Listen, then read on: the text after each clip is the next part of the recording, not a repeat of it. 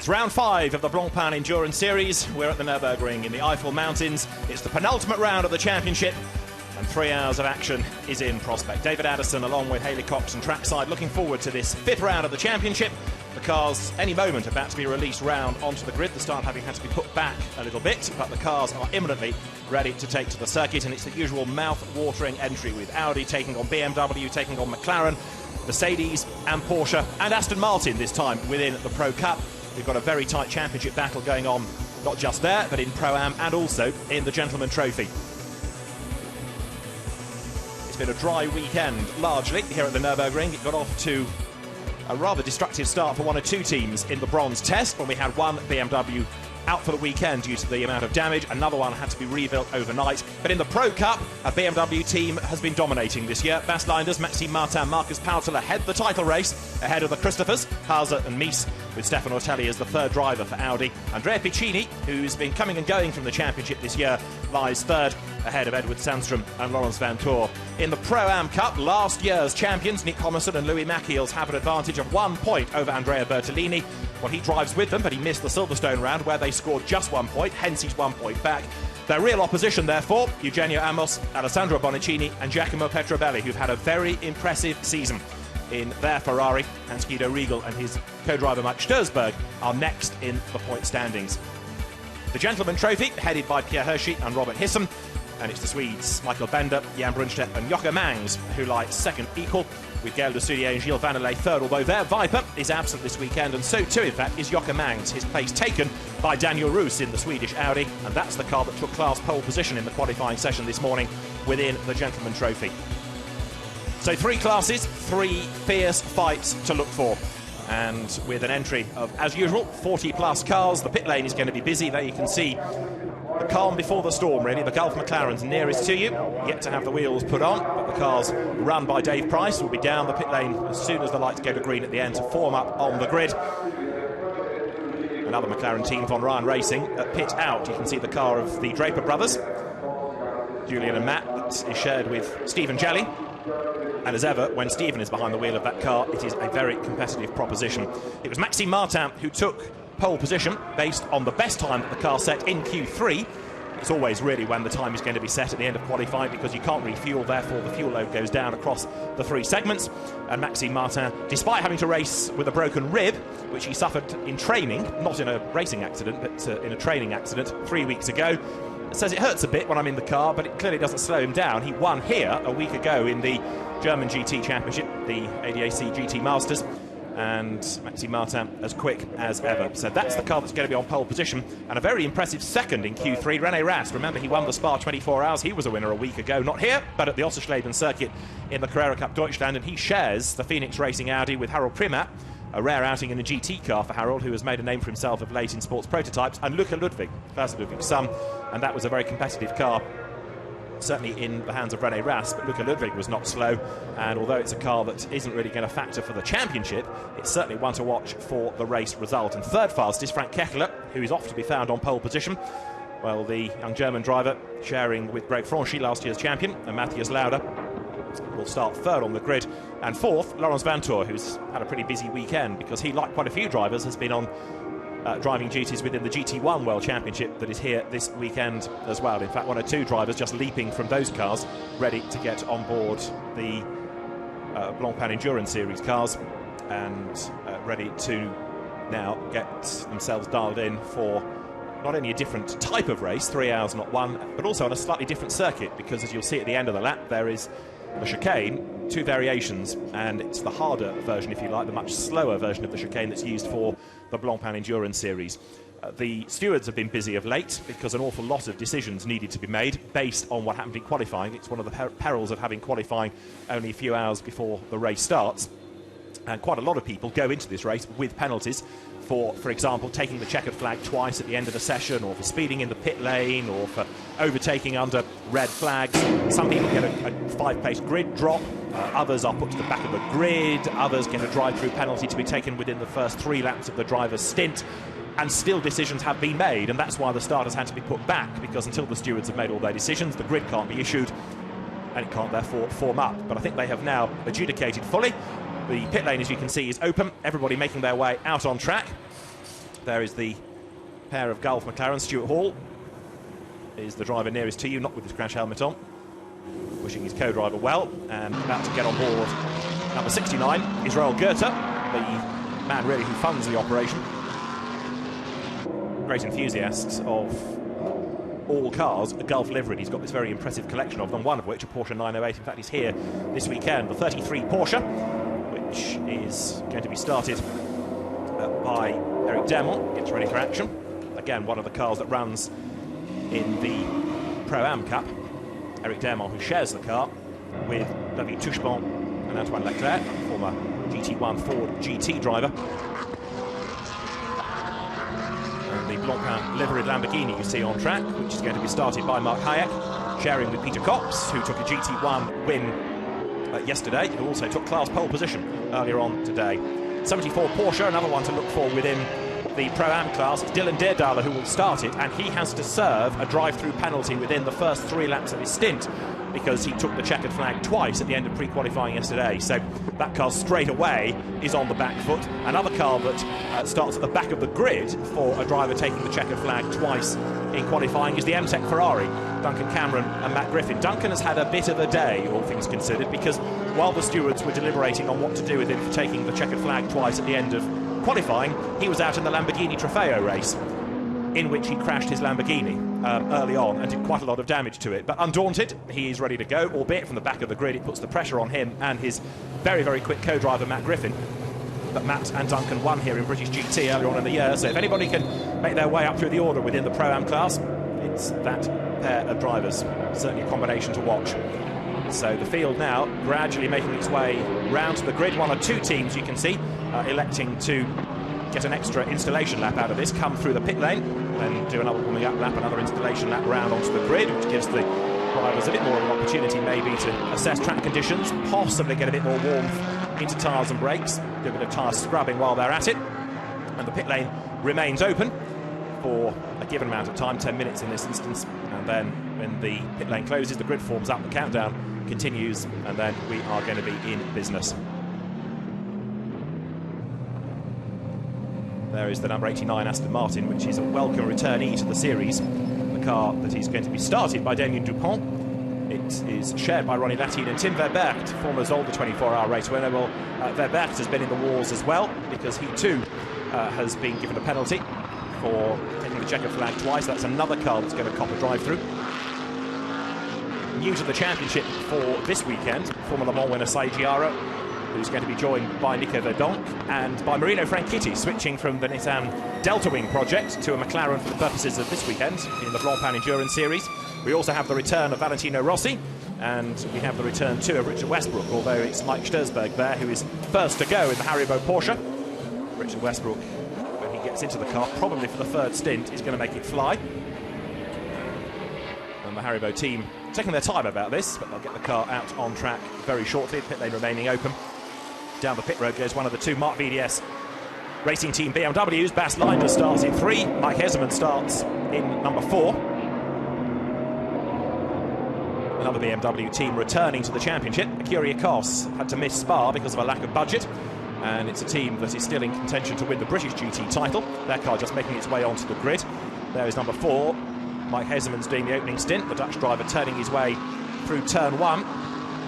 A corner that is one of the 2 main passing opportunities on this circuit, although it's a pretty tight hairpin, and it is a place where contact is certainly possible on the first lap. It was in the Lamborghini race, it was in the GT1 World Championship race as well, and if you get it wrong, then it really compromises you all the way through the Mercedes arena here.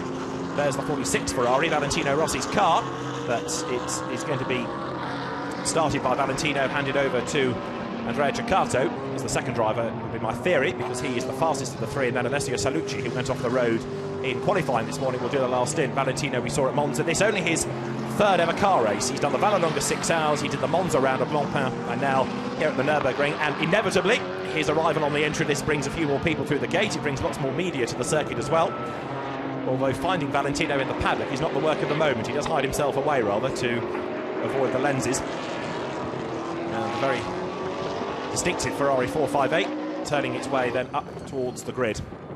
It may squeeze one more installation lap out. Stuart Hall doesn't look terribly pleased about life. He had dramas in the pre-qualifying yesterday with brake issues. If they're all sorted, then it should be a competitive car when Stuart is behind the wheel. Just going back to Valentino Rossi for a moment. 23rd fastest the car was in qualifying, but with the most recent rash of penalties, we'll see how the grid is affected by that once everybody is lined up.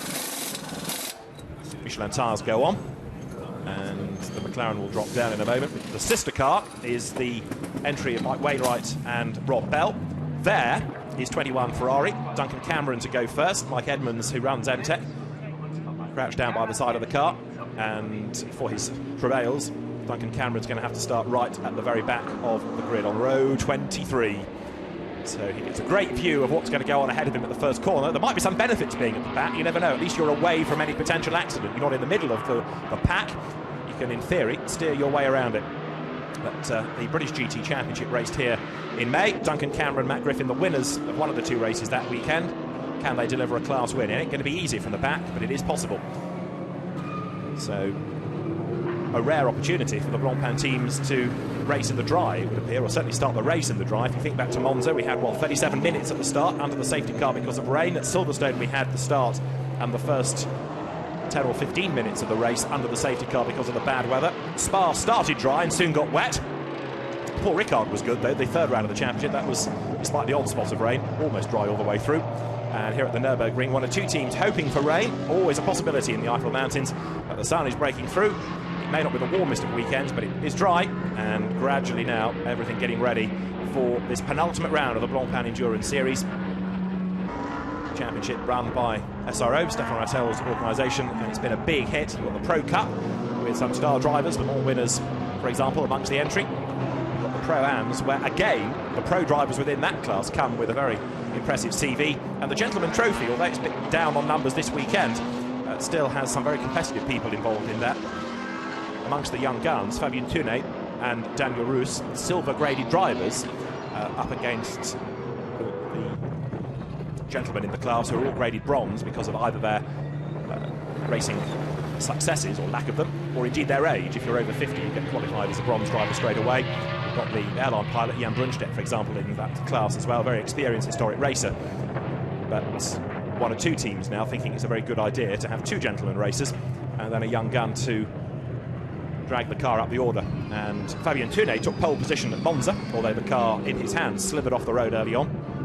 And the former Renault racer returns this weekend, although it's Daniel Roos, who comes from a good racing family. His dad, a very quick Viper racer years ago, Henrik Roos. He is the man on class pole position. So the fans getting ready, the teams getting ready. The last handful of cars making their way onto the grid. So the start procedure put back because of these most recent stewards' decisions. But I think we're almost now ready to go. One or two more gaps on the grid. There's number 8, Mike Sturzberg, heading towards the grid itself. 22nd fastest that car was, with Richard Westbrook at the wheel. Which goes to show just how competitive the championship is these days. And maybe also proving this is perhaps not a Porsche circuit. The best Porsche was Mark Goossens, who did the time in Q1, and he got the 75 Pro Speed car to 9th fastest, in fact. So one or two more cars just doing a final installation lap, including, in fact, the Vita 4-1 racing team BMW. Matthias Lauda goes first.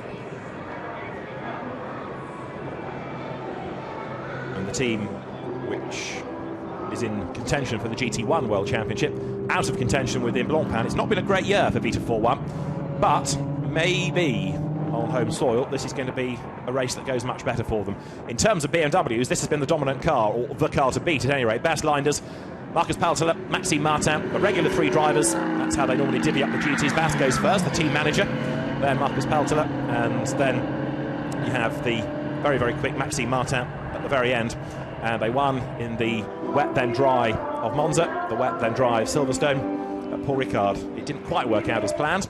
And at Spa, they had a notional win because they got maximum points at 6 hours. But then dramas during the night dropped the car down the order, although Maxime Martin there, as ever, was an absolute star. And under the balance of performance changes for this weekend, the car loses 25 kilos, so it's even lighter, even quicker.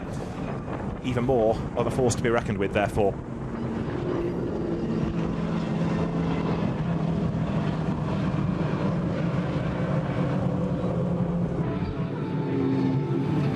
grid that's just been published has a whole host of 5-place grid drops for a number of cars, one of which is the BMW of Mike Heseman's. Another one is the Mike Wainwright McLaren. Another car that's going to fall back on the grid is the number 18 Mercedes, started by Frankie Cheng, and he went very well in that in qualifying this morning. Also, Patrice Guélard will drop back on the grid thanks to Jean-Luc Bobelic having an enforced error in qualifying. And we will pick up a few more of the drivers that have suffered penalties as the first stint unwinds. There is one of them that we know about, and that's the 21 Ferrari, which is going to be started by Duncan Cameron.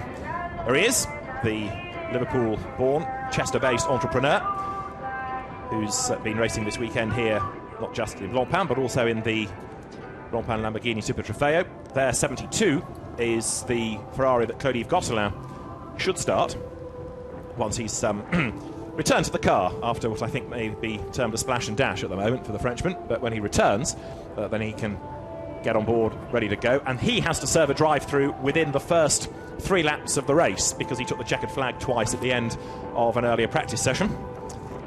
There's no privacy in Blancpain, is there? A row further up the grid is Christian Kelders in the Porsche that took Gentleman Trophy honours at Paul Ricard, the car that he shares with Daniel De Breuer.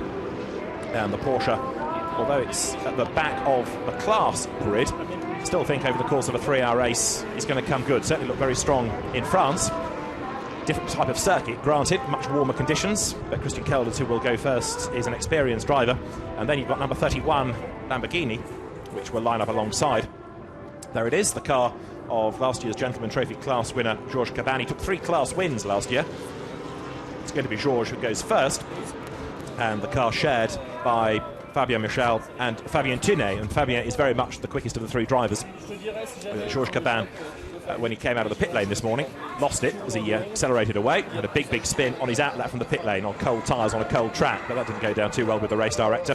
There is 89, which is going to be started by Damien Dupont. That's another car that has had penalties applied to it and therefore tumbles down the grid.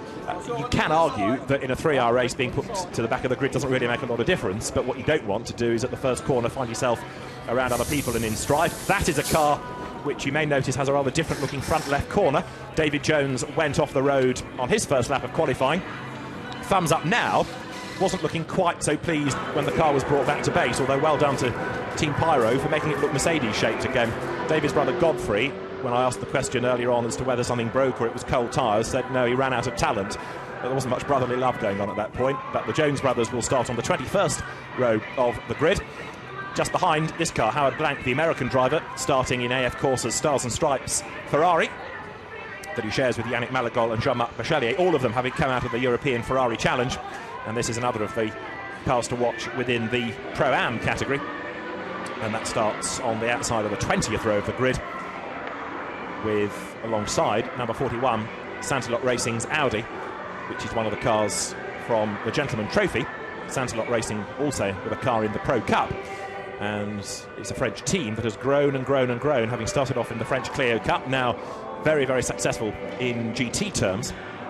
And number 41 is going to be started by Robert Hisson, as through that throng of people you can see on the grid, you can just see the back of it comes the Vita 41 BMW, which is the last car, I think I'm right in saying, to get to the grid, everybody else present and correct.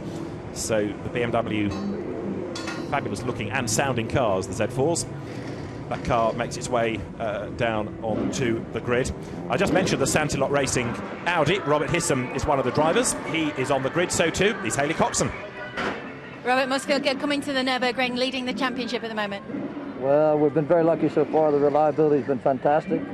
We've got another race to go. If we can bring it back home in one piece, we've got a good chance. Thank you.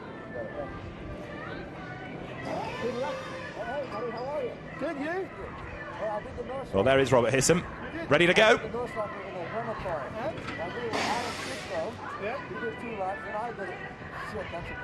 When did you do that? On Friday, I think.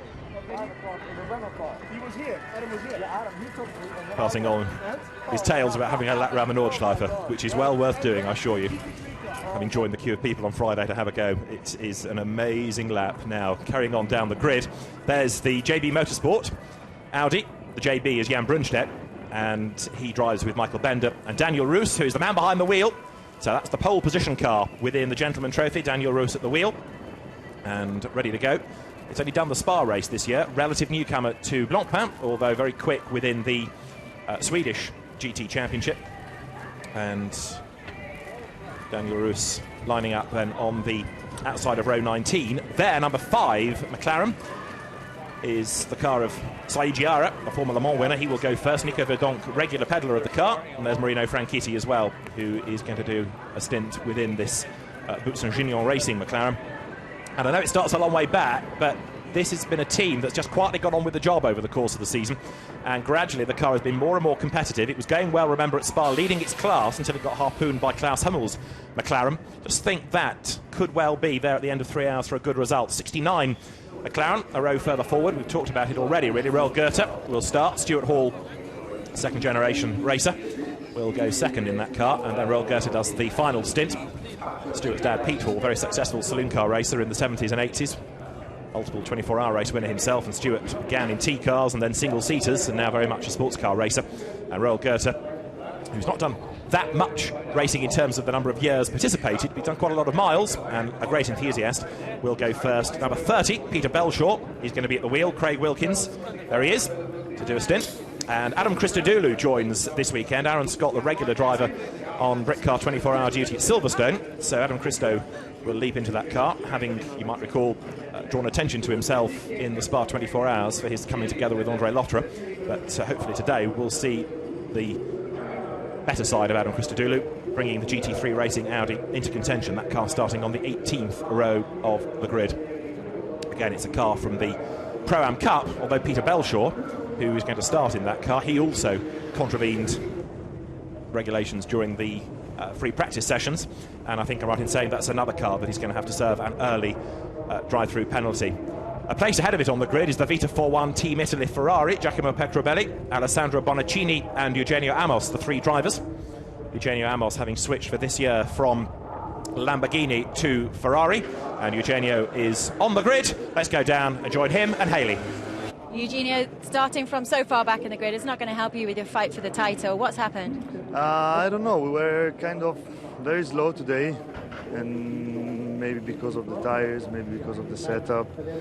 For me, it was the first time here in Nurburgring, but we are looking forward to be on the podium, even if we are in the back position. And we never start from the beginning of the grid, so I think we can manage to win. Thank you.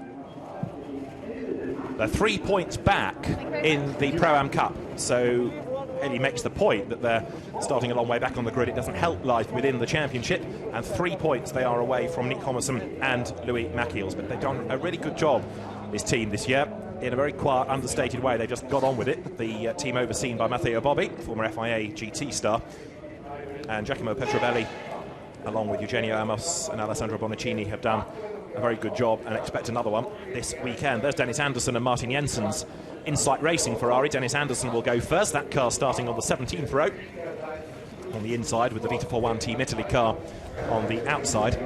And then you go a row further forward and you find more Ferraris. The Sport Garage car is next. You go forward onto the 16th row, the outside of the 16th row, the car of Paul Longchamp, Emmett O'Brien and Kevin Despanas. And he too has a penalty. He's got to make a stop go for 10 seconds within his first 3 laps. The car is going to be started, in fact, by Emmett O'Brien. There he is. Came out of One Mate Racing in the UK, had a spell in the World Touring Car Championship, and now pursuing this GT path.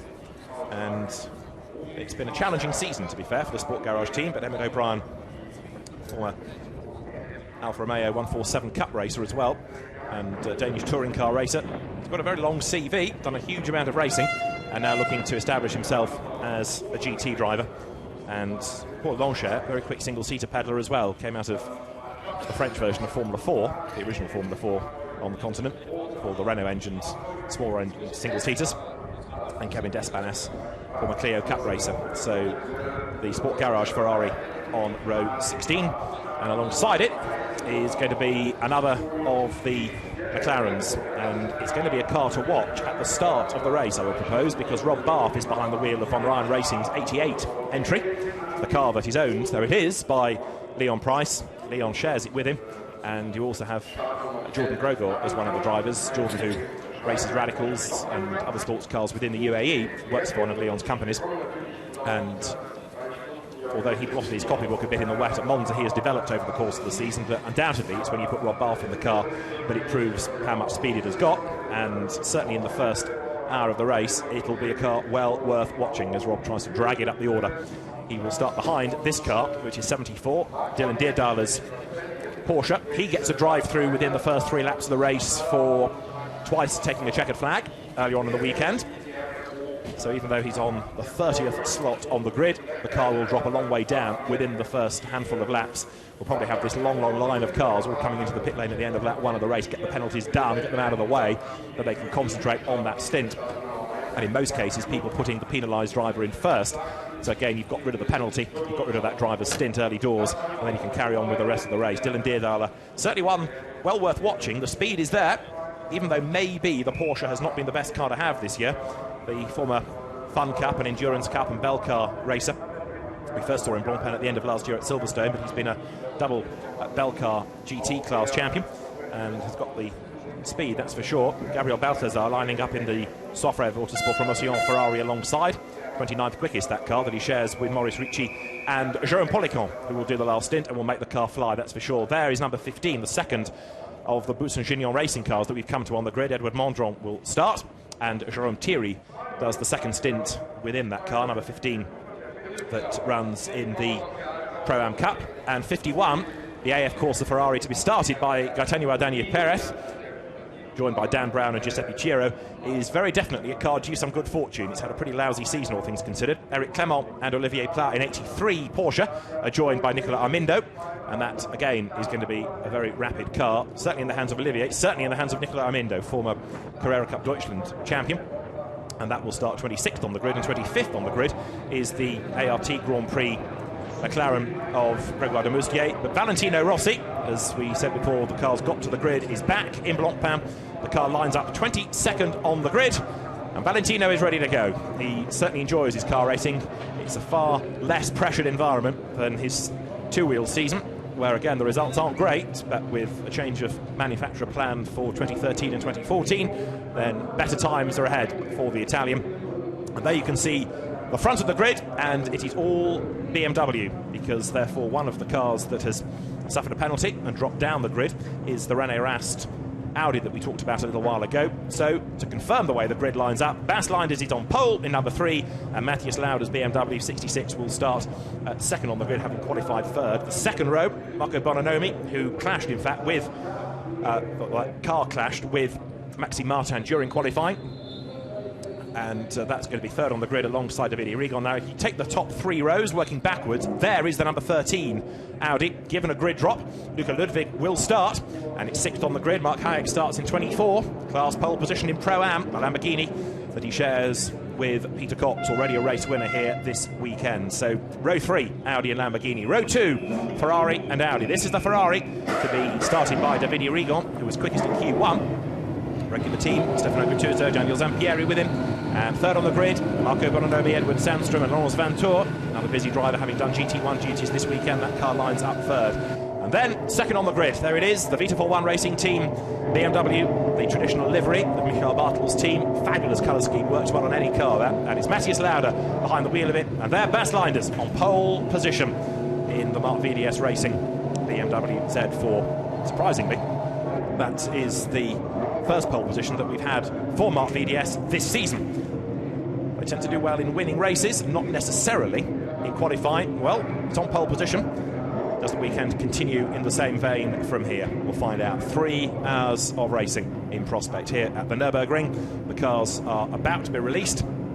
They will make their way down towards the very tight first hairpin, and then this lap, 5.148 kilometres long, will echo to the sounds of this very full field of GT cars. We've got 46 in total. We lost 1, as I say, the race art BMW for the weekend.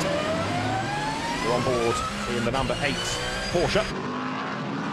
That's Mike Sturzberg at the wheel of it, as everybody now sets off on this formation lap, looking down onto the grid, nobody with any dramas.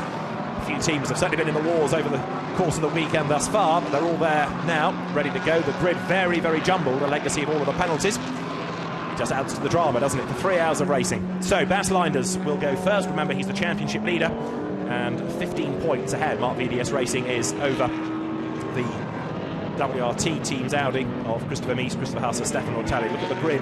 BMW all front row on this formation lap as the cars work their way through the Mercedes arena.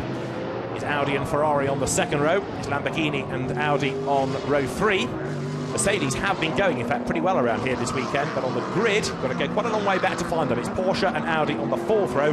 The 5th row is where you do find the first of the Mercedes, Frankie Cheng, Mike Parisi and Jeroen Bleekemolen, the 3 drivers in 18. The sister car, Sean Edwards, is going to be the star driver in number 19, sharing it with Oliver Morley and Steve Jans.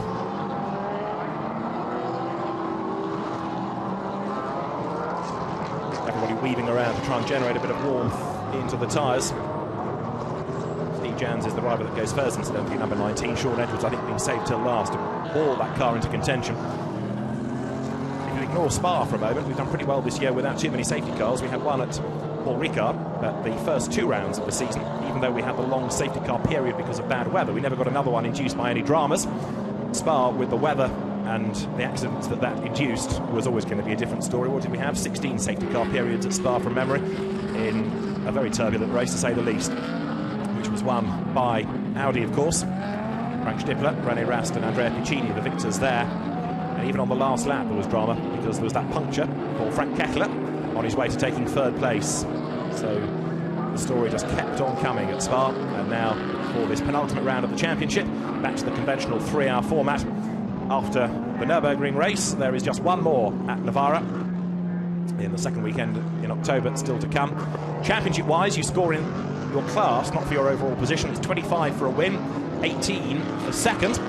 So things finely balanced, and results here can certainly affect the way the championship goes to Navarra very definitely, especially in Pro-Am.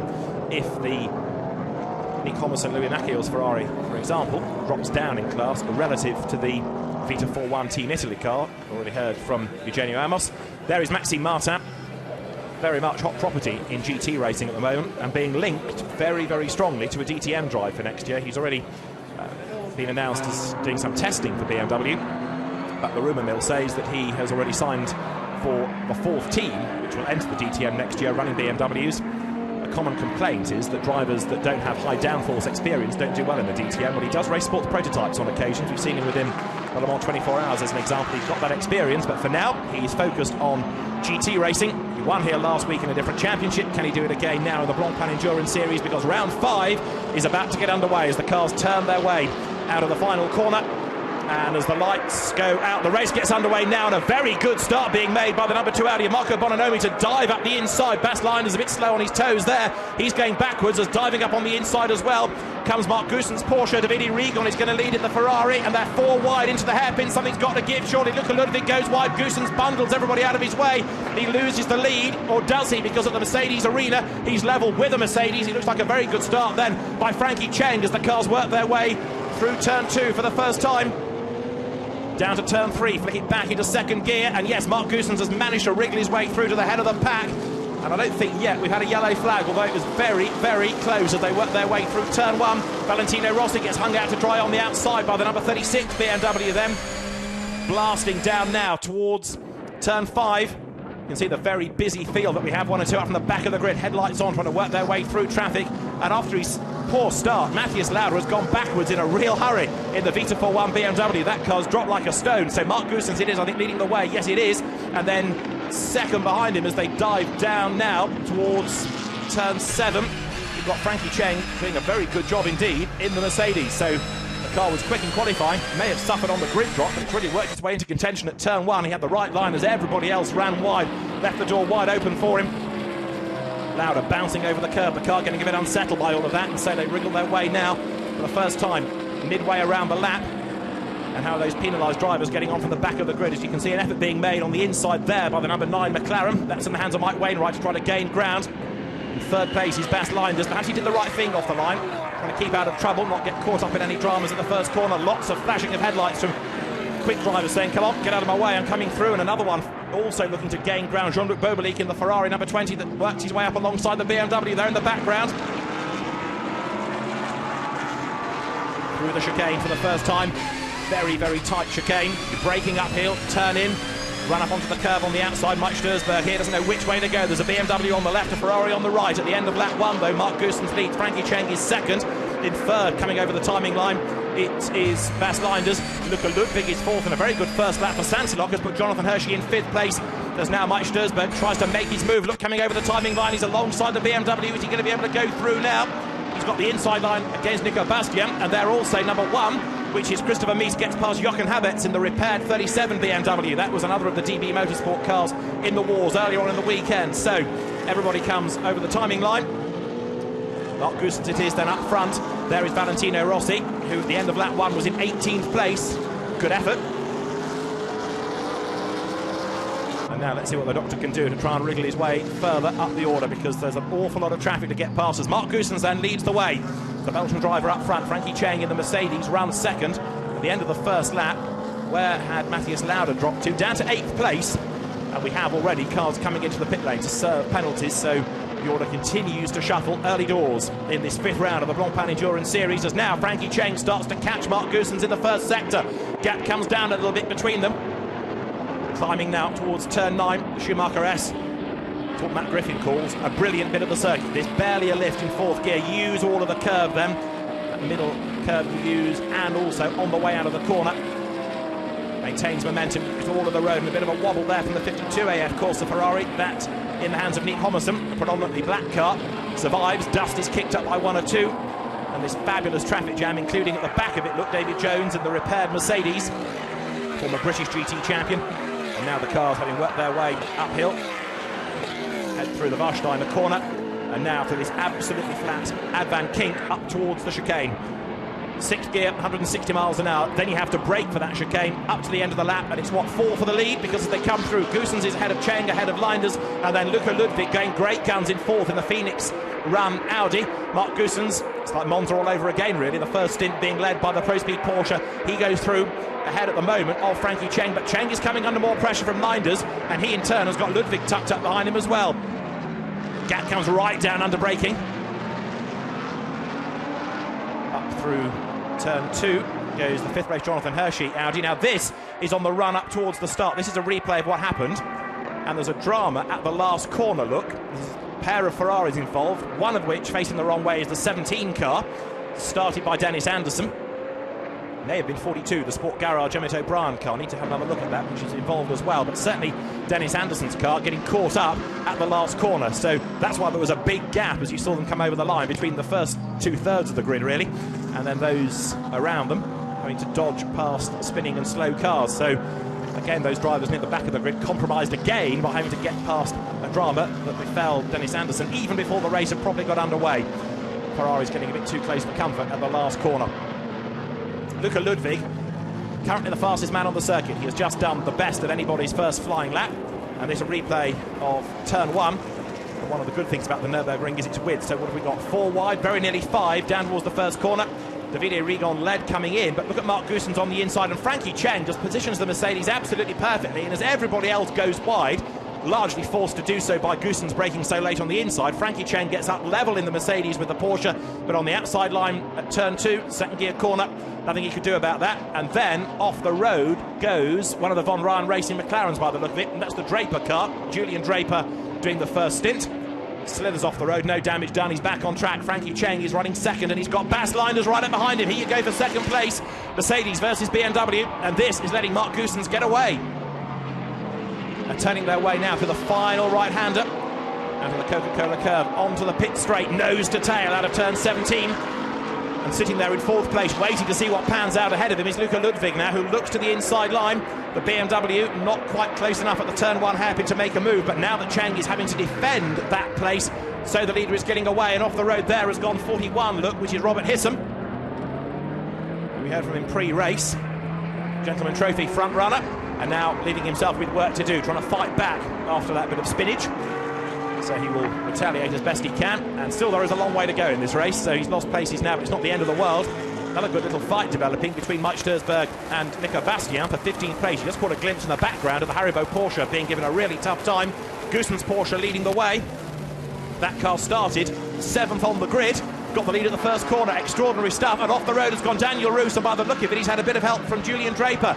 That's at turn 1, and Daniel Roos is off in the gravel. Well, we saw Draper getting it wrong earlier on at turn 2. Turn 1 is the problem zone this time around for him, and Daniel Roos is in the gravel. There's all that runoff tarmac, and yet it's the gravel bed that he ends up in. How did he get there? Let's have a look. Did he fall or was he pushed? Oh, a fair old shove that, wasn't it, by the look of it? Julian Draper arrived on the inside. It looks like there was contact between them, and the McLaren stopped just short of the gravel. Daniel Roos goes off backwards into it. He's able to rejoin. So that's now 2 cars within the Gentleman Trophy in strife early on. But the Audi able to drive out of the gravel and therefore not lose that much time. It's a bit of a result, all things considered, for that team. So we're currently on lap number 4. And it is Mark Goossens leading the way in the number 75 Porsche from Frankie Cheng. At the head of that queue is Mark Hayek, running in 9th place, ahead of Jochen Haberts in the BMW, ahead of Christopher Mies, only in 11th place at the moment. And then 12th behind them, look, is the McLaren in the hands of Rob Bell, being shown on the timing screen. Although Mike Wainwright was always nominated as the start driver, but the fact that it's going so strongly does suggest it's Bell at the wheel, and that's Mike Hesman's getting it all wrong, going through the chicane. And Mike Stursberg tries to come up alongside him in the Porsche, the Haribo Porsche on the outside line, then going into the last corner. And this, all of a sudden, becomes the fight now for 14th place. But the Porsche runs wide, still keeps up the momentum then, using all of the curb over the line. Down now towards turn 1. Rob Bell gets himself up to 11th at the expense of Christopher Mies. And Mike Stursberg has gone past the number 4 BMW. No, he has gone through ahead of Mike Hesmans. And Valentino Rossi wants a piece of that as well. The Ferrari right on the tail.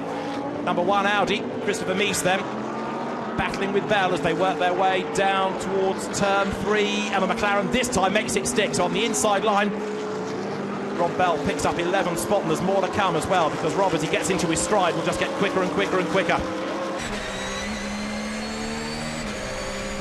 Looking back from number 8 then, and right there behind is Mike Hesmans. So that car currently, number 4, is in 16th place and wanting its 15th spot back against the Haribo Porsche, and Valentino Rossi wants to get past the pair of them. For somebody in only his 3rd car race, 2nd race at this level, Valentino is doing a great job. He can deliver, be it on 2 wheels or 4, can't he? Down he comes now then towards turn 8. And you've got to get that corner absolutely right, because it's a long climb uphill out of there. So if you get it wrong, you're easy prey all the way up the hill.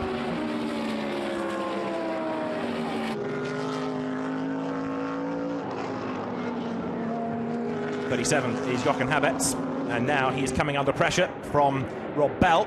Julian Draper has just pitted after his coming together with the Daniel Roos Audi, and the 3 leaders are together again at the chicane, because Mark Goossens is being caught once more by the charging Cheng, who has just done the fastest lap of the race, in fact. A replay here of Robert Hisson getting it wrong early on. We saw him rejoining from the Schumacher S, and now you can see why he had to rejoin, because he just ran a bit too wide, lost traction, slithered off the circuit. The leaders have gone by, and it is still Goossens ahead of Cheng on that lap. The Mercedes lapping a little bit quicker. Rob Bell in the Gulf McLaren is up the inside of Jochen Haberts in the BMW now as they come up over the timing line. McLaren is level as they work their way down towards turn 1. He should be able to go through here, and the next target is going to be Mark Hayek just up the road. Into the braking zone they come now, and this is for 2nd within the Pro-Am Cup.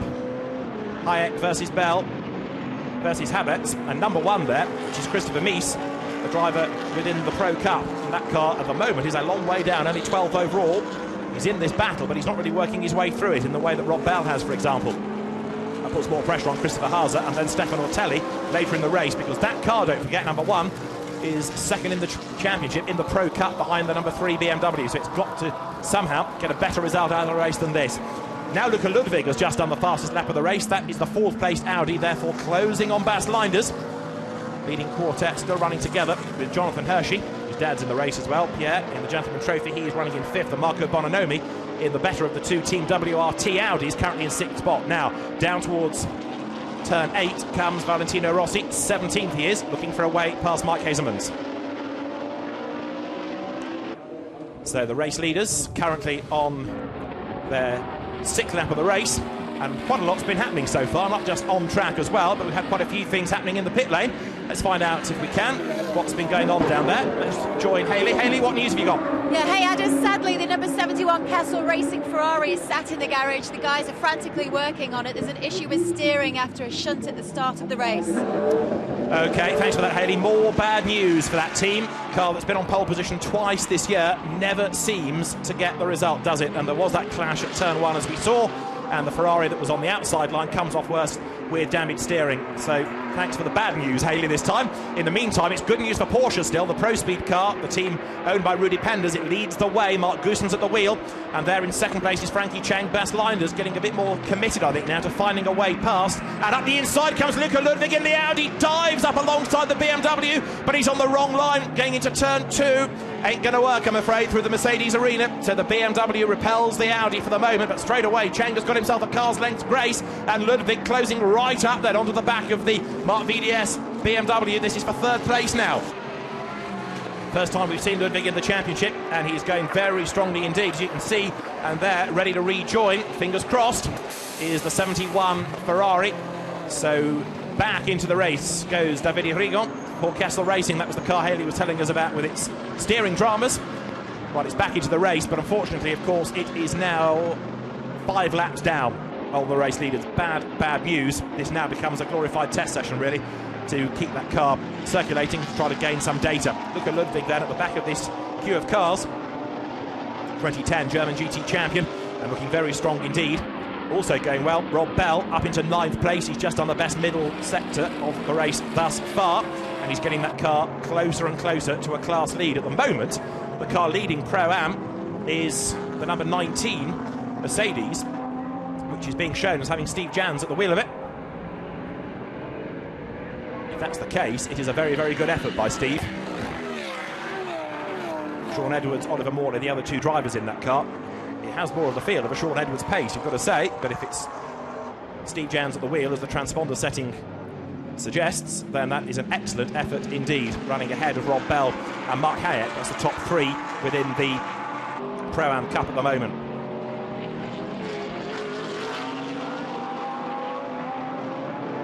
There is the Pro-Am Cup leading Mercedes up towards the timing line. Black Falcon Racing, a team that has done a lot of miles around the Nürburgring, both the Grand Prix circuit and the Nordschleife. So there's a huge amount of data for that team to operate on. And Rob Bell there in the Gulf livery McLaren comes across the line and has now done the fastest lap of the race as well. Goes through, it's a 1:59.7. Rob Bell, whatever you put him in, he always goes quickly in it, and he's up there now in 9th spot doing an absolutely great job. That's the Pro-Am Cup Championship leading Ferrari, the black 1:52. Meantime, Frankie Chang has still got his mirrors full of Bas Linders. Second and third, these 2 cars are. Luca Ludwig just drops back ever so slightly, waits to see what pans out ahead of him. Linders has a look and then slots back in once again as they head down through turns 5 and 6. 5th gear down to 4th for turn 5, and then there 2nd gear for turn 6, and run out wide over the curb, use all the AstroTurf, keep up the momentum, and then plunge downhill. Get to 5th gear, stand on the brakes, down towards 2nd, brake as late as you possibly can, 50-mile-an-hour corner, but you've got to be on the power, and you've got to make sure you don't make a mistake there because of this uphill climb heading now towards the Schumacher S. 4th gear, barely a lift, keep up the momentum, use all of the curb, 120 miles an hour coming out of this section of circuit, and then heading towards the Warsteiner S. 5th gear, down to 3rd for the first part, stay in 3rd gear for the 2nd, and use all of the curb on the outside of the road. Lots of drivers focus on the 2nd part of that S and see how much curb they use, and 1 or 2 almost skimming the gravel because that is how much momentum they have and how much width they need for all of that speed. And now through the Advan curve up towards the chicane, 160 miles an hour, stand on the brakes, down towards 2nd gear. It's a very narrow chicane, it's a very tight chicane, and then 2nd, 3rd, 4th, and back on the brakes down to 2nd gear for the last corner at turn 17. Valentino Rossi, meantime, very busy because he is trying to defend from 51 Gaetano Ardagna, the former Trofeo Maserati champion. The 2 of them are running together, look, as they work their way into the chicane. Valentino leaps over the curbs, powering his way now towards the end of the lap as the leaders have gone by. And that time through, Mark Goossens fractionally quicker than Frankie Chang, so the gap widens ever so slightly between Porsche and Mercedes for the race lead. Rob Bell still the quickest man on the track, and look at this traffic jam. Lamborghini ahead of Audi, BMW. Then you've got Porsches, BMW, and there is 46 Valentino Rossi heading down now towards the right-hander of turn 1 in 17th spot overall at the moment. And he's hanging on to the place. In fact, for the moment, he's shaking off Dania, but he goes a little bit wide, misses the apex at turn 2. Look, he's back on the power. And this is a replay of cars going through the Schumacher-esque, including Valentino Rossi, who hooks a wheel into the gravel, loses the back of it, hangs on to that. Good save, in fact, that, as you look at Mark Hayek in danger of losing a place there, I think. Fighting with the Jochen Habert's BMW, and it is the Lamborghini just ahead, as there is Dardania. A 51 STP sponsored Ferrari. Went so strongly at Paul Ricard before it hit mechanical dramas. Certainly a car due a good result. Now, how's number 2, Marco Bononomi, getting on? He's running in 6th spot overall at the moment. He's really 6th for the lead. There's not much covering the leading sextet at the moment. And it is Mark Goossens at the head of the queue, just ahead of Frankie Cheng. There's the Draper McLaren back into the race after its pit stop, and it is about to be lapped by the race leader. Mark Goossens then now, at the end of lap number 9, comes through the Advan corner, up towards the chicane. See a little bit of damage on the back of the McLaren as it turns left and then right. Cheng, Linders, Ludwig. There is Jonathan Hershey, and behind is Marco Bononomi. Goossens lines up to try and lap the McLaren coming into the last corner, and will do so, and then put that slower car between himself and the traffic. Good move, that. So he should come onto the pit straight with a little bit more breathing space between himself and the opposition. Over the line now comes Mark Goossens. Frankie Cheng, though, has been quick to wriggle his way through traffic. And look at Mark Hayek here, now under pressure from Nico Bastien, the Dutch mini champion, having his first outing in the series, and Bastien has worked his way into contention pretty effectively here. He's looking for a way past the Lambo. You've also got one of the Porsches behind. Which one is that? It's Henry Hasid. And this, looking back from Mike Sturzberg's Porsche, at Mike Heseman's 15th and 16th these cars are. Over the timing line now, Pro-Am Porsche versus Pro Cup BMW. Heseman's Bert Langevin, Henri Moser, the drivers. Through the little kink that brings you into the braking zone for turn 1. Very, very wide indeed goes Nico Bastien, and there's a spin in the background. It's one of the Ferraris, it's 51. Gaetano Adania Perez, and there was contact by the look of it, because 57 slides off the road. And that, I'm afraid to say, with frontal damage, is the car in the hands of Jacopo Petrobelli. And that, remember, is second in Pro-Am in the championship. That's a disaster. Gaetano Adania gets going again. But where is Petrobelli? The damaged Ferrari is going to have to head for the pit lane, surely. Assuming it can survive in the race even. The damage may be too great. It's certainly in danger of going a lap down. Let's try and work out how much damage there has been to that car. Big, big problems then for 57. Giacomo Petrobelli with damage. And also in strife, look, it's 52. It's lost its rear wing. So 52, Nick Homerson has been involved in all of that as well, by the look of it. We'll try and patch it all together in a moment. Might get a replay of what happened at the hairpin. So the top 2 in the class in the championship, both have got damage. One has lost its rear wing, one has got bodywork damage as well. And suddenly the Pro-Am situation, not just in the race, but in the championship as a whole, becomes very different indeed.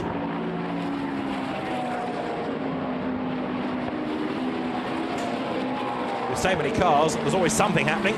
There's the Acuriacos BMW, which is about to try to make a move against the Pro Speed Porsche of Dylan Deerdala by the look of it. No way through, going towards the Warsteiner corner, however.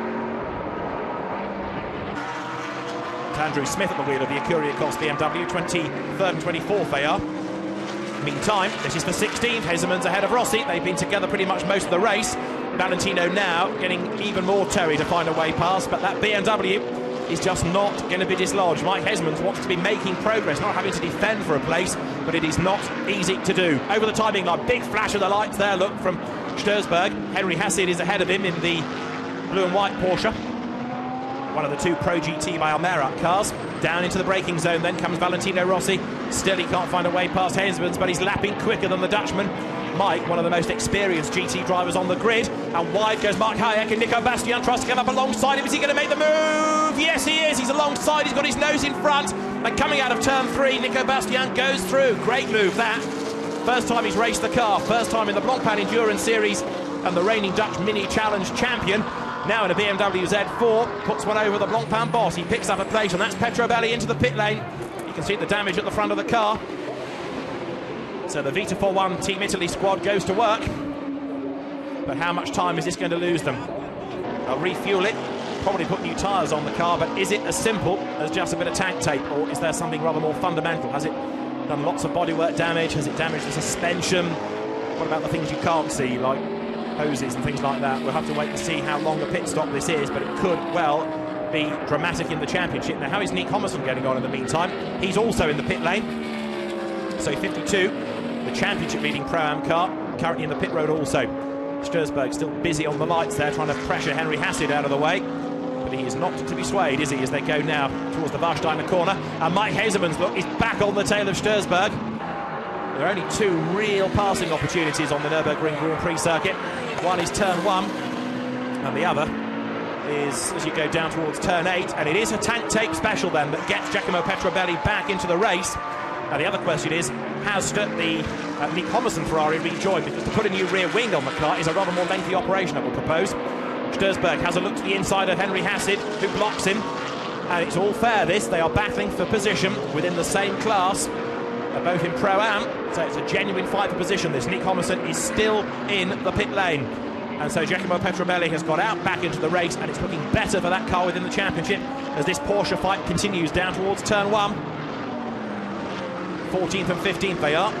Henry Hasid keeping at bay Mike Sturzberg, experienced driver around here and on the Nordschleife from his VLN campaigns. Right, more traffic then ahead of Mark Goossens, more traffic ahead of Frankie Cheng, because Georges Cabin's Lamborghini is ahead now of the Mercedes. So that means that Bas Linders in the BMW thinks about getting past. The Merc dodges around the Lamborghini. Down they come then, plunging downhill. 5th gear, then hard on the brakes down to 2nd, coming into turn 8. The BMW can't find a way through there, but he can round the corner because Cheng goes wide and Bas Linders goes 2nd. Accelerates uphill out of the hairpin, and Bas Linders finally has worked his way through to 2nd place. Cheng down to 3rd. Luca Ludwig looking for a way past. He's 4th. 5th is Jonathan Hershey. And now that Bas Linders is finally released from behind the Mercedes, what can he do about the race leader? Out of the Warsteiner corner. The next question also is, what can Ludwig do about Frankie Cheng? Frankie, of course, who had a year in the DTM for Mercedes, made his name as a single-seater racer, and he's hanging on to 3rd place ahead of Ludwig, ahead of Jonathan Hershey, who we've also seen in the GT1 World Championship in the past. And then Marco Bononomi, upholding Team WRT Audi honour at the moment, in 6th place. Cheng and Ludwig absolutely together, nose to tail, coming out of the chicane. Ludwig has a look to the inside, coming towards turn 17, but he can't find a way through. And in fact, look at the Mercedes coming back at the BMW as they got to the braking area. There wasn't much to choose between Bas Linders and Frankie Cheng behind him. Over the timing line now, Mark Goossens leading the way. And as he comes past the pits, Nick Homerson still in the pit road. He's now 2 laps down. The Pro-Am Cup Championship leading Ferrari in real trouble here. 2nd, 3rd, 4th, 5th and 6th, all in one long line. And behind them, having the race of his life, is Steve Jans. The number 19 Mercedes then, in the hands of another driver with VLN experience. Those lessons being put to good use to have experience at the Grand Prix circuit as well, of course. Now the Audi fight building up for 5th. Jonathan Hershey versus Marco Bononomi.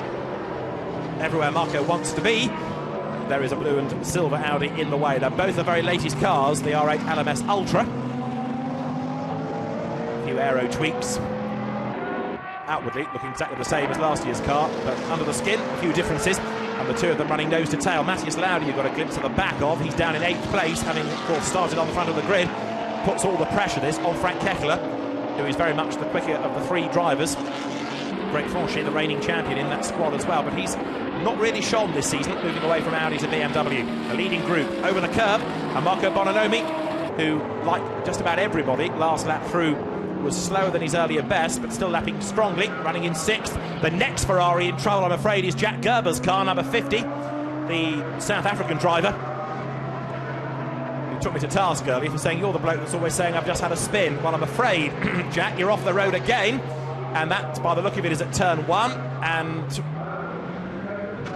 was that self-induced or was there contact? Well, either way, the 67-year-old South African, great enthusiast and a very quick driver under normal circumstances, by the look of it, has had a lose all on his own.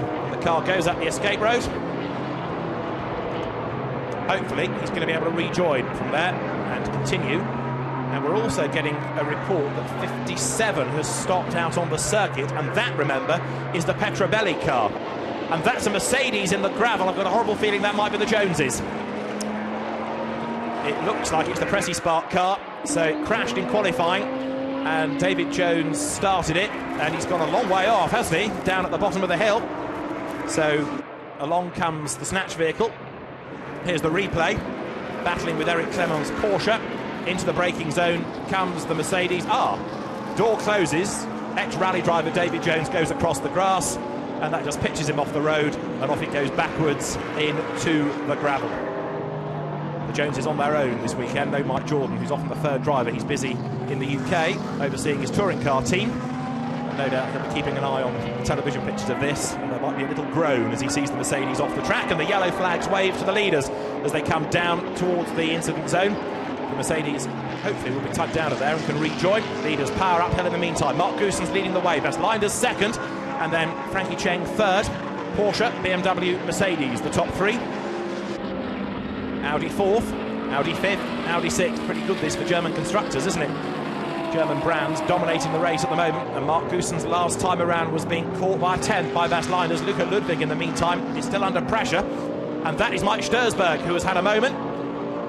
He's able to rejoin, is he? Yet finds a bit of the run-off tarmac. In fact, that's the motorbike chicane he was able to use there at the end of the lap and get going again. Sturzberg, having spent much of the early part of the race trying to gain places, has just lost a whole heap and has got to gain them back once again. There is the Porsche heading the Gentleman Trophy, 58, starting near the back of the grid, but going strongly here is the Daniel De Bruer Christian Kelder's Porsche. Christian Kelder's starting in the Hexagon Engineering Royal Curie Ardennes entered Porsche. And a replay of Mike Sturzberg's dramas this, with Mike Hesmans finally getting up alongside him, and as they get to the corner, kathunk, round goes the Porsche. Mike Hesmans delayed in all of that as well. He scampers across the grass and the BMW and rejoins. And Valentino Rossi thinks, thank you very much for that. 2 places gifted to him. 15th is now number 46 Ferrari, Valentino Rossi, the real winner out of all of that. And the contact between Hesmans and Sturzberg is under investigation, and Giacomo Petrobelli is also under investigation. And that car, as I say, we are told has stopped out on the circuit. Haven't found it yet, but as that is stationary and the championship class leading car is in the pit lane, the Pro-Am Cup is going to be fascinating post-race to see how this affects the title race. There is the race leader outright, Mark Goossens. A car that is to be shared by Xavier Marsan and Mark Henrici. Mark was given a leading car at Monza, but with a smeared windscreen with oil on it, and with dirt, and with the rip-off windscreen also breaking up as the wiper moved, visibility was at a premium, and the car dropped back. He's very, very keen to prove what he can do on a dry road. This might well be the day. Mark Goossens doing a good job at the moment. They work their way through more traffic, sorting out the Royal Goethe McLaren there that keeps out of the way of the leader and of the second place Bas Linders, and then has to take the line for the corner. So Frankie Cheng is delayed just momentarily, and Luca Ludwig closes up. The car sprint then down towards the Advan corner. 6th gear, 160 miles an hour flat through that right-hand kink. And now up towards the chicane. Stand on the brakes, down towards 2nd gear. Luca Ludwig still looking for a way past Frankie Cheng. Ludwig knows this circuit well, of course, from his time in the German GT Championship. There is Jack Gerber's Ferrari, which by the look of it is heading for its garage. And the AF Corsa team you saw has also got to worry about 52 that's still being repaired after its incident at Turn 1. That is in the pit garage as well. So Amato Ferrari's Merry Men has had a busy weekend already, that team, because of the GT1 and GT3 championships it's involved in, and Blancpain, and now they've got 2 cars needing repairs. Julian Draper about to be lapped by the 12th placed BMW in the hands of Nico Bastien as they come up over the timing line. And Mike Hesmans, after his dramas at the chicane, is 16th. 2 lapped cars there, the McLaren and the Ferrari of Howard Blank, and 36, Nico Bastien nips up the inside of both of them. His next target, in fact, is the team car, the sister car 37 of Jochen Habert's, which was badly damaged at the start of yesterday in the bronze test session. Andrew Danilou crashed it, but the car has been repaired. Andrew is okay to race, and there is the lights flashing Mike Sturzberg trying to work his way back up the order. 20th after his spin, he goes for 19th against Gaetano Ardagna, who was tagged into a spin at that corner earlier on, remember, and the Porsche goes through. The move starts at Turn 1, it finishes at Turn 2, around the outside through the Mercedes arena. So now Mike Sturzberg picks up 19th place overall, but it's points in class that he's concentrating on. Marco Bononomi, meantime, is 6th. And the number 1 Team WRT Audi is in 10th spot overall. Christopher Mies at the wheel of it. And he's giving Christopher Haase and Stefan Ortelli a lot of work to do in their respective stints, because that car for the moment is out of the game. It's just done a personal best in the first sector, but little good will it do it, I fear, because it's still a long, long way back from the race-leading car. 13 seconds adrift of the leader. And you've got at the moment Mark Goossens starting to feel more pressure, because Bas Leinders is bringing down the gap here. And that, I'm afraid, is Mark Hayek off the road, and that's a very, very big shunt by the look of it. A lot of damage is done to the front of the Blancpain Lamborghini. There's bodywork off, there are bits of debris on the road as well. And that is coming out of turn 8, climbing up the hill. And I'm just looking, there's some tyre marks on the road that would seem to go from the corner over the curb towards the gravel. Looks as though Mark may have been a bit keen on the power, run wide, lost it, spun across the road. Has anybody else been involved in all of that? Can't see another car. But Mark Hayek, after what, by the look of it, has been a big impact off the circuit, out of the race. And the marshals quickly on the scene, as over the timing line has just gone the 46 Valentino Rossi Ferrari in 13th place now. 5th in class, looking pretty good this for Valentino, and with Andrea Ceccato still to go, a very quick driver of Ferraris, looking even better. The one downside is that Alessio Salucci in the earlier qualifying session, and indeed at Monza, wasn't as fast as Valentino nor as today Andrea Ceccato, so it may well lose out when he's behind the wheel, but for now make the most out of this, because the car is going very, very strongly. Back into the race, has gone 52 now, so that means that Nick Homerson, albeit 5 laps down, is circulating once again, and the aim is to get into the top 10 in class for points. Mark Goossens working his way through traffic, as we've got the cars then now on lap 17, and 1 or 2 more under investigation.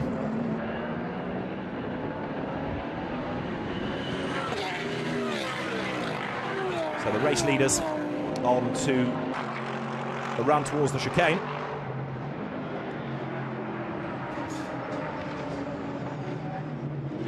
Frankie Cheng looking to try and gain himself a place back, and we go safety car because of the Lamborghini being off by the side of the road. There's debris on the track, and this lappery needs to get done before the yellow flag zone. Has it? No, I think in 1 or 2 cases, and this is all going to sort itself out. Yes, some drivers saw the flags later than others. So as the cars come over the timing line, Hans Reiter looking a bit concerned. He's the man that runs the Lamborghini. And there is the safety car, which will pick up the leader. And so we have the first safety car period. All because of number 24 Lamborghini being off by the side of the road.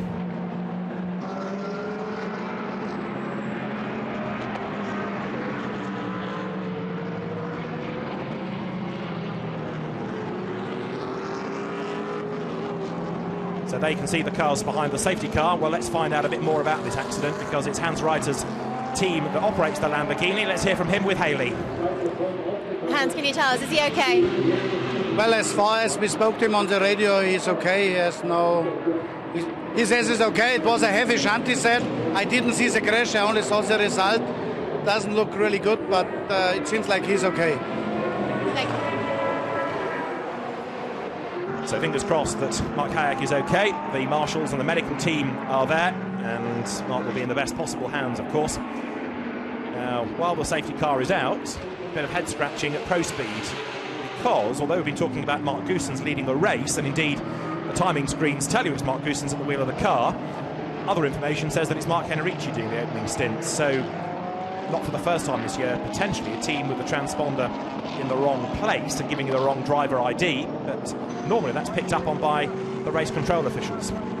So that's the next one for Haley to go to research, as we watch the cars then behind the safety car working their way through the Schumacher S. Let's have a quick rundown of where we stand, because it is 75.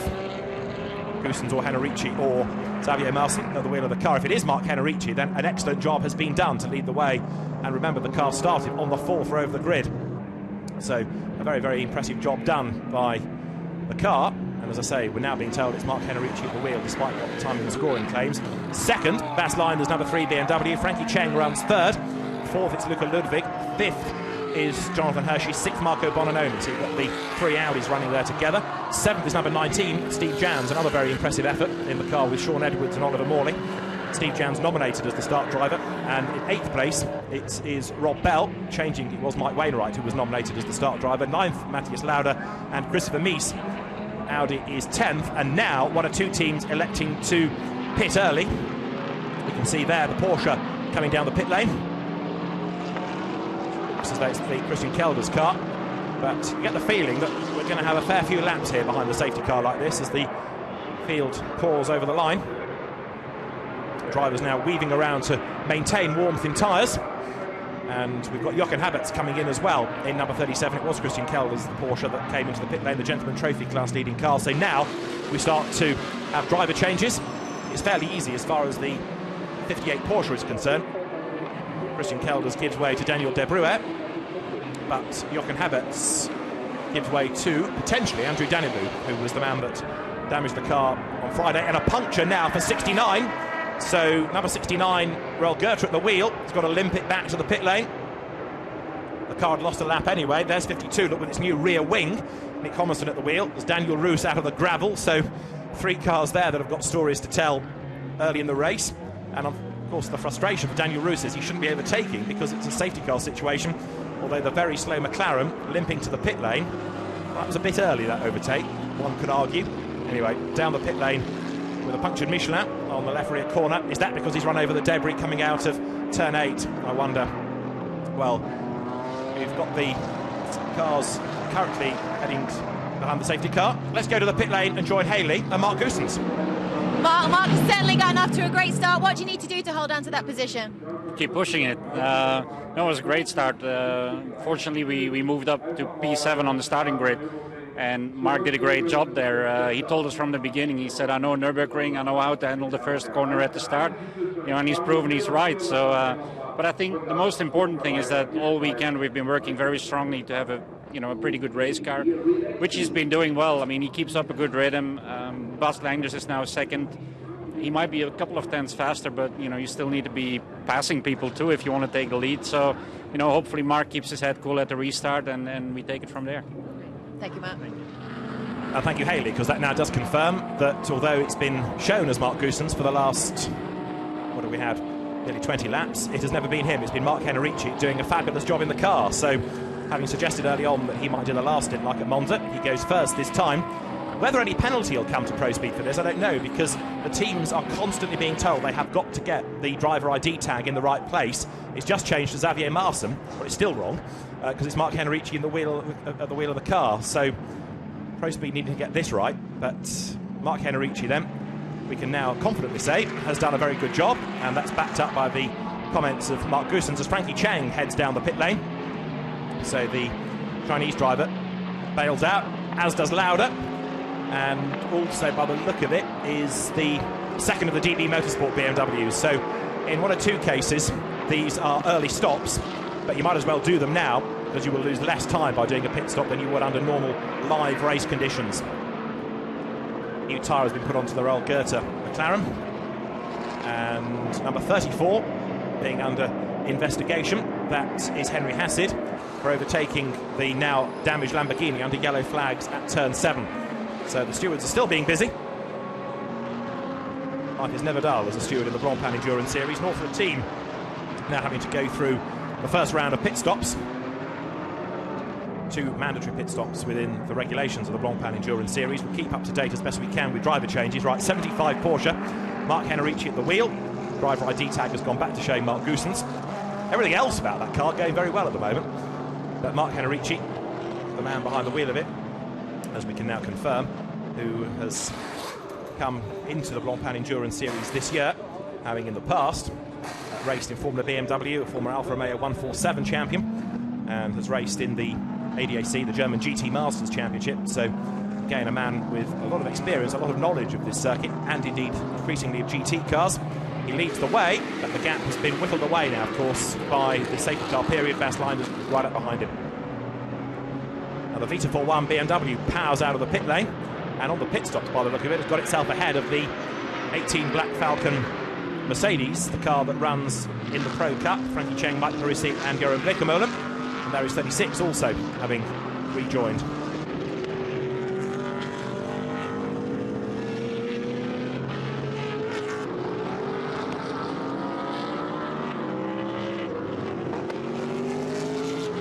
So 36 BMW for DB Motorsport. Always a quick car, that. And goes from Nico Bastien to Jeroen Den Boer. 66 still shown as being Matthias Lauda, but I doubt it is. So as the safety car continues to circulate, let's find out why, because this in replay is what happened to Mark Hyatt. Yeah, he just ran wide coming out of the corner, and accelerating out of there means that the speed was full on as he spears over the road, and that's a very heavy hit into the barriers. So Mark Hayek just ran wide on acceleration, and the car speared over the road into the tyres. And Mark Hayek, to be fair to him, does not often do things like that. He has really come on as a driver in the last few years with a lot of help from Peter Cox, and now Mark Henrici heads into the pit, as does Bas Leinders, as does Jonathan Hershey, as does Steve Jans, as does almost everybody. I think the teams have realised that we're going to be a few laps yet, and so bring the cars in now, get these first pit stops out of the way. So Luca Ludwig for Phoenix Racing leads from Marco Bononomi, and Rob Bell is going to be up into third place now, in fact, in the number 9 McLaren.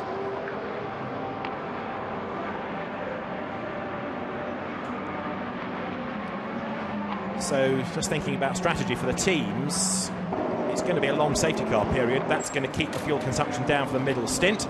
Might as well get this out of the way. In one or two cases, if it's the slower driver, it's worth getting them out of the car anyway. 75, not Mark Goossens for the first stint, Mark Henrici. Well done, Mark. Good stint, as we now can confidently say. And the fuel goes in. Now the tyres can be changed on 75. So, in theory, with 2 hours and 16 minutes to go, this is going to mean that the middle stint is 1 hour and 16 minutes for some of the teams. Now, is that going to be feasible on a tank of fuel? Possibly not, but some of those extra 16 minutes, if you like, are going to be eaten into by the safety car, so that will have that positive effect for them on the fuel. So I think they'll be okay. They might need to come in a little bit before the end of the next hour. But even so, I think they'll be able to stretch this for the hour and 15 minutes that they need to do. So, back into the race goes the Porsche, but it has lost the lead, look, because it looks as though the number 3 BMW, now Marcus Paltela, yes it is at the wheel, has got out ahead. So Marcus Paltela effectively becomes the race leader, the best of those that have made a pit stop. Luca Ludwig leads on the road, and 75 now goes the way of Xavier Marson. Mark Goossens to do the last stint. We need a word out of Mark Henrici, don't we, about partly why the team can't work out the driver ID tag, but also that great stint from the fourth row to lead the way. And Mark Hayek being attended to, as you can see, by the medical team and by the marshals after that very, very heavy hit. But inevitably, of course, the medical team will do a very slow and intricate job, making sure that Mark is removed from the car as safely as possible, and so that nothing is jarred as he is taken from the cockpit of the car. So we are behind the safety car here at the Nürburgring. Luca Ludwig leads the way from Marco Bononomi. Xavier Marson has taken over the Porsche that was leading the race. Marcus Paltela has taken over the BMW, the Mark VDS Racing, and the number 40 Audi, Jonathan Hershey, has given way now to Greg Gilvert.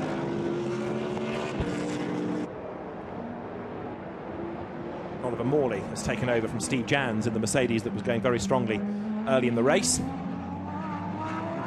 And Dylan Deerdala has given way to Paul van Splinteren. Dan Brown has taken over 51 from Gaetano Ardagna. And looking lower down the order, who else of significance has changed? One car that's made fairly quiet progress, it must be said, is the Saigiara Bussen-Gignon Racing McLaren. It was a car I thought was going to be worth watching. It is, but it's still only sort of creeping into the mix rather than carving its way to the field. It's a new car for Saigiara to drive, but one might have expected better out of that car. So, Mark Henrici, after a rather anonymous first stint, can tell us all about it. Mark is with Haley. Mark, that was quite the start you had in the Porsche. That was a really good start. Suddenly I was in first position. Didn't know how to manage, but the car was great. We had a good process during the weekend, and so I'm really happy. At the moment we lost some places at the pit stop, but I think we are capable of being back on the podium maybe the first time this season. I think this would be a real nice result for the total team, and so I'm really happy at the moment. Thank you. So thumbs up from Mark Henrici. Pops out of the way of mechanics looking after the 74 car. It's in the pit lane. Dylan Deerdala has brought in to give way to Paul van Splinteren. And the drivers being told to close up behind the safety car. The race director doesn't want a long, long line of cars staggering around the circuit. He wants them all nicely bunched. Emmett O'Brien has brought 42 into the pit lane. Look, it's out of the car. And a replay of the start. Just have a look at the Mark Henrici Porsche. Look at this, he's on his toes, eager to jink out of the traffic. Lights go out, he goes for the inside line. And it was a really, really bold effort, this. Very late on the brakes, and what that forced everybody else to do was go even wider. But also look at the 71 Ferrari. It leads coming into the corner, and as they turn in, there's the contact. He gets sort of pincered, doesn't he, by Luca Ludwig on one side, Mark Henrici on the other. The Ferrari straight away drops back, and that was the incident that damaged the steering, that in turn brought Davide Rigon into the pit lane.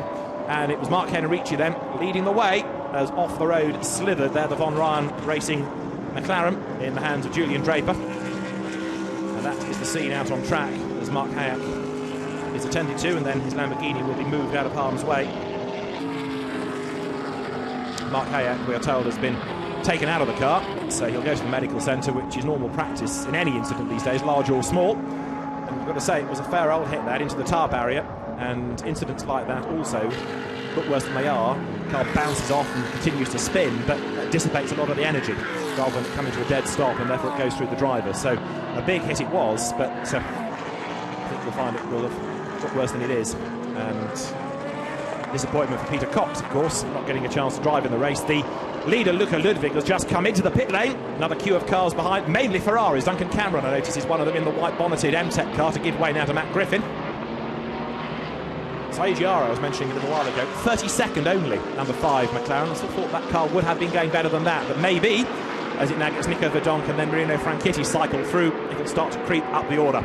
So Rob Bell continues in the number 9 McLaren, and he now leads the race with Valentino Rossi second. He's yet to stop, and that means that 46 Ferrari inherits second place. It's a phony second place, but hey, let's not spoil a good headline. And then in third is the number 12 ART Grand Prix McLaren of Gregoire de Moustier, which he shares with Duncan Tappy. So there's the man, Valentino Rossi, running at the moment second, because you can see Rob Bell is ahead of him in the Gulf liveried McLaren. Ignore the cars ahead, they're back markers. Now there's number 4 Mike Hezemans, having brought the car in. Bert Langin, Henri Moser are the two co-drivers. And the BMW then blasts away, and of course, although people lose places on these pit stops, they don't lose that much time because you're behind the safety car. It does look like a slow stop though for the Phoenix team, because the 13 yellow and blue Audi is yet to go. It does now, down the pit lane, but I would suggest that's a longer stop than one or two other teams, and 52 has also served its first pit stop. Nick Homerson, I would suggest, has just given way to Louis Machiels. They normally put Andrea Bertolini as the gun driver in at the very end to bring the car whatever result he can conjure up. Harold Primat takes over in number 13. Rob Bell continues in number 9, leading the way. Bert Langin now is in the number 4 Mark VDS BMW. There, the circuit and the incident zone almost clear, so it won't be long, I think, before we are ready to go racing once again. Frankie Cheng, incidentally, handed the Mercedes to Mike Parisi. 37, which was going strongly early on when Jochen Haberts was at the wheel, went to Simon Knapp.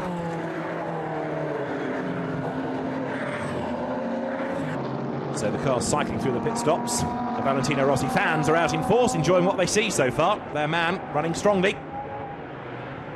And I think we're going to get towards the end of this safety car period pretty soon. So when, if at all, during it, does Rossi pit? Now is the answer. So we never quite get him into the lead of the race, but second it was, and he comes. Gregoire de Moustier comes in behind, and the Ecurie, of course, BMW is in also by the look of it. Andrew Smith to hand over. Potentially to Joe Twyman and to Ollie Milroy, depending on how they're going to do the rotation. So the field comes through. Rob Bell leading the way, but just about the only leading car now not to make a pit stop, although Mike Stursberg has carried on for another lap, yet to give way to Hans-Guido Riegel. Now on the pit stops, number 3 Marcus Paltela is ahead of 75 Xavier Marson, so it was a better stop, as we've seen quite a lot this year, a good pit stop by the Mark VDS team to get the car out ahead of the Pro Speed car.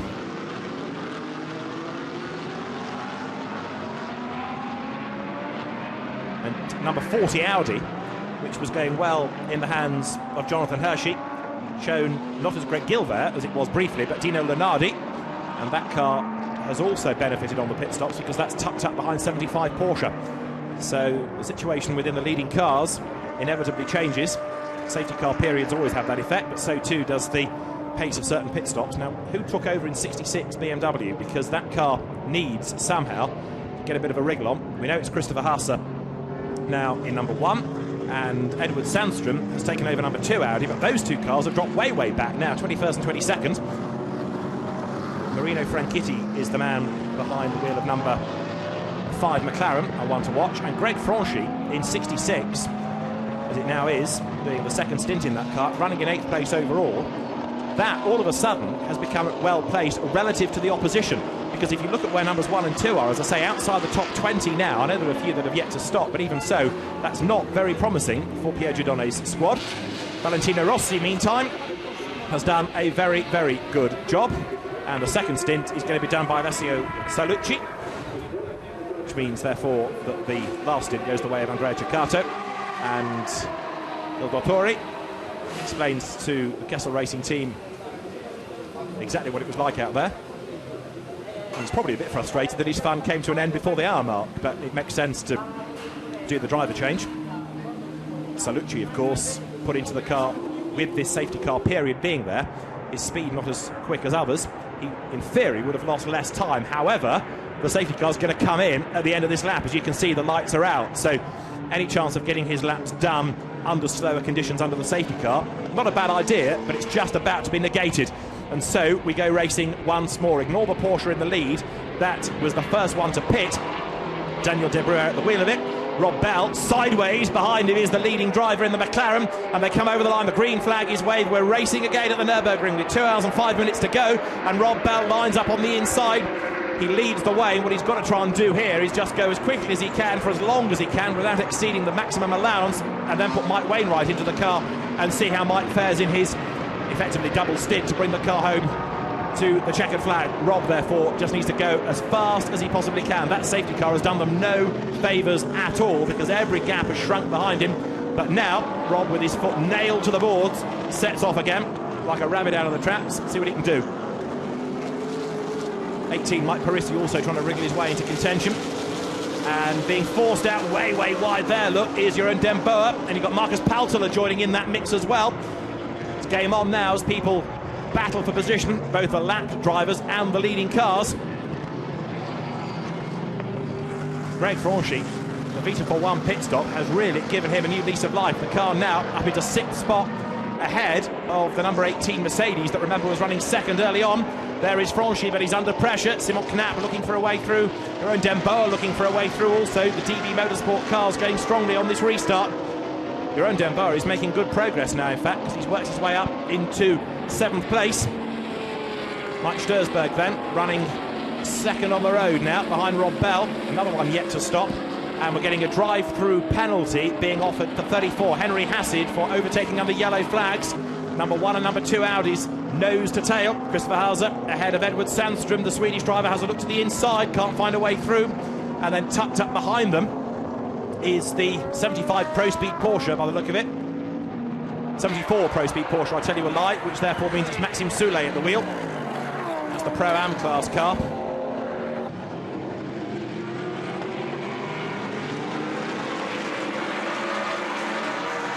Into the chicane, and those 2 Audis need to work together here, not fight. They've got to get through the traffic as effectively as they possibly can do.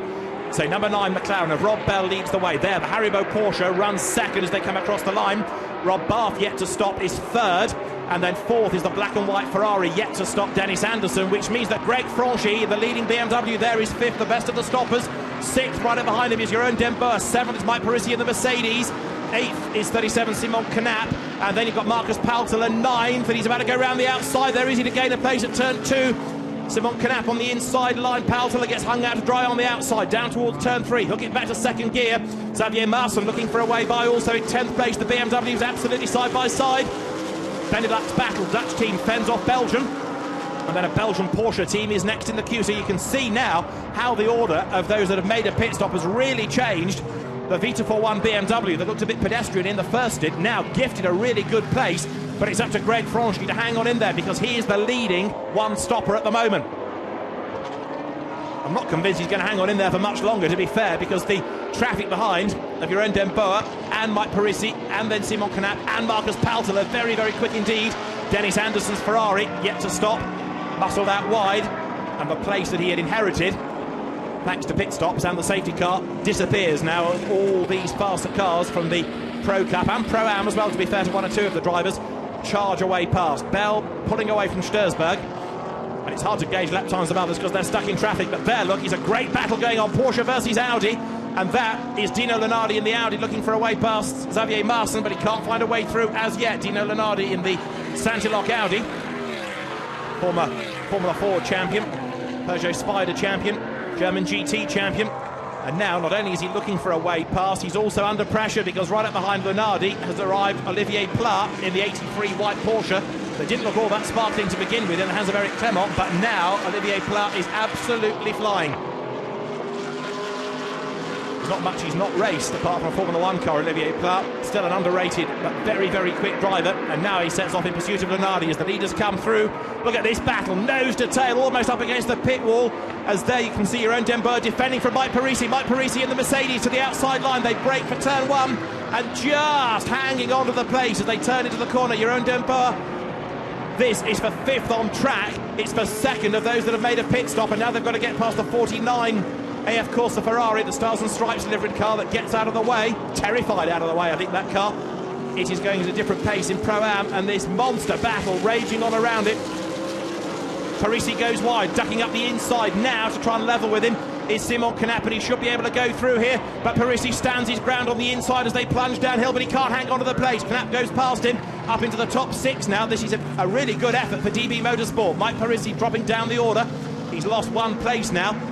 But that car to be taken over by Jeroen Bleekemolen, double Porsche Super Cup champion. It's one to watch. Look at this, side by side in traffic. Dino Lenardi in the Audi, alongside him is Olivier Plat in the white Porsche. Plat should go through, he does!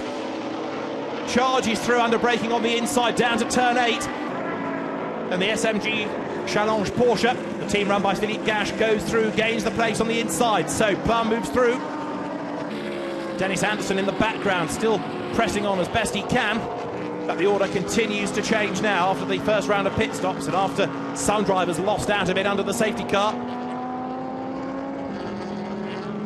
More battles between Gentleman Trophy, Pro-Am class cars, and 1 or 2 Pro Cup Ferraris thrown in. The Kessel Racing Davide Rigon car, for example, is in that mix. Right, we've got the race leaders then currently on the run up towards the timing line. Rob Bell leads the way. He's the only man at the moment really with a clear road, and therefore the only man lapping at under 2 minutes. He's gone over the line. 27 laps are now done by the race leader, and we've had the first hour of the race completed. Second is Mike Sturzberg, yet to stop. Third is Rob Barth, yet to stop. And then fourth is Greg Franchi, but he's coming under pressure from Jeroen Den Boer now. Behind them, you can see Mike Parisi, and now Marcus Paltel sorts out the number 31 Lamborghini in the traffic.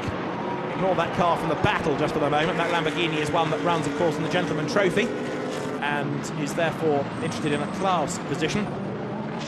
Another great queue of cars and a spin. Number 5 is that Marino Franchitti, who has lost it down at turn 1. It looks like it.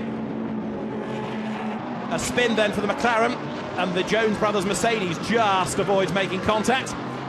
Marino Franchitti needs to get going as fast as he possibly can there when there's a gap in the traffic. Cars spear either side of him. And it's all a bit heart in mouth this as he sits there waiting to try and dart back into the line of cars. He's done it now. Finally, there's the gap in the traffic. Engine fires up and away he goes. just ahead of the sister car, number 15, the Mondron Thierry McLaren. So the two Butz and Gignon racing cars, for the moment, together on track. Franchitti had got himself up into the top 20, and now the car spins down the order. In the meantime, you've got the number 4 BMW with Bert Langevin at the wheel. That's another one that's lost out on pit stops. It's dropped down, but now carving its way back into contention. A few places have been gained back on the restart, but it was outside the top 20. So, in real terms, it has lost out, but now starting to claw back some of the lost ground. 75, however, Xavier Marson, although it was a good first stint by Mark Henrici, keeping everybody at bay, Xavier Marson now has got to try and get that car back into contention, because it's lost out to Mercedes, the Black Falcon car of Mike Parisi, to BMW, Mark VDS, and BMW Vita 4-1, and BMW DB Motorsport. So the Pro-Speed Porsche on the pit stops really has come out second best. The incident between Hazemans and Sturzberg at the chicane, cast your minds back, no further action to be taken. Looking back from Mike Sturzberg's Porsche with Rob Barth looking a bit more menacing. Yes, last time around Barthy was quicker, and the Von Ryan Racing McLaren that, if you remember, went very, very well at Spa in the hands of, amongst others, Alvaro Parent, looking now for a way through. Took a class pole position in the hands of Alvaro Parent in that car. And Rob staying out for as long as he can to give the team the best possible chance, because he's the quickest of the three drivers, but now he's about to be monstered by Greg Franchi in the Vita 4-1 BMW, Michael Bartle's team. Michael, who we saw racing on occasions in the Blancpain Endurance Series last year, but this year, as far as BES is concerned, runs the team. And he's been busy racing as well this weekend, and he's got one more weekend of the GT1 World Championship to go, and he might yet be the champion again in that category. His number 13 has had a spin, and that undermines the good work of Luca Ludwig. Harold Primat, I'm afraid, has had a spin at turn 2 in the middle of the Mercedes arena. He was also penalised for overtaking under red flags, and therefore had the 5-place grid drop going into the race. So Harold Primat has not really showered himself in glory as far as the Phoenix Racing team is concerned. He's back on. Thankfully no damage done to the car, but what that does do is drop it further down the order. It was a slow pit stop anyway that took it outside the top 20, and that spin will have done it absolutely no favours. This is the fight on track to be second. Mike Sturzberg still at the wheel. You get the feeling it's going to be a short middle stint for Hans-Guido Riegel, and then Richard Westbrook slotted into the car for the last stint, and all the heroics have to come from him. Rob Barth is behind, and then lots of flashing of headlights from Greg Franchi, who wants these cars to get out of his way, but they are legitimately ahead of him for the moment. Franchi, Dembour, Knapp, Parisi, Paltelet, Marson, as Rob Bell comes into the pit lane. The race leader is in.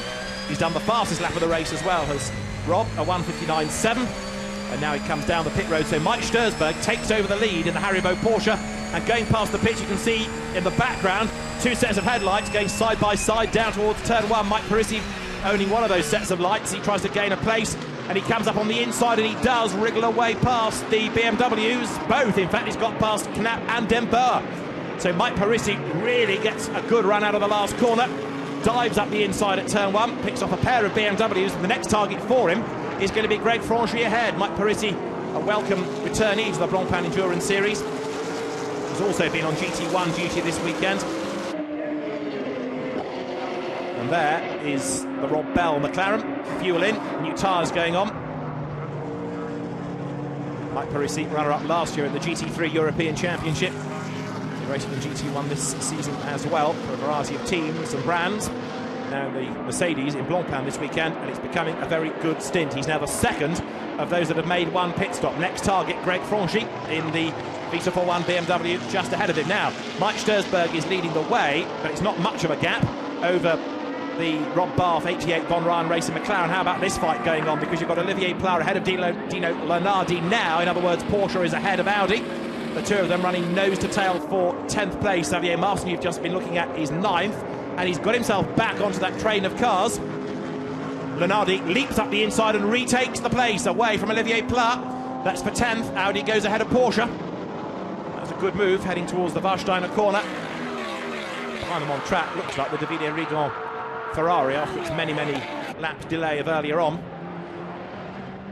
And the Cameron Griffin Ferrari that we saw on the grid starting dead last is now up into 26th place. Again, it's being shown as still Duncan Cameron at the wheel, although Nick Matt Griffin told me before the race he would do the middle stint. Either way, it's up to 26th. Down the pit lane comes Mike Stursberg and Rob Barth. They're still nose to tail. Over the line they come. This time the line is in the pit lane, and so Greg Franchi leads from Mike Parisi. 0.3 of a second is all that the margin is as they come over the line. Into the pit lane comes the Haribo Racing Porsche. It stops, and at the pit out end of the pit road is Von Ryan Racing. So Rob Barth has this long trudge down the pit lane. Mike Parisi leads. He's got past Greg Franchi, so that puts Mercedes into the lead of the race. Franchi drops to second, and it's going to be Jeroen Den Boer third, ahead of Simon Knapp. So the DB Motorsport BMW is looking really strong here, ahead of the Mark VDS car in the hands of Marcus Paltela. But worry not, because when you put Maxime Martin into that car, it'll fly. I'm not saying Marcus Paltela is slow, but Maxime Martin is just so good. And this is how Mike Parisi lined up to get the lead. In the wheel tracks of Franchi, through that little kink as the line changes down towards turn 1. He's got the inside line, and look in the background, the DB Motorsport BMW's almost switched over. Parisi gets the lead, but he goes wide, as is off the case with the late braking, but he has the inside line for turn 2. And appropriately in the Mercedes arena, and Mercedes takes over the lead of the race. There's Rob Barth's McLaren, turning its first of the 2 mandatory pit stops. Drops down the order, of course, and Dino Lunardi, having gained his place back, as we saw from Olivier Pla, now has clear road ahead of him for a moment, and that means that he's the fastest driver, certainly within the first sector. So the number 40 Santilok Audi is going to be back in the mix before much longer. There it is, reeling in Xavier Marson. The Santilok team suffered real damage, you might remember, at Paul Ricard when they came across the curb coming into the corner at the very end of the Mistral Straight, and a tyre let go and the car spun and was then hit very hard by the United Autosports McLaren and Mark Blundell. But the team has regrouped, and certainly Lunardi here going very strongly indeed. Xavier Marson not being able to replicate what Mark Henrici did in the first stint, in other words, by getting himself into the lead of the race. It was a really brave run to turn 1 by Henrici. Xavier Marson now sat in traffic. Kind of shows how the balance of performance works, this, because the cars are all so even. Overtaking is pretty difficult. Up the inside goes Paltela to try and find a wide pass. Simon Knapp can't do it, and Marson is behind Paltela, and Lunardi is next in the queue, and that is the number 8 Porsche that has only just joined the race in the hands of Hans-Guido Riegel, and on his outlap, I'm afraid, the Haribo Sweet Air has had a spin. He's showering gravel into the face of the 88 McLaren, and this is what happened to Hans-Guido. Misses the line, runs too deep going through turn 5. It's all wrong going into 6. The back pendulum's left and then right, and he goes through the gravel and comes to a halt. Gets it going again. Time and place is lost. Second spin of the race for that car. Stursberg had one early on, didn't he? So Richard Westbrook looks at this and thinks, oh crikey, it's going to be hard work this in my stint, but another safety car might bring that back into contention, you never know. So the race with an hour and 50 minutes still to run, and Mike Parisi then now leads the way. We've not really had very many laps led by Mercedes this year in the Blancpain Endurance Series. We've certainly got a good stint being put in now by him. Frankie Chang did a good job to open up the batting for that team, and Jeroen Blekemolen to take over for the third stint. Again, it's looking very strong indeed for that car. Under the balance of performance coming into this round, nothing changes for the Mercedes. Really, because no one's, I suppose, paid too much attention to them. They've not been strong in Pro-Am, they've not been strong in the Pro Cup, but around the Nürburgring. But granted, Mercedes SLS AMG GT3 at the moment looking like a very good proposition. Xavier Marson under pressure in the meantime. He's 6th, Lunardi 7th, peels out, pulls back in again, heading into turn 17, Coca-Cola corner. Is he going to find a way through on the pit straight now? Look at the way that Marson, by having to defend, is dropping back. He comes over the line. Xavier Marson, the Dutchman, powers his way past the pits. Lunardi in the Audi, not really close enough to challenge at turn 1. You've got to be a real hero to do it from that far back, and heroic he is not, but he does close up under braking. Runs a little bit too deep into the corner, negates the positivity of the late braking. And look how he's shaking off Olivier Pla in the meantime. Lunardi really getting away from him. Now this is what's going on for 10th place. Christopher Haase is ahead of Edward Sandstrom, and the 2 Team WRT Audis, 10th and 11th in this middle stint, not looking terribly impressive, are they? They are 16 and 17 seconds respectively away from the race leader. Not the end of the world, but when you've got so many competitive cars and so many evenly matched drivers, it's going to be hard to bring that down again. And the other question is, why did they lose out on the pit stops? In the GT1 race yesterday, the team lost out on pit stops. Stefano Ortelli keen to defend the mechanics in the press conference, saying, you know, we're good in the pit stops, nothing to do with the guys, they do a really good job. You've also got the safety car to factor into this, but either way, those two cars, number 2 particularly, because it was running in the top 6 and now is 11th, have lost out under the safety car in the pit stop situation that we had at the end of that first stint. In traffic, we have then the Mercedes working its way through.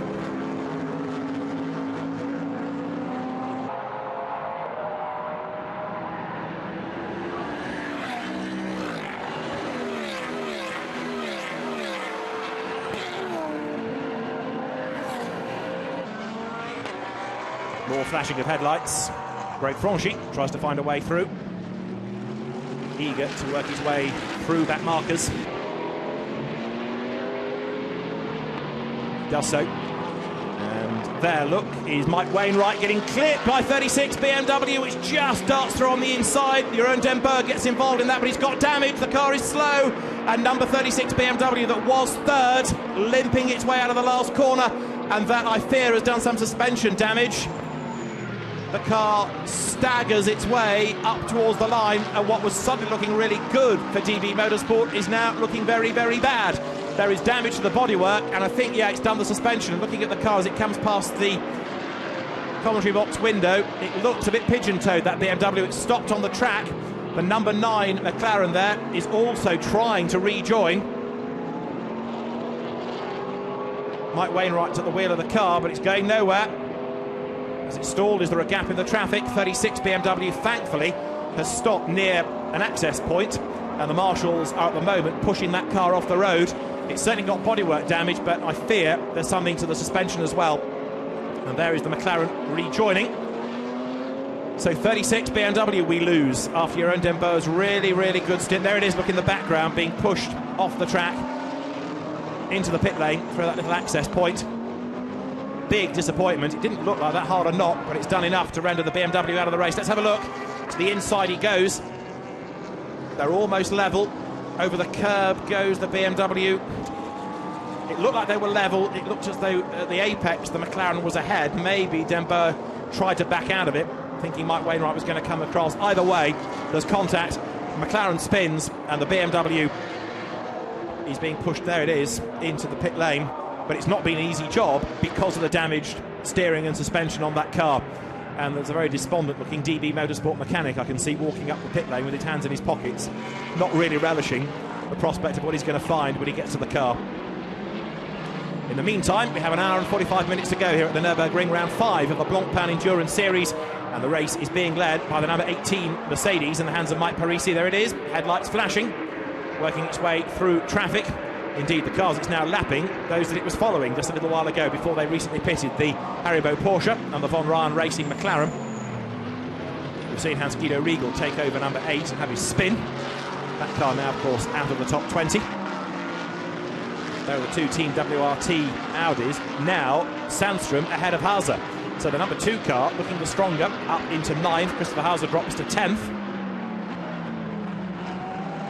Hans-Guido Riegel is 29th, incidentally, after his spin. And Rob Barth handed the 88 car to Leon Price. That is in 35th. Curiacos, Joe Twyman's at the wheel of their BMW, and that car, 27th, when it went over the timing line last time around. Marino Franchitti is back into the top 20 after his earlier spin, and he's on the tail of Jérôme Thierry, his teammate. So you've got the two, there they are, in fact, going past the pits, the two Boots and Gignon racing cars running together. In the classes, the Pro Cup, Mike Parisi is the leader. Pro-Am, Simon Knapp leading the class. That was the car started by Jochen Habetz, and Andrew Danilov is to take the car over. He was the man that damaged it yesterday in the bronze test. And then the Gentleman Trophy at the moment is being headed by 41, which was started by Robert Hissen, has now become Pierre Hershey. And 98 Audi, Daniel Roos brought in. I don't think the car has gone back out again. That car still struggling. There's 46, dropped outside the top 20 now, with Alessio Salucci at the wheel. Well, let's hear from the man himself. Valentino Rossi has done a great first stint. Let's hear from him with Haley. Valentino, welcome back. Tell us about your time out in the 458. Yeah, I enjoy a lot, and yeah, I decided to do the first hour, and was okay.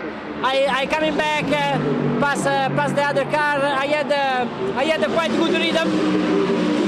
Unfortunately, at the end arrived the safety car for the crash of the Lamborghini, so I have to slow down, and I have to stop a bit before make the change. And it's a pity because I enjoy a lot. I want to do another 20-30 minutes, but I think I will come back next time.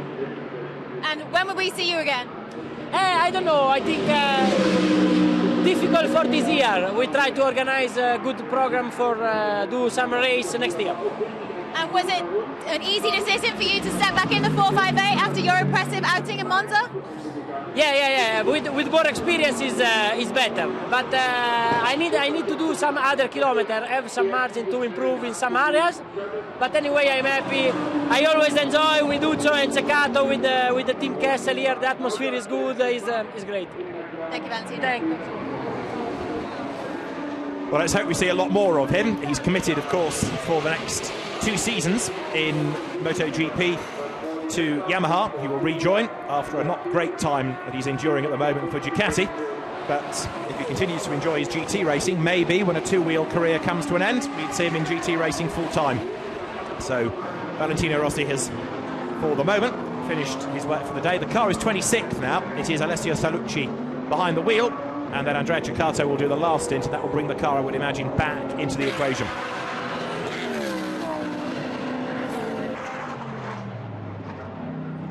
So on track, Mike Parisi leads the way. There is the second-placed battle between the BMWs of Greg Franchi and Simon Knapp. And Xavier Martin is now up into 4th place. Marcus Paltela 5th and Dino Lunardi 6th in the Audi. All because, of course, of the demise, sadly, of Jeroen Den Boer with the BMW that is currently being stared at by lots of DB Motorsport mechanics at the top end of the pit lane, but it is not going anywhere, sad to report. Lots of headlight flashing going on in this Porsche battle. Hans-Guido Riegel ahead of Olivier Pla as they come over the line. And then you can see behind is the 74 Maxime Soulet Pro-Am Cup Porsche. Pla goes ahead of Hans-Guido Riegel. That's Lappery. And there is the Charging NEC-sponsored car of Soulet. Maxime Soulet is in 8th place. Pla is 7th. So those two Porsches having a genuine battle for position. They're on the same lap. Whereas HGR, Hans-Guido Riegel, is a long way back now after the spin that Mark Sturzberg had, after the spin that Hans-Guido had. Drops downhill through turn 5 and then down through the gears, second gear into turn 6. Back on the power, plunge downhill, up through the gears, and then you have to brake from 5th down to 2nd. Turn through the hairpin. Bit of correction needed there. Hans-Guido Riegel missing the apex. Now uphill, heading towards the Schumacher S's. Some drivers say barely a lift in 4th gear, but there was a bit of a lift, but understandable. Hans-Guido Riegel then powering the car uphill. And ignore that spin, he has done a very good job with the course of the Blancpain Endurance Series this year. He gets stronger and stronger each time out, and having people like Uwe Alpsen, Christian Menzel, Richard Westbrook as co-drivers, as he had over the course of the year, he learns all the time. Very good to have those pro drivers in the car with him, and round by round this becomes more of a competitive car. That is the championship leading BMW off the road. Marcus Paltela is in the wall, and I reckon he had a bit of help there. He's damaged the front of it, which snow ploughs its way through the gravel. It's now beached itself. Bodywork stuck under the front wheel. Marcus Paltela off the road, and it looked like he got a tap in the tail. The championship leading car is off the road. It was Dino Lunardi behind him, was it not? They come to the chicane. Paltela moves across for the line. There's contact, and off he goes, bang, into the barrier. And that's pretty much what happened in the bronze test to the two BMWs I was talking about early on. Contact between them, and you can see how much damage it's done to the barrier and to the car. It steams, it smokes, and Mark VDS looks as though it's going to post a retirement for number 3. Look at all the steam gushing out of the front of the car, bodywork damage. The fin is finished by the look of it. Marcus Paltela going no further. So now, in 9th place, the #1 Audi of Christopher Hase becomes a car to watch in terms of what else it can salvage out of this race for the championship. It's a long way back in terms of the race lead. It's a long way back in terms of class position. But over the remaining, hour and 38 minutes, that car should score better points, and we'll go to Navarra seemingly with a very, very tightly poised championship in the Pro Cup. Maxime Martin walks from the garage to the pit wall. Have a look at the timing screens, have a word with the engineers. But I think in his heart of hearts he knows the score. Paltela in the car, no doubt on the radio to the team back in the pit lane. And they'll have seen the pictures, and they will probably know that the only option now is for him to bail out of the car and trudge away. And the incident involving that car is under investigation. Perhaps not surprisingly, there's the aggressor, the number 40 Audi, and Dino Lenardi's Santilloc Audi with a loose bonnet. That's the sort of witness mark, isn't it? The flapping bodywork at the front of the car. Can you see as he gets to the chicane? Yes, there it is on the front left corner. So you can't really go to the race director and look innocent, can you, when the bodywork's falling off the car like that? So as he turns, Dino Lenardi through turn 17. Let's hear the Mark VDS opinion on all of this. Bas Linders in the pit lane. Hayley, it's all yours. That's a disappointing end to the race for you. What happened? Well, there was an Audi behind us, and the Audi pushed us in the side. And because the Audi pushed us in the side, we ended up in the guardrail. So we're very unhappy. Of course, we were fighting for the championship with WRT Audi. So, yeah, it's really bad feeling. You'd be complaining to the race control?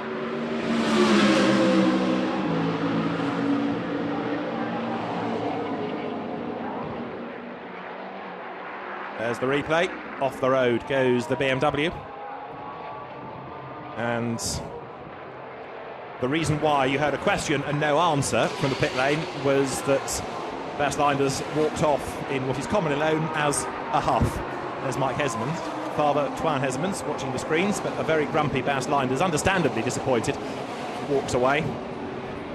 How much you want to read into the comments that we're battling with the WRT Audi team and we've been hit by an Audi, it's up to you. But whether he's implying anything sinister, I wouldn't like to say. Either way, the number 3 BMW posts a very rare retirement. How quickly things can change within the Blancpain Endurance Series. So there's Marcus Paltela out of the car, and Maxime Martin, who was a winner here a week ago in the ADAC GT Masters, he's not even going to get behind the wheel. He was the man that put the car on pole position despite his broken rib.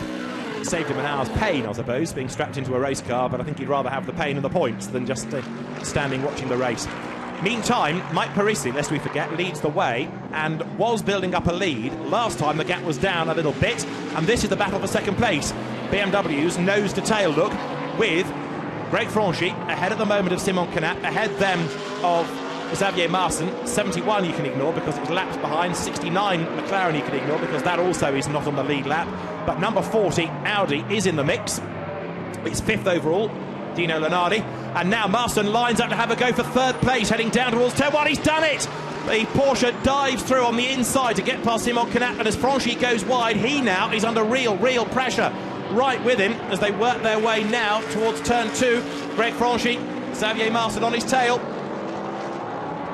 Marson going really strongly now, and that Porsche that I was saying early on looks a little bit subdued. Far from it now. It's a very competitive proposition. It's getting stronger and stronger within this stint. Over the curbs in the background goes the 71 Kessel Racing Ferrari, and the marshals having sorted out the damaged BMW, now having a look at the guardrail, which, as you saw, took a real whack. And there's Marcus Paltela walking back to the pit lane, where no doubt in a few minutes he will be joined by Hayley, who will get his opinion on the incident. He felt it, he was ahead, but it looked as though as he came across to try and take the line, the Audi had already got itself just ever so slightly up alongside the rear corner of the BMW, and as Paltela moved across, contact was made and off he went. Xavier Marson then now charging on. He is much quicker than the BMW behind, but he's now trapped by Greg Franchi. So although he's able to lap faster within the first sector on this lap, Marson now sort of plateaued because he's got to find a way past Franchi And the reigning champion, remember, last year's Blancpain Endurance Series title winner, is pretty good under pressure. Greg Franchi hanging on for the moment to second place. The race leader, Mike Parisi, they head to that yellow flag zone as they come into the chicane. Marcin it is at the moment in third on the road. What can he do about Franchi? All the while he's looking for a way through. He's also trying to defend because tucked up behind is 37, Simon Canap.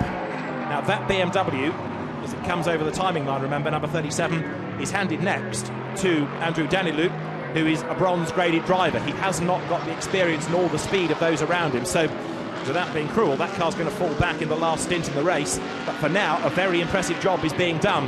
And as a whole, I think DB Motorsport can be pretty chuffed with its performance around here, because both cars were running strongly early on. It's only in the last few laps, of course, that we've had 36 retire with that damage in the clash at the last corner. Franchi then second, Marcin third. They are on lap 41. We have got an hour and 32 minutes still to run, and this is the battle for second place. And Xavier Marcin's getting a bit fed up of being stuck behind the BMW now. There's a flash of the lights. He tries to find a way through as they work their way now through turns 5 and 6. Again, you look at the different strengths around the lap of the different cars. At certain parts of the circuit, the BMW works better. At other points on the lap, it's the Porsche that works better.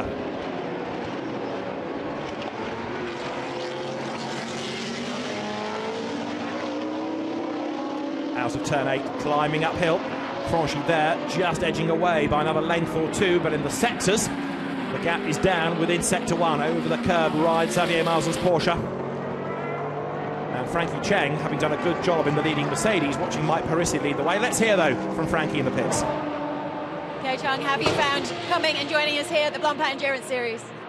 And it's a great series, and to be honest, I'm very surprised how intensive, how high the level are, and a great team, and with great drivers, many great drivers, and I'm really enjoying it. And now leading. Yeah, this is a bit of surprise, to be honest, because we were just trying not to make mistakes, and I had a good start and managed up to P2, and now my teammate is doing a fantastic job. Now the finger crossed to him. Thank you. Thank you. A surprise to be in the lead, he says. Well, Mike Parisi is doing a very good job. Frankie Cheng, who racing the DTM for Mercedes, has done a good job also. And 21 Ferrari there, look, is another car doing a great job. Matt Griffin involved in a battle at the moment with 34 Henry Hassett for 15th and 16th places, these two. Remember, that Ferrari started absolutely stone last on the grid. Duncan Cameron did the first stint. Matt Griffin takes the car over for the middle stint, and he's brought the car into contention. Matt, Ferrari factory driver, and has a good relationship with M-Tech.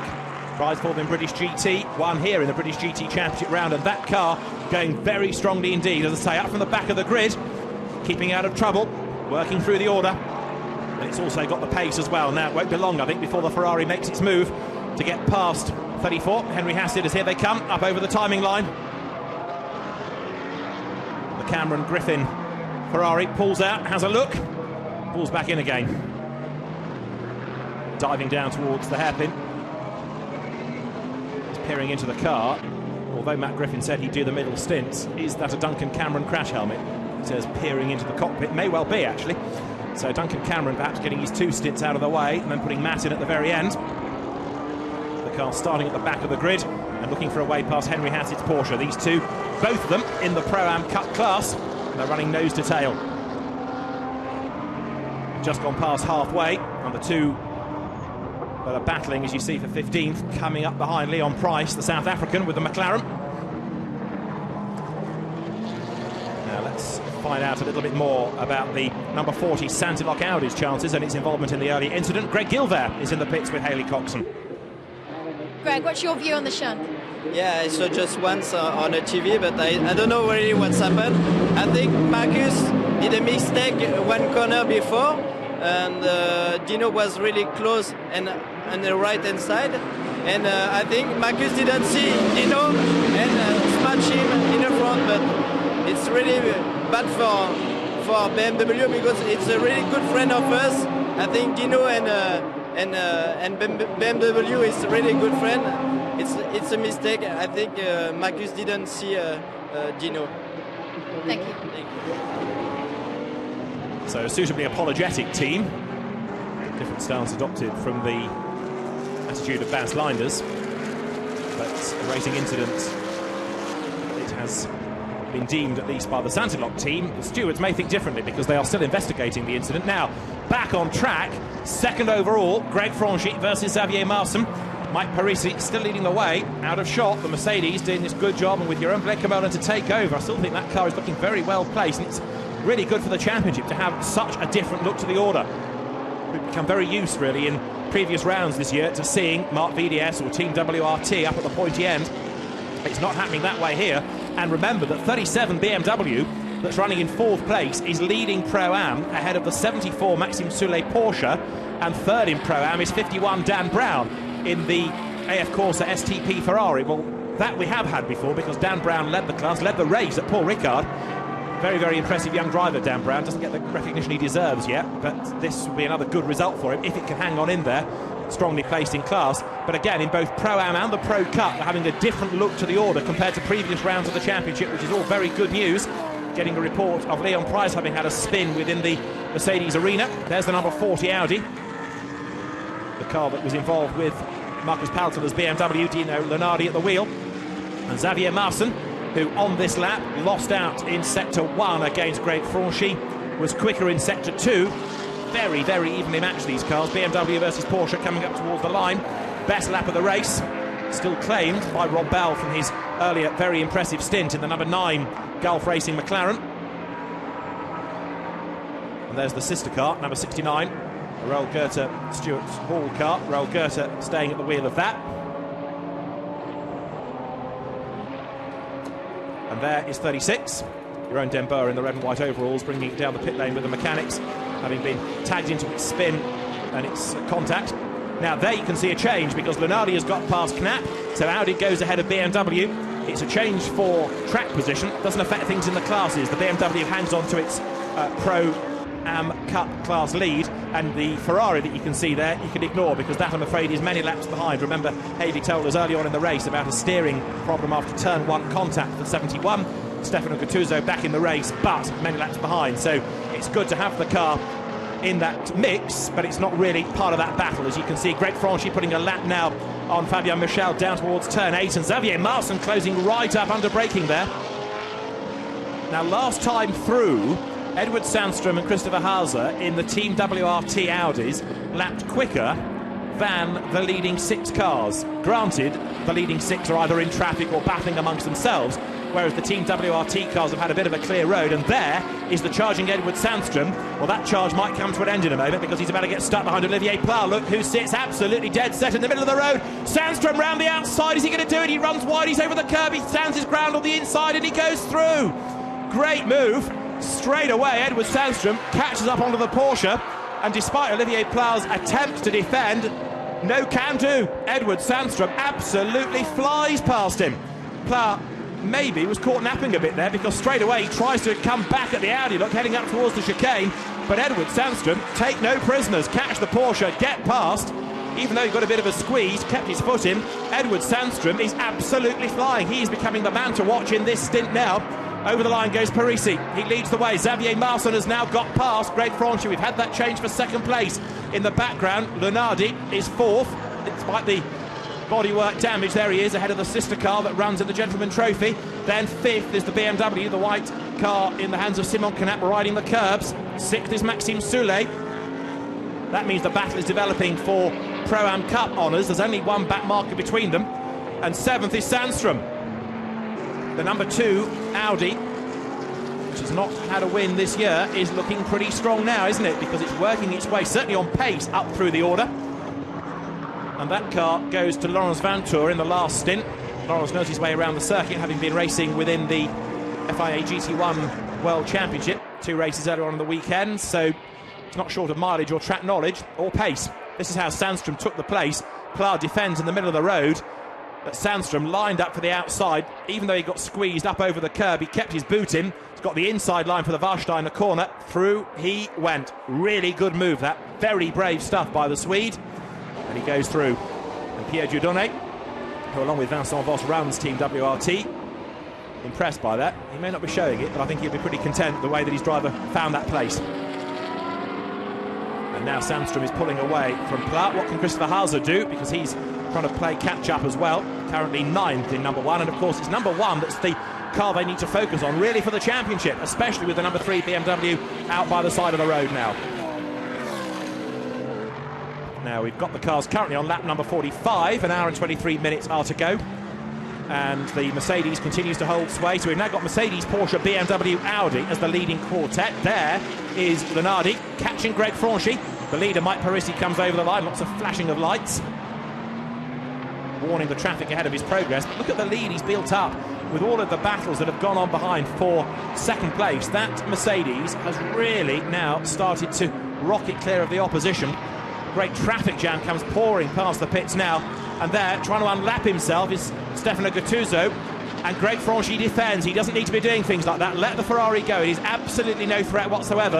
And if there's any contact that risks the BMW going off the road, he would feel pretty red-faced. So the leading cars will be quite well advised, I think, now to let that car go. Mike Parisi leads by nearly 13 seconds at the moment. Now, let's take stock, catch up on a few things from the pit lane. Hayley has got news. Yeah, hey Adders, that Santalog Audi does have some damage. They need to work on the front bumper, so they will be heading into the pit lane in about 10 minutes' time to repair that bumper. OK, thanks for that, Hayley. Front left, isn't it, where we've seen the damage? So hopefully it can be done by a bit of sticky tape. They might need to put a whole new piece of bodywork on the car, but Audis tend to be built, don't they, in such a way, whether it's a GT car or a prototype, that you can very easily do operations like that. Seen it at Le Mans so many times with the prototypes.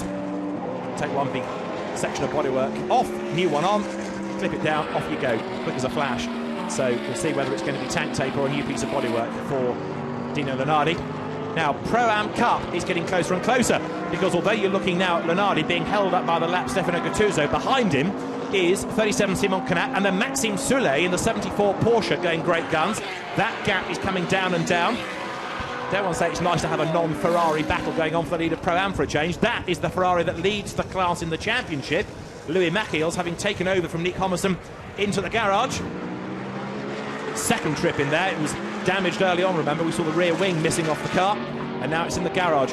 Mike Parisi has just gone over the timing line, continuing to have this big advantage over Xavier Marson, who was yet to go by. Does now, 12 seconds.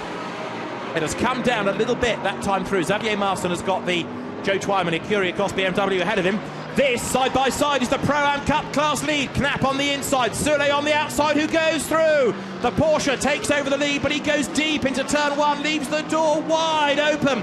And Simon Knapp comes back at him and retakes the class lead. Fantastic stuff. Porsche leads, Porsche drops back. BMW loses the lead and fights back. Simon Knapp then goes back through. Dare one say Maxime Soulet was caught knapping there. Simon Knapp has gone back through. The door was left open as the Porsche ran deep into the corner. This is the replay. Nose to tail over the line. The Porsche on the outside line, down towards turn 1. Gets ahead, but by the time he's got to the braking point, it's too late. Goes too deep into the corner. Gap on the inside, and Simon Knapp comes back through.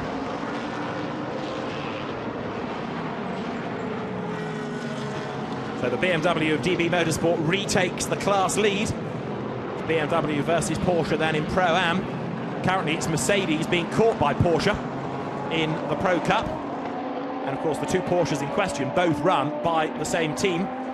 The Pro Speed competition team of Rudy Penders, the 911 GT3R, these days with paddle shift gears. In the Gentleman Trophy, 41 Audi, completing what's a pretty good run so far for Santilok, the car in the hands currently of Pierre Hershey, going well. There's number 30, Craig Wilkins, having taken over from Peter Belshaw in the GT3 Racing Audi. Adam Christodoulou to do the last stint in that car. And the race leader, Mike Parisi, comes through now. An hour and 19 minutes remain. You can see the Pro Cup standings. Mercedes, Porsche, BMW being the top 3. But really, we're looking at 19 minutes there or thereabouts of this middle stint, because it's not going to be long before people start having to pit, especially those that came in early under the safety car. And in fact, 58, which was the first pit stopper of the race, has just come back in. So it is going to be Daniel De Bruyne to give back to Christian Kelders, I think. Here, as you see, 75, Xavier Marson, having put a lap on the Ecurie Cross BMW. Joe Twyman at the wheel of it, that car 27th. Joe delighted to be back in the championship. Kyriakos having had to miss Spa due to lack of funding. The car going strongly, new livery as well. It's made its debut in the British GT 3-hour race at Silverstone a few weeks ago, which the car finished a strong second. Tucked up behind Kyriakos on the road, Vita 4-1. Greg Franchi at the wheel. And he in turn is now starting to be caught, is he not, by Dino Lunardi, who's got to get himself past Stefano Gattuso's Ferrari, which runs at the same kind of pace of those around it, but is so many laps behind, it's not a factor at all, disappointingly. And there you can see, heading downhill, Edward Sandström catching up to Maxime Soule. Edward's last lap was a 2 minutes 1.3. Not as good as it has been because he's stuck in traffic. There's Joe Twyman in the white and blue BMW, having the lights flashed at him by Greg Franchi. And Mark Lambert, the team boss, is no doubt going to be on the radio in a minute, saying to Joe, let them pass, they're not battling with you, you can afford to let them go. And that's what happens coming up now towards the S's, heading towards the Warsteiner corner. Goes Franchi, goes Gattuso, and now Lunardi will go through. Joe Twyman slots back in behind them.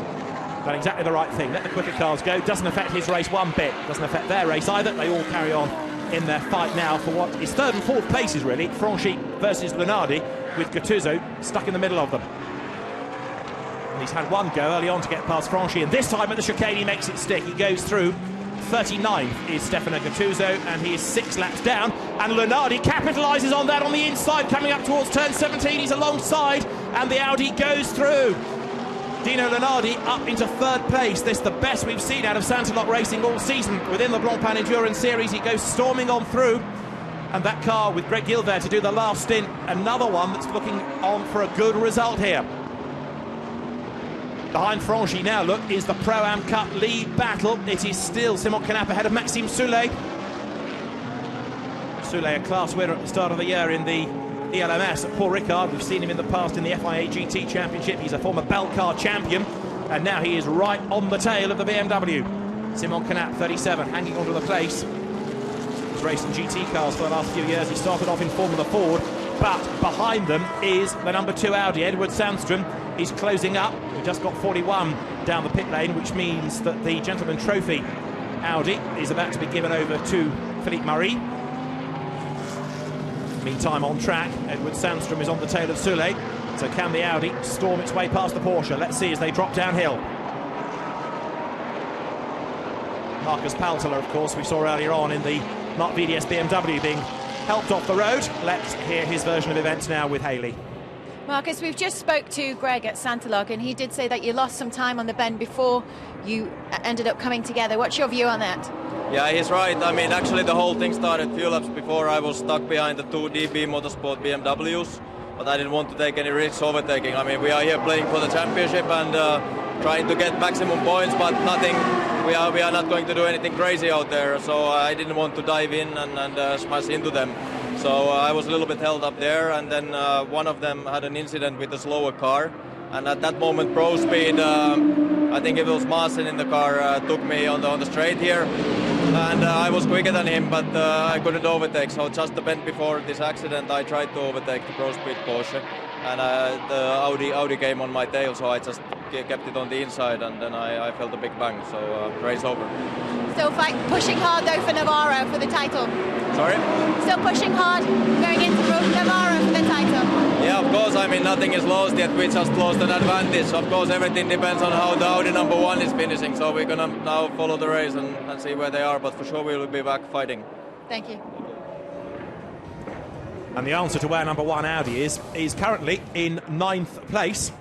And we're getting a replay of exactly what happened to Marcus Paltela.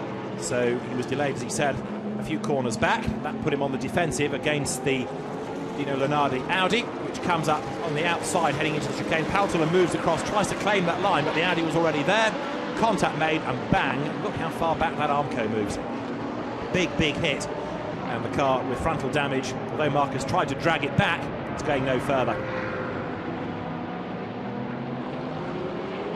9th gives you 2 points, by the way, in the championship, so although it's 9th overall for the number 1 Audi, more is needed out of that. We've got 88 by the look of it in the gravel. Leon Price at the wheel of it, so that car off the road. It's its 2nd spin in the hands of Leon Price. He had an early one in his stint, and that car off the road coming out of the Schumacher S. So Leon Price in 88, after Rob Bath's good work early on, is going no further. Going back to number 1 Audi just very quickly, it is 9th overall, it is 7th in class, so you get 6 points for that. It is still not enough, is it, to really bring it into the championship lead. A few more places are needed to be gained by Stefano Ortelli before the very end of this race. 15 is the gap going into this race, so we know it's a no score for the BMW. Sandstrom makes his move on the inside. This is for track position, not for class points, but through goes the Audi. Number 2 Audi then up into the top 6 now. Over the timing line, Parisi is still leading, Xavier Martin is 2nd, Lunardi is up to 3rd, Simon Knapp comes over the line now in 4th, Greg Franchi 5th, 6th there is Sandstrom, Soule is 7th. That means that the gap has really widened in Pro-Am. Simon Knapp getting past Greg Franchi, sticking a couple of other cars now between himself and his class rival. In 8th place you've got Olivier Plat there, and then in 9th there is the number 1 Audi. So 9th overall, 7th in class, Christopher Hauser. But there's a lot of pressure here going onto the shoulders of Stefano Ortelli for his last stint in the car.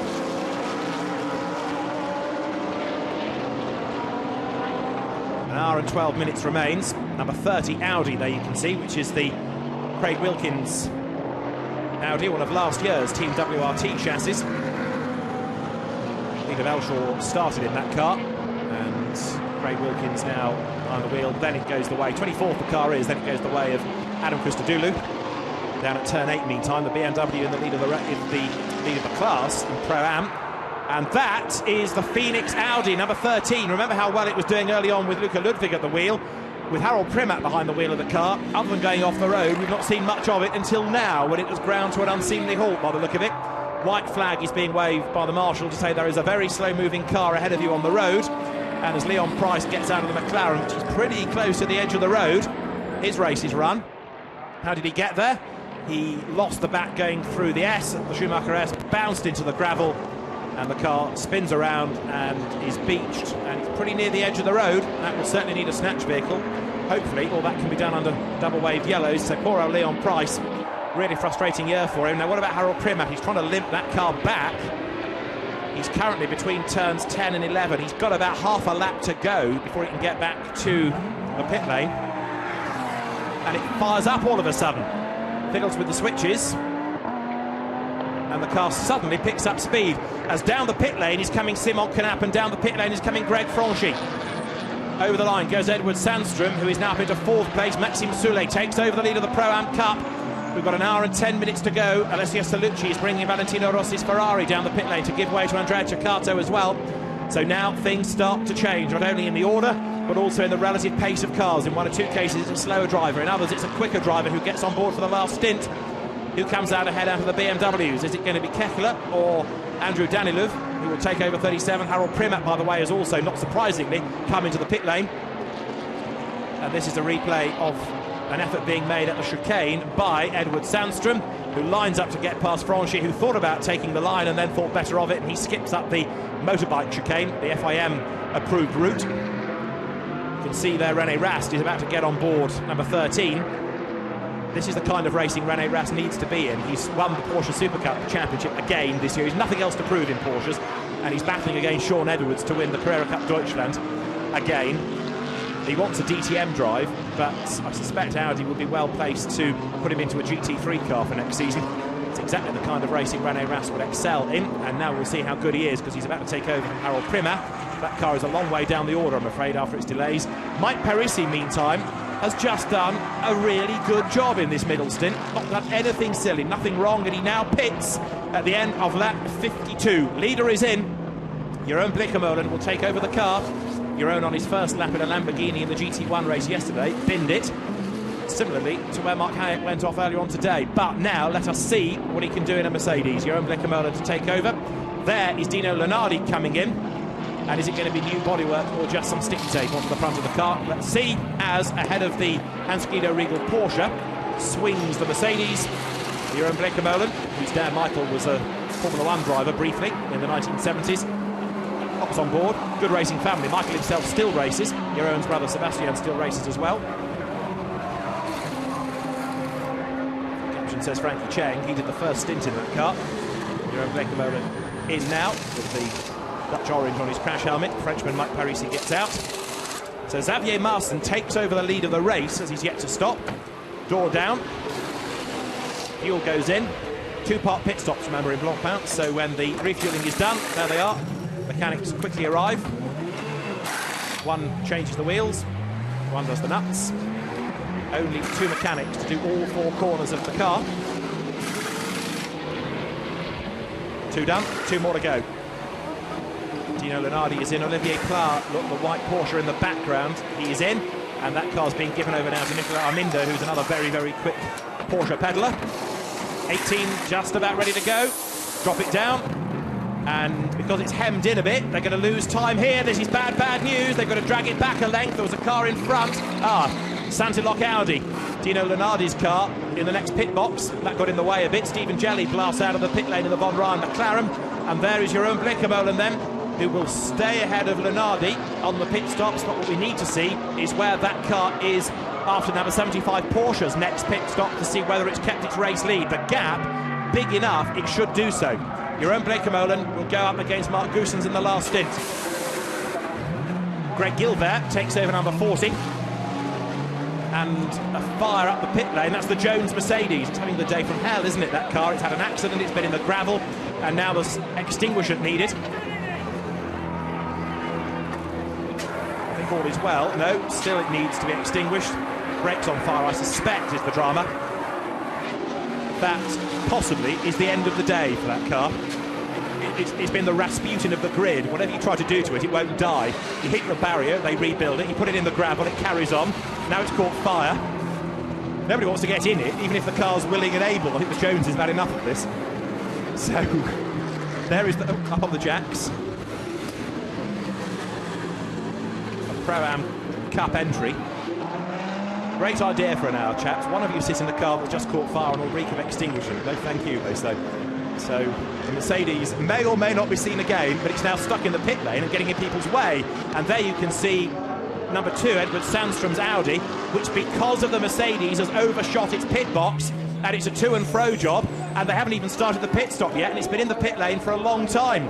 So number 2 losing time on this pit stop because of the flammable Mercedes that was being sorted out in its path. Out gets Edward Sandstrom. And now Laurence Vantour will get behind the wheel of that car. 51 is in as well. Dan Brown, another great stint by him. Gives way to Giuseppe Giro now. Edward Sandstrom hitting himself on the head. Maybe he's thinking he was partly to blame for overshooting the pit box there. Try and catch up on that with Haley in a little while as one of the Boots and Gignon McLarens comes in. Marino Franchitti in 11th. Good effort. Another car that's going to be worth watching, by the way, is number 19. Oliver Morley has just brought the car in 7th place to hand over to Sean Edwards. Sean being Rene Rast's big rival in not just the Super Cup, but also in the Carrera Cup Deutschland. Now we've got the change of lead because 75 has gone through ahead there of number 18, Mike Parisi. And there is a 75 Porsche. Back on track is number 18, Mike Parisi's car. Now Jeroen Bleekemolen at the wheel of it. And the 75 Porsche is in traffic. There's the Mercedes. Jeroen Bleekemolen now tries to get the car back into the lead. And the Porsche made its pit stop out of sight. And the transponder, again, is in the wrong place. It's now being shown as Mark Kenerici behind the wheel. It's really Mark Goossens. And the Porsche on the pit stops has taken over the lead. As there you can see Laurence Vantour sorting out 37 Andrew Danilou. So on pit stops, although we didn't see 75 come in, it was a good stop. And the Porsche leads the way. There is number 1, Christopher Hauser, in to give way to Stefano Ortelli. This car is going to be one to watch in the last hour, just to see what progress it can make in class up the order. Came in 2nd place overall, but it's a phony second because of the pit stops ahead of it. But Stefano Ortelli, former Le Mans winner, now is really going to have to go like stink to get this car back into contention. So to recap, 75, Mark Goossens now leads the way. And we'll see whether or not Jeroen Bleekemolen can bring down that gap sufficiently. on track, incidentally. 21 is currently the leading car. The Cameron Griffin Ferrari yet to make its second pit stop, so that inherits the race lead for the moment.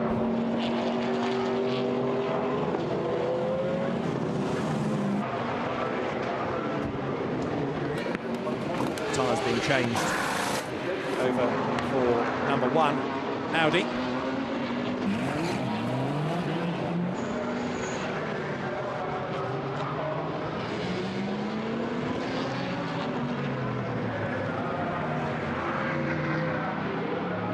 So the Audi blasts out of the pit lane and gets ahead also, look, of 74. They came in, Porsche ahead of Audi, so on the pit stops, even though they're in different classes, it's another place gain for the number 1 Team WRT Audi, which hopefully will get stronger and stronger into this last hour. So there's 66, which is now Frank Kettler at the wheel, and he's the quickest of the 3 drivers. So there's a lot yet to shake out of this, with 62 minutes of the race still to go. Give you a rundown of the order at the end of the next lap, because it's continuing to change with the pit stops, of course. So there is number 1, Stefan Ortelli, who by the look of it has got out. Yes, he has, ahead of 66. It's a slow stop, seemingly, from Vita 4-1. So Frank Kettler dropped down the order.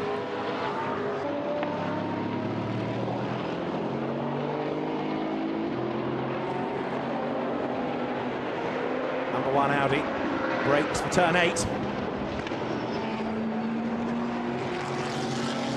So this penultimate round of the Blancpain Endurance Series has had a heck of a lot happening, as is the norm, and there's still a lot more that can yet happen once we start to get an idea of different drivers' lap times and indeed where they are in relation to traffic. Giuseppe Ciro, incidentally, who's just taken over from Dan Brown in 51 Ferrari, has done the best last sector of anybody in the race as Kettler tries to get past Paul van Splunter, he goes to the inside line and picks up a place. Pro Cup BMW ahead of Pro-Am Cup Porsche. And remember, there's that class battle still to resolve as well. The BMW, having blasted through, now tries to get away. Coming up towards the end of the lap. For the moment, 21 Ferrari is leading the way, yet to make a second mandatory pit stop. 33 runs second on the road. But the real race leader is 75, Mark Goossens, ahead of 18, Jeroen Bleekemolen. And then as they come up towards the timing line, third at the end of this lap should be number 1, Stefan Ortelli. Goes through ahead of Frank Kettler, who runs 4th. Paul van Splunter, look in the background, is 5th. Out of nowhere, the number 1 Audi is back in the mix, and Stefan Ortelli now runs 3rd overall. He runs 3rd in class.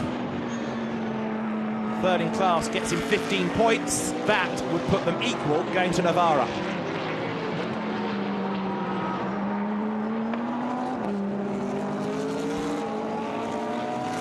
Frank Kettler is not going to take this line down. That car's had a pretty good run and wants to get back if he can ahead of the Audi.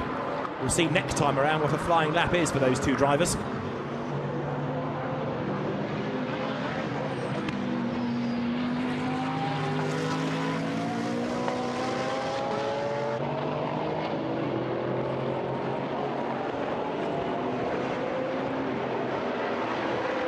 More lights flashing there from Kettler, and let's have a look at this. This was Kettler getting past Paul van Splunteren, heading to the Warsteiner corner. And it goes to the inside. Blue flag there. But there was a yellow there, look. Was he ahead just before? Possible. Touch and go that. I think he was just ahead as he got to that yellow. But the race director may want to look at that. Let's see. Kettler, look, is closing on Ortelli. Now, Mark Goossens has just lapped 2 minutes 1.2. He is being caught by Jeroen Bleekemolen. It's game on for the race lead. It's game on here for 3rd place. Ortelli versus Kettler. Things stay as they are. The championship would go equal on points to Navarra, but it's not going to stay that way if Kettler has anything to say about it. He looks on the outside line of Ortelli, heading up towards the chicane. Duncan Cameron pits to give way to Matt Griffin. And so Mark Goossens goes over the timing line now to pick up the race lead. 25.7 seconds is the margin over Jeroen Bleekemolen. This is for 3rd. And it's Ortelli just ahead of Kettler. Kettler looks to the inside line as they go down towards turn 1. The gap is there, the BMW goes through. So although the Audi gained on pit stops, it's losing out now because the BMW motors back through. Now is Ortelli going to lose any more ground? Let's see. Has the Audi got the pace to stay in this leading group, or is it going to fall away? Pierre Dieudonné looks on. Frustrated faces all round as the number 1 car loses 1 spot and therefore loses points in the championship. This means they would go to Navarra 3 points behind Marc VDS Racing. All flashing of headlights. So it's Mark Goossens versus Jeroen Bleekemolen at the head of the field. And last lap through, the gap had crept up by half a second as Goossens does the car's best lap of the race. Number 19 is Sean Edwards, currently running 12, about to try and find a way past the Ecurie-Cos BMW. Does so round the outside. Ollie Milroy taking over for the 3rd stint.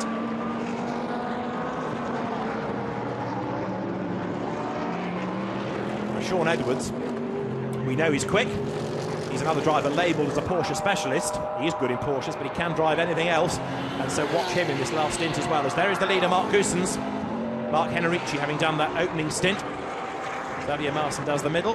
And then Mark Goossens brings the car home. And there's the man that's chasing him. The red and white Mercedes in the hands of Jeroen Bleekemolen. In the first sector, wasn't as quick. In the second sector, not as quick. So it looks as though, after all the good work early on, a lightning fast pit stop by Pro Speed has got that car out ahead, and now Goossens' pace should be enough to carry it ahead.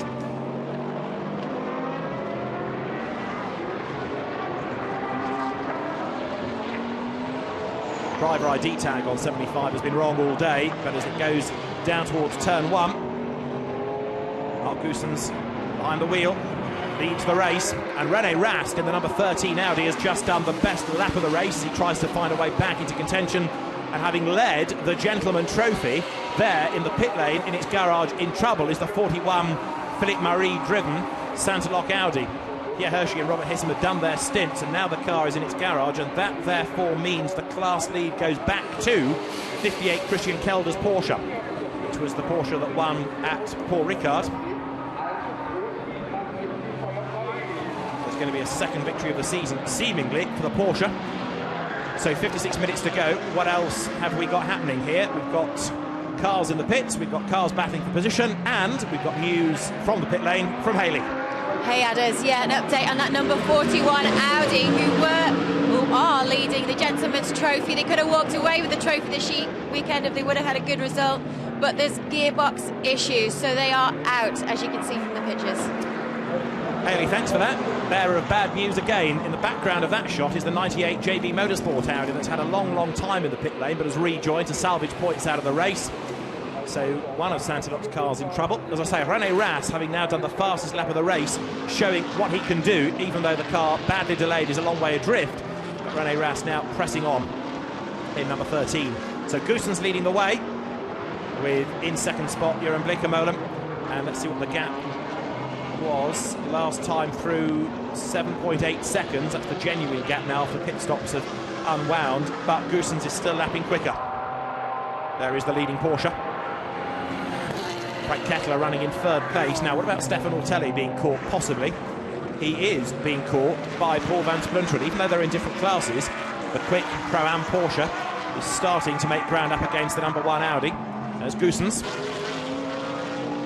René Rast, you can see also in the background, flashing his lights to warn the traffic of his progress. The number 13 Phoenix Audi outside the top 20. So through comes Ortelli, through comes Van Splunteren. It is behind. But the lead gap overall is creeping up. Even though Jeroen Bleekemolen is a very quick driver, he is not yet, can he at all, match the pace of Mark Goossens. This is the 2nd place car in Pro-Am, third place car in Pro-Am, I should say. The Sean Edwards Mercedes comes up towards the line, and he now inherits 2nd in class, because what was 2nd, the number 17 Ferrari, has just pitted. So up to 2nd in class now goes Sean Edwards. What can he do about Paul van Splunteren? It's a pretty big gap between them, it's got to be said. But Sean Edwards pushing on. And again, you see, you've got a Black Falcon Mercedes looking very strong around here. Martin Jensen giving way to Dennis Anderson in the number 17 Ferrari that's had another good run. It's a bit anonymous, the white Ferrari, but it just goes very strongly in that class. Keeps out of trouble largely, although it did have its dramas before the race started, didn't it, at the end of the pace lap. Tripped into the spin at the last corner. Sean Edwards, by the way, on that last lap we just saw, did the best middle sector of anybody in the race, so that car has certainly got loads of pace in it. And there is the potential for him to gain ground before the very end. So it's Mark Goossens in the lead. There is René Rast, quickest man in the race. A 1:58.6 is the fastest lap. Impressive that, to go quicker than Rob Bell, because Rob certainly is one of the star drivers in the Blancpain Endurance Series. And the number 13 Audi working its way now through the Advan corner. Lead gap, I'll give you in a second, because although Mark Goossens has gone through, only now over the line goes Bleekemolen. It's creeping up all the while. It's 8.3 seconds between them. But Frank Kekkeler is lapping quicker than Bleekemolen, so there's a battle developing for second place. René Rast, you've been looking at, is in 23rd. Right, there is Bleekemolen. And look in the background, wait to see Kekkeler. How big is that deficit? Goes out of shot. But Frank Kekkeler is lapping a little bit faster now, so he's still in the mix. And what's happened to Stefan Ortelli? 4th in class at the moment, for which he bags just 12 points. But certainly the non-finish at the number 3 Mark VDS Racing Team is great news for Team WRT. It's great news for us as far as the championship going to Navarra is concerned. Sean Edwards has just done his Mercedes best lap of the race, and Henri Moser has done the surviving Mark VDS BMW's best lap of the race. He's come of age this year, proving he can go quicker than Mike Hesmans, who lots of people has always regarded as the man that should have won the FIA GT Championship but never did, but Mike Hesmans being outpaced. Certainly here by Henri Moser. There's Kekkeler, who is still hunting down Jeroen Bleekemolen. And let's see what he can do as he breaks the timing line in the first sector. As he breaks for turn 8, he's taken half a second out of him there alone. There is Bleekemolen, 3 corners further on up the road. Works his way now through the next S, through the Warsteiner right-hander, and then speed building up towards the Advan curve. 51 minutes are on the clock, and there, lights flashing, is 88, that was dug out of the gravel after Leon Price put it off the road.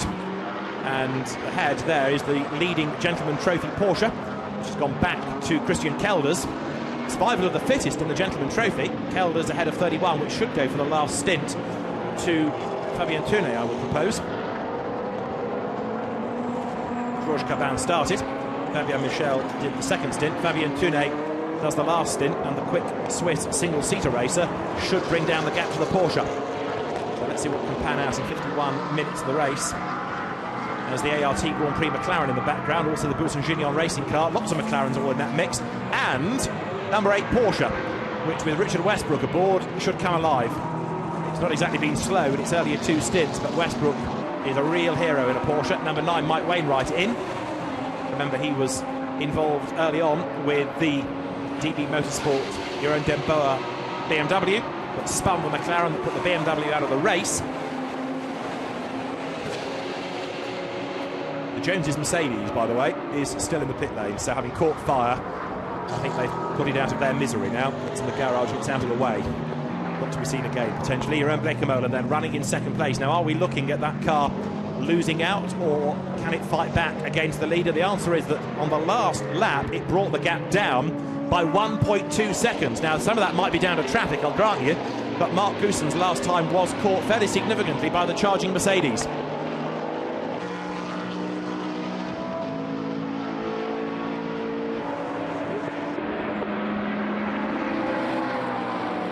Bleekemolen using as much of the road as he can, using the curb where possible.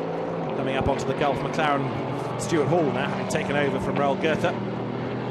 Now in the sectors on this lap, Bleekemolen quicker only fractionally in sector 1 than was Mark Goossens. What can he do in the middle sector? What can he do at the end of the lap? Let's see.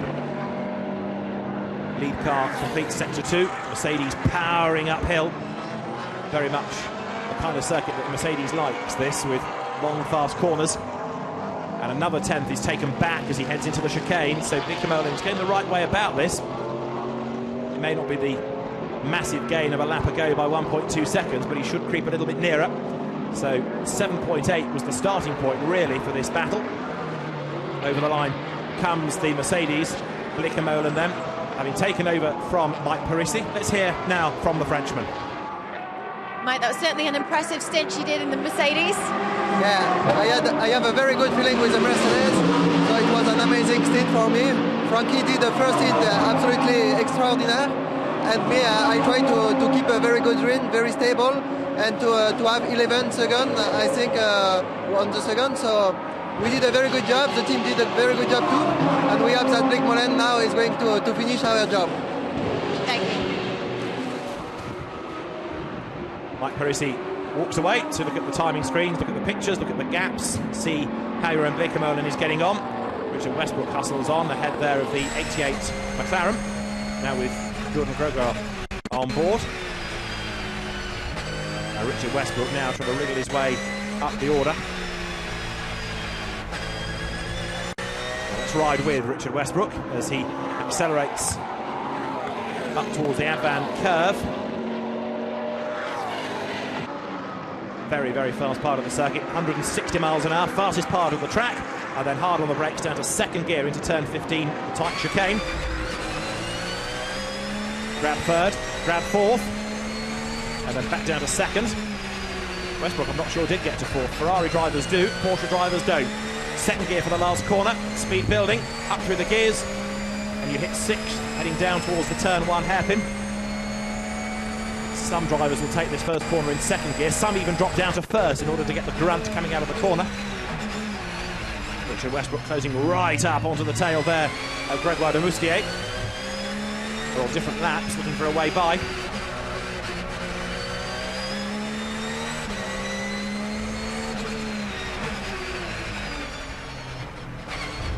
So the number 8 Porsche riding the curve. Richard Westbrook now working his way out of turn 4.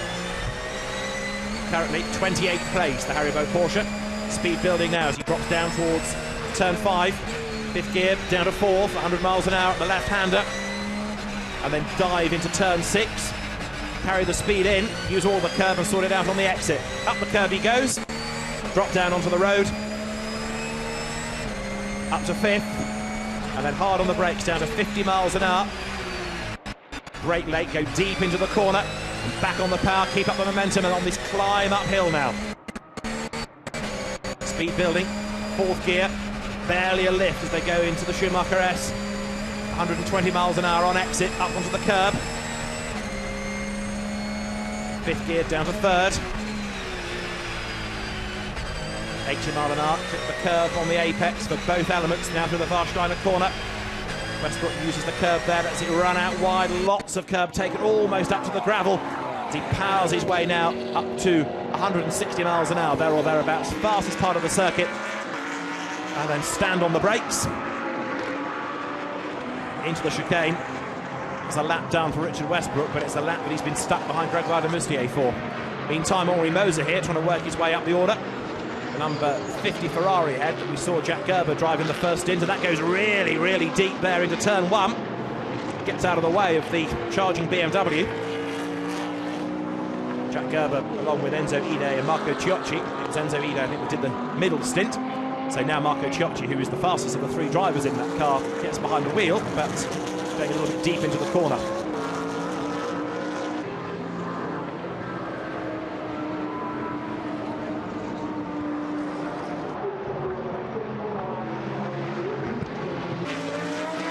There's Rene Rast still working his way as best as he can up the order.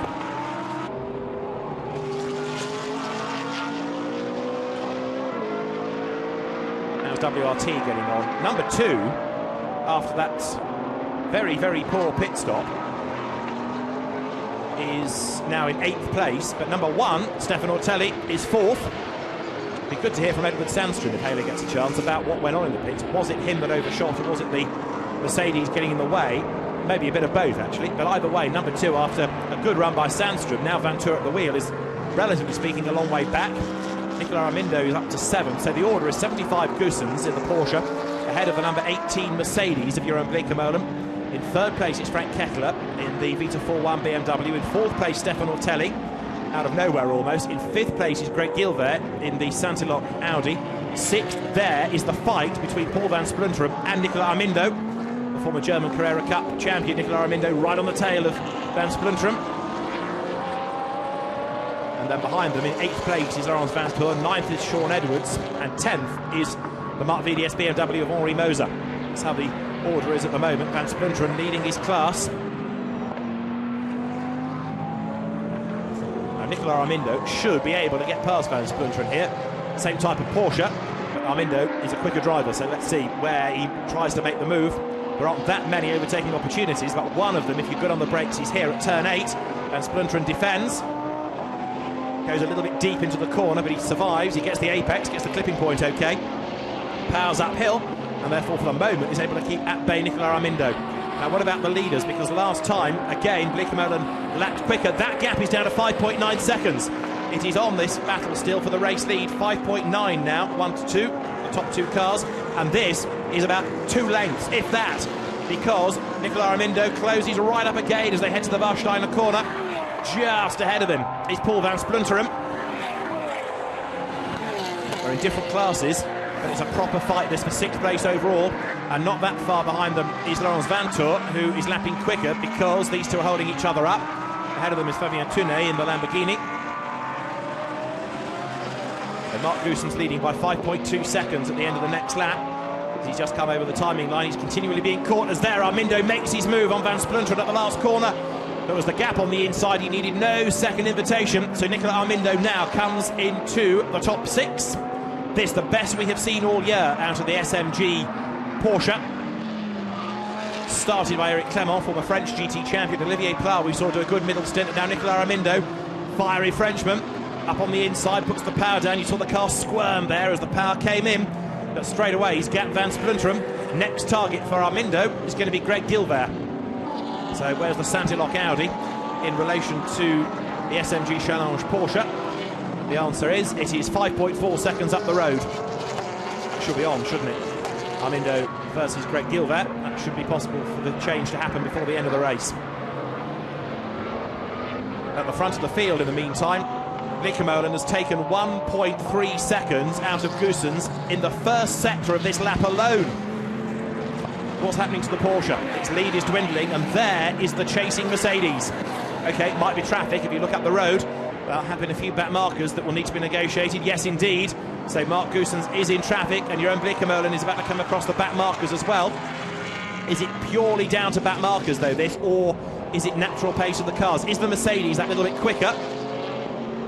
Because you barely get a clear lap. It's very, very hard to gauge. Here, up now over the timing line, comes the second place Mercedes.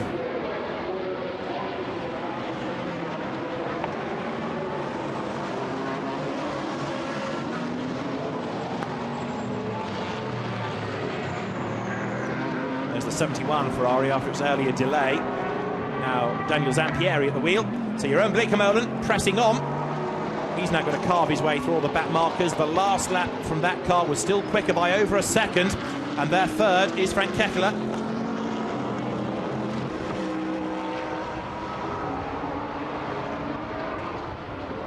Race leader through. There is the chasing Mercedes. The gap at the end of the previous lap was down to 4.1 seconds. So Jeroen Bleekemolen is inching up onto the back of the Porsche. Time for Haley, I think, to get a pro speed and find out whether this is just traffic or whether the Porsche genuinely now is struggling on pace. Mark Henrici's great job earlier on, really good pit work, and there's dust settling there. Coming through turns 5 and 6, somebody's run a little bit wide but survived by the look of it.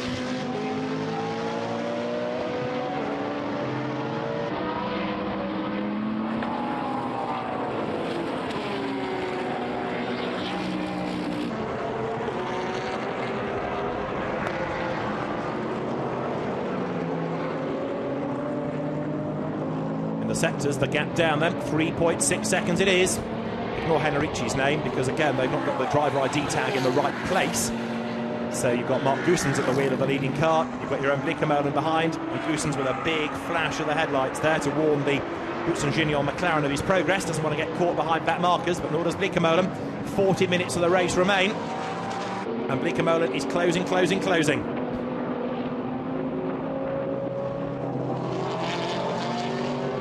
Frank Kekkeler is still third, and he too is lapping quicker than the two ahead of him.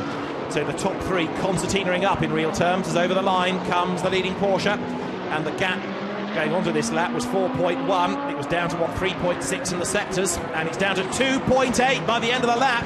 Jeroen Bleekemolen absolutely flying now. 39 minutes to go. That Porsche looking as though it's on borrowed time as Jeroen Bleekemolen has got into this stint, so he has got faster and faster. The best we've seen out of any of the Mercedes all year. Hazard lights may be on, but The only hazard really is for Mark Goossens, because the Mercedes is going to be up with him pretty soon.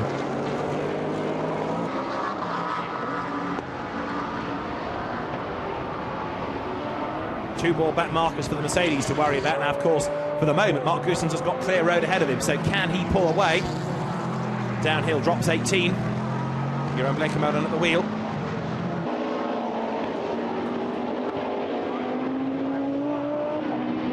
Jeroen, who won this year's Dubai 24 Hours, racing Formula Ford, Formula Palmer Audi, Formula 3, the FIA GT and GT1 World Championships, double Porsche Super Cup champion. Whatever you put him in, he goes well, and he's proving the point here in the Mercedes, isn't he? He's still got to get past these two back markers. In Sector 1, he was quicker. In Sector 2, we'll see in a few moments' time. The first car he's got to try and get past, the Ferrari there you can see, busy battling with the McLaren. Leading Porsche swings out of the Warsteiner corner. Right, Blancpain now makes his move up against the Ferrari.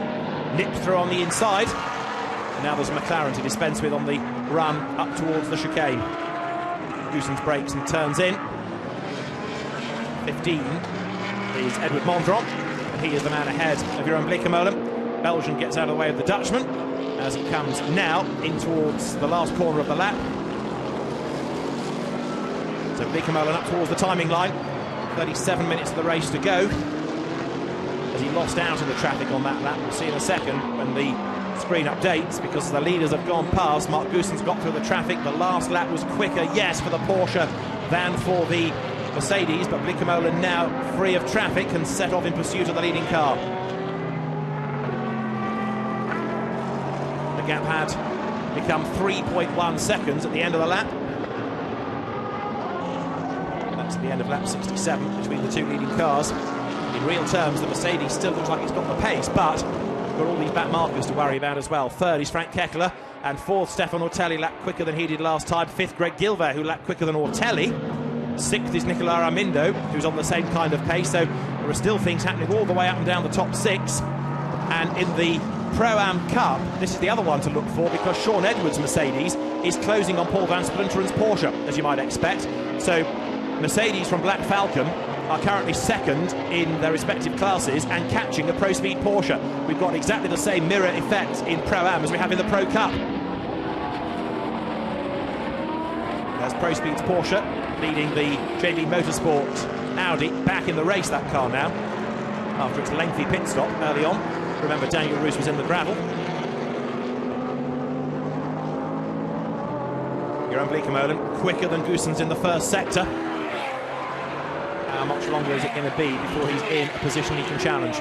Kekkeler third, Ortelli fourth, Gilbert fifth.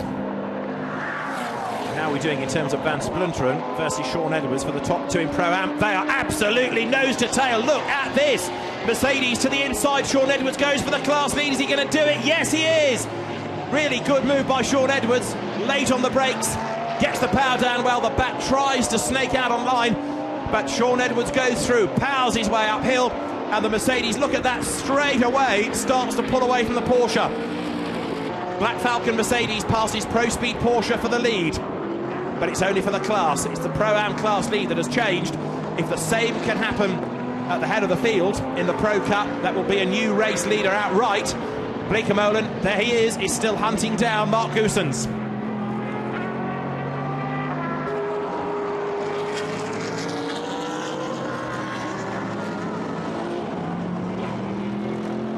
Blancpain threads his way out of the Mercedes arena. That's at turn 4. Again, use all of the curb and the extra tarmac that's there, the little cut through. Going on to this lap, the gap was down to 2.1 seconds. Another second pull back on that last lap.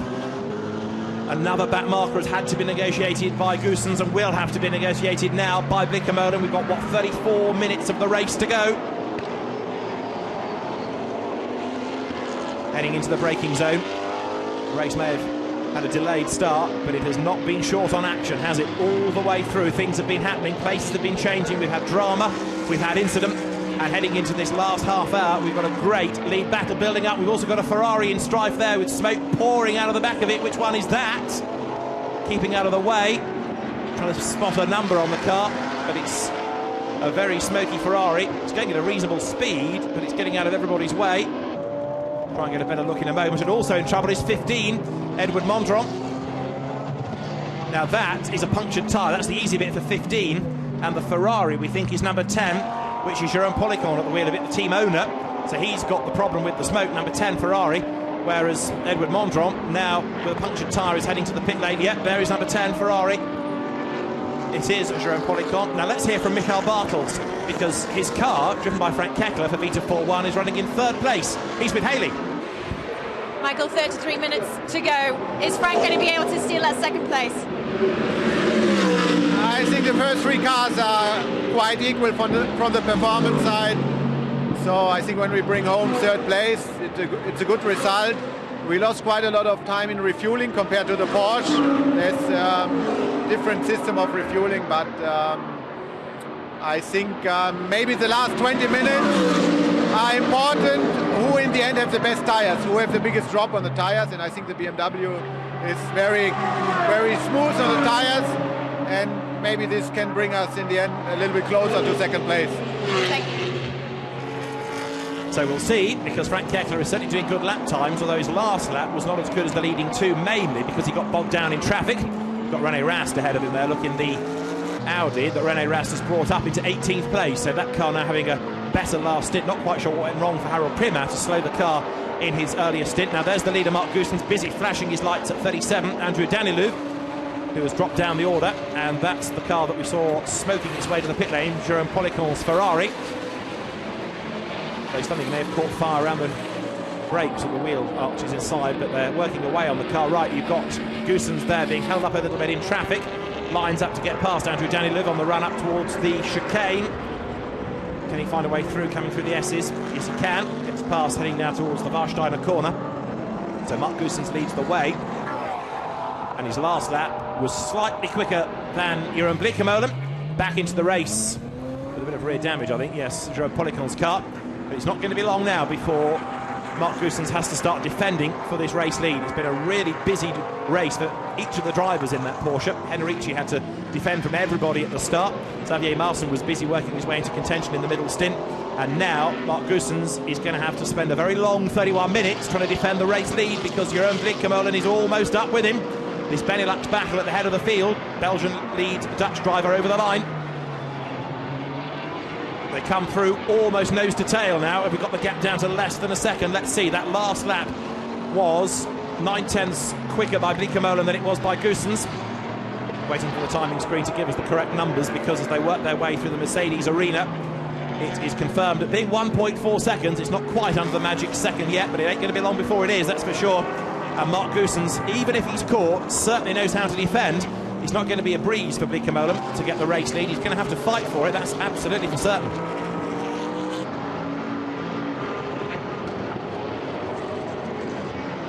In the background, Andrew Danilou's BMW, having now dropped to 6th in class. Still not a bad effort, bearing in mind that he's a bronze-graded driver and was in hospital yesterday after hitting the barrier very, very hard at the chicane. At one point, it was not anticipated he'd even be able to race, but the good news is that there he is, going strongly in the class, and DB Motorsport has shown the pace of its cars, both the Pro Cup car before its retirement and the Pro-Am class car as well. René Rast closing on Giuseppe Chiro. This is the fight building up now for 16th place. The Ferrari just ahead of the Audi, and René Rast tries to get up alongside the Italian coming out of turn 8, and he goes through. René Rast goes by, up to 16th spot then as the Phoenix Audi climbs the hill. Rast bounces it over the curb, and behind them is Frank Kekler, look, and then another queue of cars. With at the back of it, Stuart Hall, number 69 in the McLaren. There is Giuseppe Chiro. That car in 16th place at the start of the lap, 17th place now. Keeps its class position. And the team manager of car number 15 is currently being summoned to see the race director. That being the Boutsen-Gignon Racing McLaren of Edward Mondron and Jérôme Thierry. Had a punctured tyre, didn't it, that we saw when the car was limping for the pits. What else have they done wrong? Stuart Hall dives to the inside line in the Gulf McLaren, finds a way past the 72 Ferrari. That's the Claude-Yves Gosselin, Marc Rostin, Pierre Bruno car, which Pierre Bruno is now driving.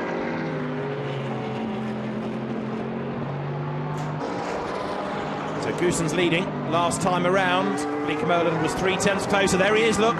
The two of them almost together now into the last 29 minutes of the race. And Jeroen Bleekemolen 11/10 of a second back, going onto this lap, is creeping up onto the back of the leading car. Giuseppe Ciro, having lost that place to René Rast, has just pitted in number 51. And that's not a scheduled stop, I don't believe, because he's only recently taken over from Dan Brown, and it was Gaetano Ardagna who started, so there's a problem, therefore, seemingly, again, for 51. It's not had a good year, that car. Yeah, of course, the Ferrari, it's been big on speed and really bad on luck. A lot of bad luck, but not very much good luck, I suppose. Race lead battle, heads uphill to the Schumacher S. Set to 1 this lap. Again, Bleekemolen was quicker, albeit only by 0.06 of a second. And they've got Jordan Grogar ahead of them, South African driver. They work their way now into the Warsteiner corner. Well, Xavier Marzen did a good middle stint for Pro Speed. His car leads. Can it win the race? Let's find out. Hayley. Xavier, is Mark going to be able to hold off that Mercedes? Well, it's going to be a quick fight. The Mercedes is quicker, but he still has to pass him, so we'll see. We're keeping our fingers crossed for the end of the race. Still 27 minutes, so it's going to be a tough battle, but we'll see where it ends up. Thank you. Well, there is that gap. It should be less than a second this time around. And behind, 4th and 5th, Stefano Ortelli, being caught last time through by Greg Gildo. That's another one just to keep an eye to for points for the championship. So the leaders go through, and this time 0.7 of a second it is at the end now of lap 72.7. That's all. And another car. Oh, it's the McLaren, the Von Ryan car of Jordan Grogar to get past. Still haven't done it yet. So Mark Goossens still staring at a back marker. Gets through now. McLaren keeps out of the way. Does the Mercedes go through? Yes, but the gap is even less now. This could be the lap on which we start to see Bleekemolen making his bid for honours. Downhill they go towards turns 5 and 6. 5th gear left, 2nd gear right. And there is the number 10 Ferrari back into the pit lane and being pushed away. Jerome Policon's car not having had a good run. And you saw it smoke and possibly a bit of flame pitted. They thought they'd cured it, but I'm afraid it's back into the garage. Race leaders at turn 8, 26 minutes to go. Clock seems to tick much faster at this point as you get towards the end of the race and battles start to develop. So Goossens it is up front, but only just. Bleekemolen using even more curve than the Porsche does as he goes there through the Schumacher S now towards the Warsteiner corner.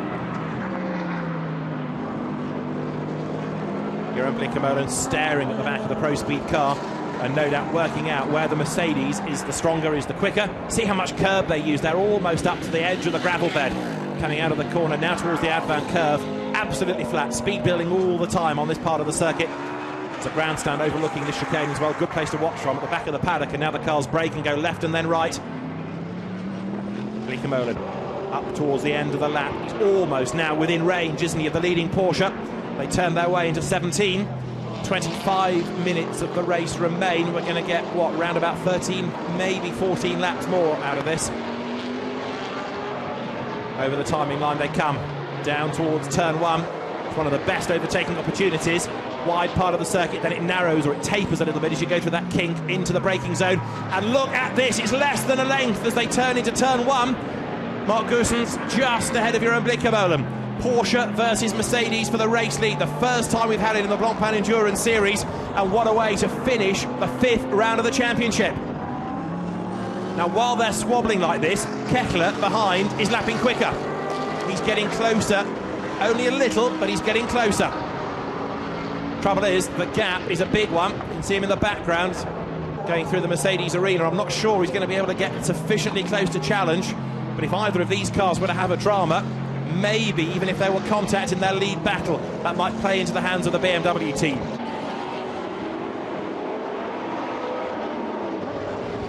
There is Kekler.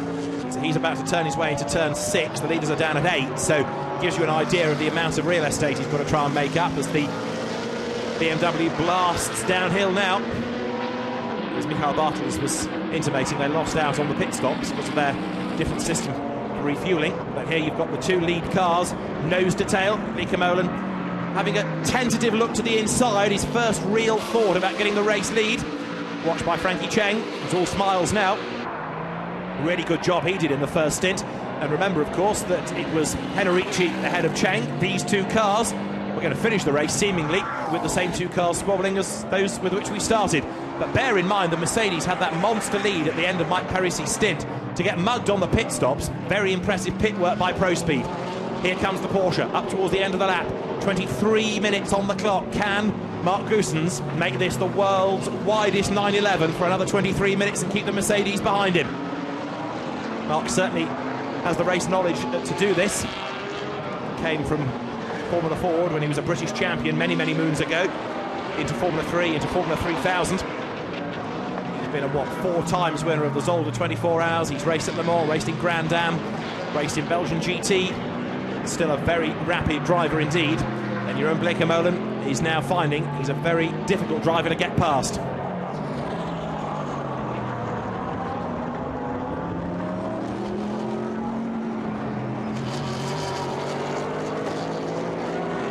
Race leaders go down now towards turns 5 and 6. And it is still Goossens ahead. Now, where does Bleekemolen make a move? He's had one tentative look towards the Warsteiner corner. But turn 8 is a place where you can overtake, and that's where they're heading to now as they drop downhill through that kink at turn 7, speed building up to 5th gear as they drop now down to the corner. Then it's hard on the brakes, but is the Mercedes close enough? No, closes up under braking, but not near enough to have a go there.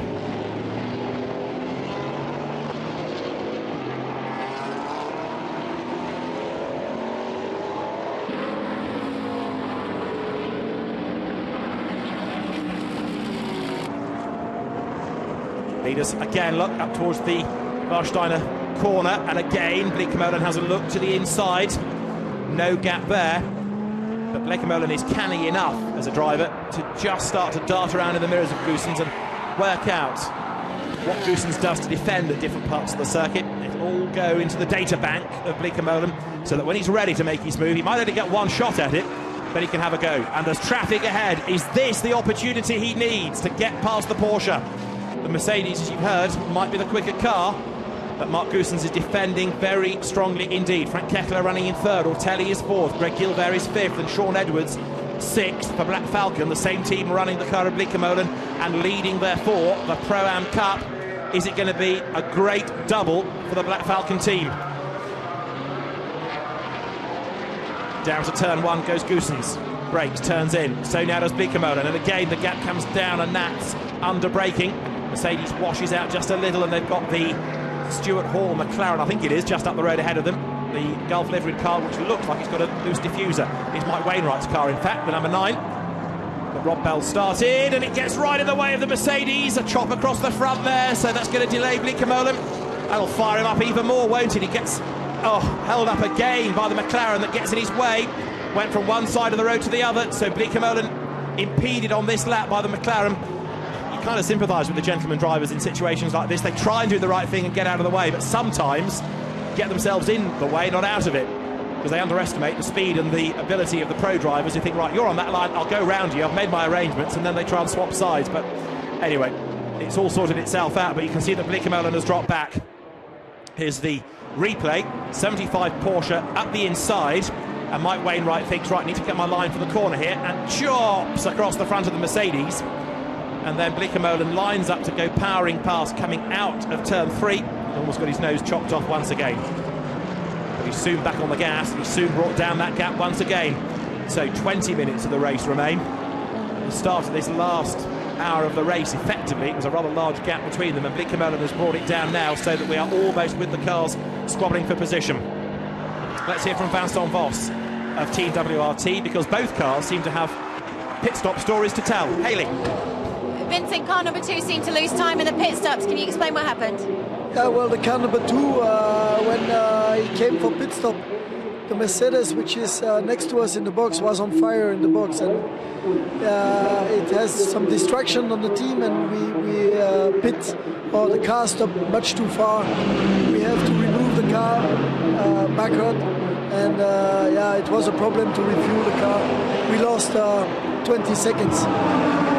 Happy with pit stop for car number 2, car number 1? Pit stop for car number 1 was okay. It's just that we pit for the first pit stop. We pit 1 lap later than the rest, and well, it gave us some. We lost some place. Thank you. Well, they may have lost ground, but even so, number 1 is still looking relatively strong in class. 4th it is. And remember that going to the final round in Navarra, it will go with just 3 points to make up against Marc VDS Racing. I'm sure Bas Leiders won't need to be told the point situation. They'll be computing that all through the race, hoping that Greg Gilbert, who is lapping quicker than Stefan Ortelli, can get past him. And the gap between them is only 4 seconds, so Ortelli is not guaranteed that 4th place. You're looking at the leaders, but for 4th place, Audi number 1, Audi number 40, worth keeping an eye to as well. Not just for track position, but for points in the championship. Stretch the margin for Marc VDS if another place were to be lost by Ortelli. On track, though, Bleekemolen far from giving up, and the gap between Goossens and Bleekemolen far from being stretched. The cars now working their way towards the Advan corner. Still with the hazard lights flashing is Jeroen Bleekemolen. He's a bit more concerned about bringing down this gap as they head up towards the chicane, to worry about switching them off. Going on to this lap, the gap was 0.8 of a second, and Bleekemolen has done all the hard work to get himself onto the back of the leading Porsche. But how many times in this race have we seen a queue of cars line up and then overtaking proved to be really, really difficult? And I think Bleekemolen is going to find exactly the same situation here. Remember, we had it in the first hour of the race, a whole train of 6 cars running as one, but overtaking really hard. This, turn 1, is a place where you can do it, but I don't think Bleekemolen is quite near enough. He needs to try and harry a mistake out of Goossens, and Marc rarely makes them. But he might have just made a slight error there. The car just seemed to slide a little as he braked for the corner, and Jeroen Bleekemolen comes out of turn 1, almost on the back of the Porsche now. He was quicker last time through, and Frank Kettler again was quicker than the pair of them as he now brakes for turn 1. The Vita 4-1 BMW storms through the hairpin. So there's the lead battle, down now towards turn 5. As they work their way up through turn 6, under braking there, the gap is down once again. Car number 1, Stefan Ortelli, he's 4th. And that Audi looking a bit of a handful as he went through the Mercedes arena there, proof that Stefan is really pushing hard. I think to be 4th, in fairness, is a mighty effort. That car was way out of the game in the first stint, and there, having not really needed any tank tape or anything on the front left of number 40, is Greg Gilbert. That's the man that's chasing after Stefan Ortelli. That is the man who was quicker last time around. So the gap continues to shrink between the 2 Audis. There's also the BMW in the hands of Andrew Danilov in between them. So very, very shortly, Greg Gilbert is going to have to negotiate that car. And can he, with quarter of an hour to go, get himself up with and even past Ortelli? It's possible. This is for the lead, and Goossens runs really wide up over the curb there. Bounces his way out of the corner. He's got the Mercedes tucked up behind him. Heading up towards the chicane. They brake now for the first element for the left, and under braking, I would say Bleekemolen gets even nearer. Through they turn. 1 more corner to go on this lap. 15 minutes of the race remain. And Bleekemolen is running out of time now. He's caught, but he's not really been able properly to have more than a think or two about making a move for the lead. 7/10 it was last time as they came over the line. It's down to half a second, less than ever. So Bleekemolen continues to chip away, but he's still not near enough to have a go. Down towards turn 1. Marc Goossens keeps an eye to the mirror. He'll know exactly where that Mercedes is. And the Porsche good out of turn 1 through the Mercedes arena. 3rd gear through turn 2. Drop it back to 2nd for this next left. Down to turn 3. And then the speed starts to build once you come out of turn 4, which has got lots of nice runoff in terms of curb and a bit of an extra circuit. The short circuit there you can see there, that little cut through, so you use that as part of the line as well. Keep the momentum, and then the speed building down towards turn 5. Down to 4th gear, 100 miles an hour for this part of the circuit. Marc Goossens, as I say, Mark Henrici, ignore that caption because the team has got the driver ID system the wrong way around. So it was Henrici that did the first stint, it's Goossens that does the last stint. Mark Henrici had pressure from this car when it was being driven by Frankie Cheng. Goossens has pressure from the Black Falcon Mercedes in the hands of Jeroen Bleekemolen. Out of turn 8 they go, climbing uphill.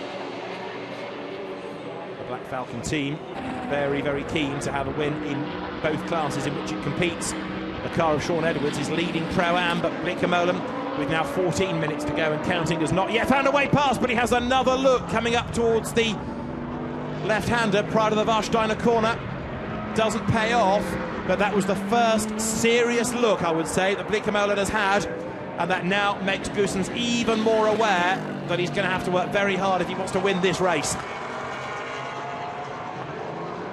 We've not yet had a Porsche win this year in the Pro Cup in Blancpain. It's been a long time since a Porsche win at all in the opening round at Monza last year, and Bleekemolen in the Mercedes could give the Mercedes mark its first win in the championship as he comes now up towards turn 17. 13 minutes remain. Goossens will know how long there is to go in the race, and we've got a drive-through penalty being given to the number 15 Boutsen-Gignon McLaren for causing a collision with car 10. Well, 10 is the Polycon Ferrari that we saw in the pit lane, so maybe that smoke and the reason for its retirement was all triggered by that contact. That seems the likely explanation to all of this. And so number 15, Jerome Thierry, given a drive-through penalty for causing a collision with car number 10. Mark Goossens, meantime, continues to hold sway. Last lap through, he was moderately quicker. Moderately means 9 thousandths quicker. Leaders working their way then now onto lap 80. Frankie Cheng looks on. Can Jeroen Bleekemolen bring that car into the lead of the race? The Dutch, French, Chinese combination of Bleekemolen, Parisi and Chen Kongfu. Frankie Cheng, as he's been known in his European racing. The three drivers. But we've now got 12 more minutes to go. Still Mark Goossens has not put a wheel wrong, has he? He's hung on to this race lead. He's under huge pressure. He knows exactly where that Mercedes is. One tiny, tiny error and the lead could well change. But Goossens doing a sterling job here. And remember that that car is up from 7th on the grid. The Mercedes behind from 9th on the grid. Another look to the inside. It's always at this corner where Bleekemolen thinks about it, makes a move, and increasingly he's becoming more committed. It's not just a cheeky look up the inside and then duck back in again. More and more that car is having a proper go and trying to get alongside under braking. And that means that he needs a good run really out of turn 8 to get the momentum all the way uphill and challenge at turn 11. So Goossens to turn 17 in the lead of the race. 11 minutes and change on the clock as they break now for the right-hander. 15 is incidentally serving its drive-through penalty. You might catch a glimpse of that car in a moment down the pit lane as the leaders come over the timing line now to put 80 laps in the book. Enrici, Larsen, Goossens, the three drivers of the 75 Porsche. Two of them biting their nails in the pit lane. One a bit busy behind the wheel of the car. Still, Jeroen Bleekemolen has not found a way by. Still, he has not really had many serious attempts. He's done all of this closing, he's there, but again, the cars are so evenly matched under the balance of performance that no one car can really go storming past unless it's Lapri, like Frank Kekler proves there against Jordan Kroger. Kekler, last time around, that's a bit slower than the two leaders. That gap again looks like it's come down. So Jeroen Bleekemolen, who's done all of that hard work, is almost on the tail. There is Stefan Ortelli. Now, what sort of advantage has he got over Greg Gilbert? Team WRT Audi ahead of the Santilot car. I think the gap may have widened, in fact, over the last lap. We'll confirm it in a moment as the timing screen scrolls its way back to the top 20. Ortelli using lots of curb on this part of the circuit. There's the Santilot car with a rather more conventional line.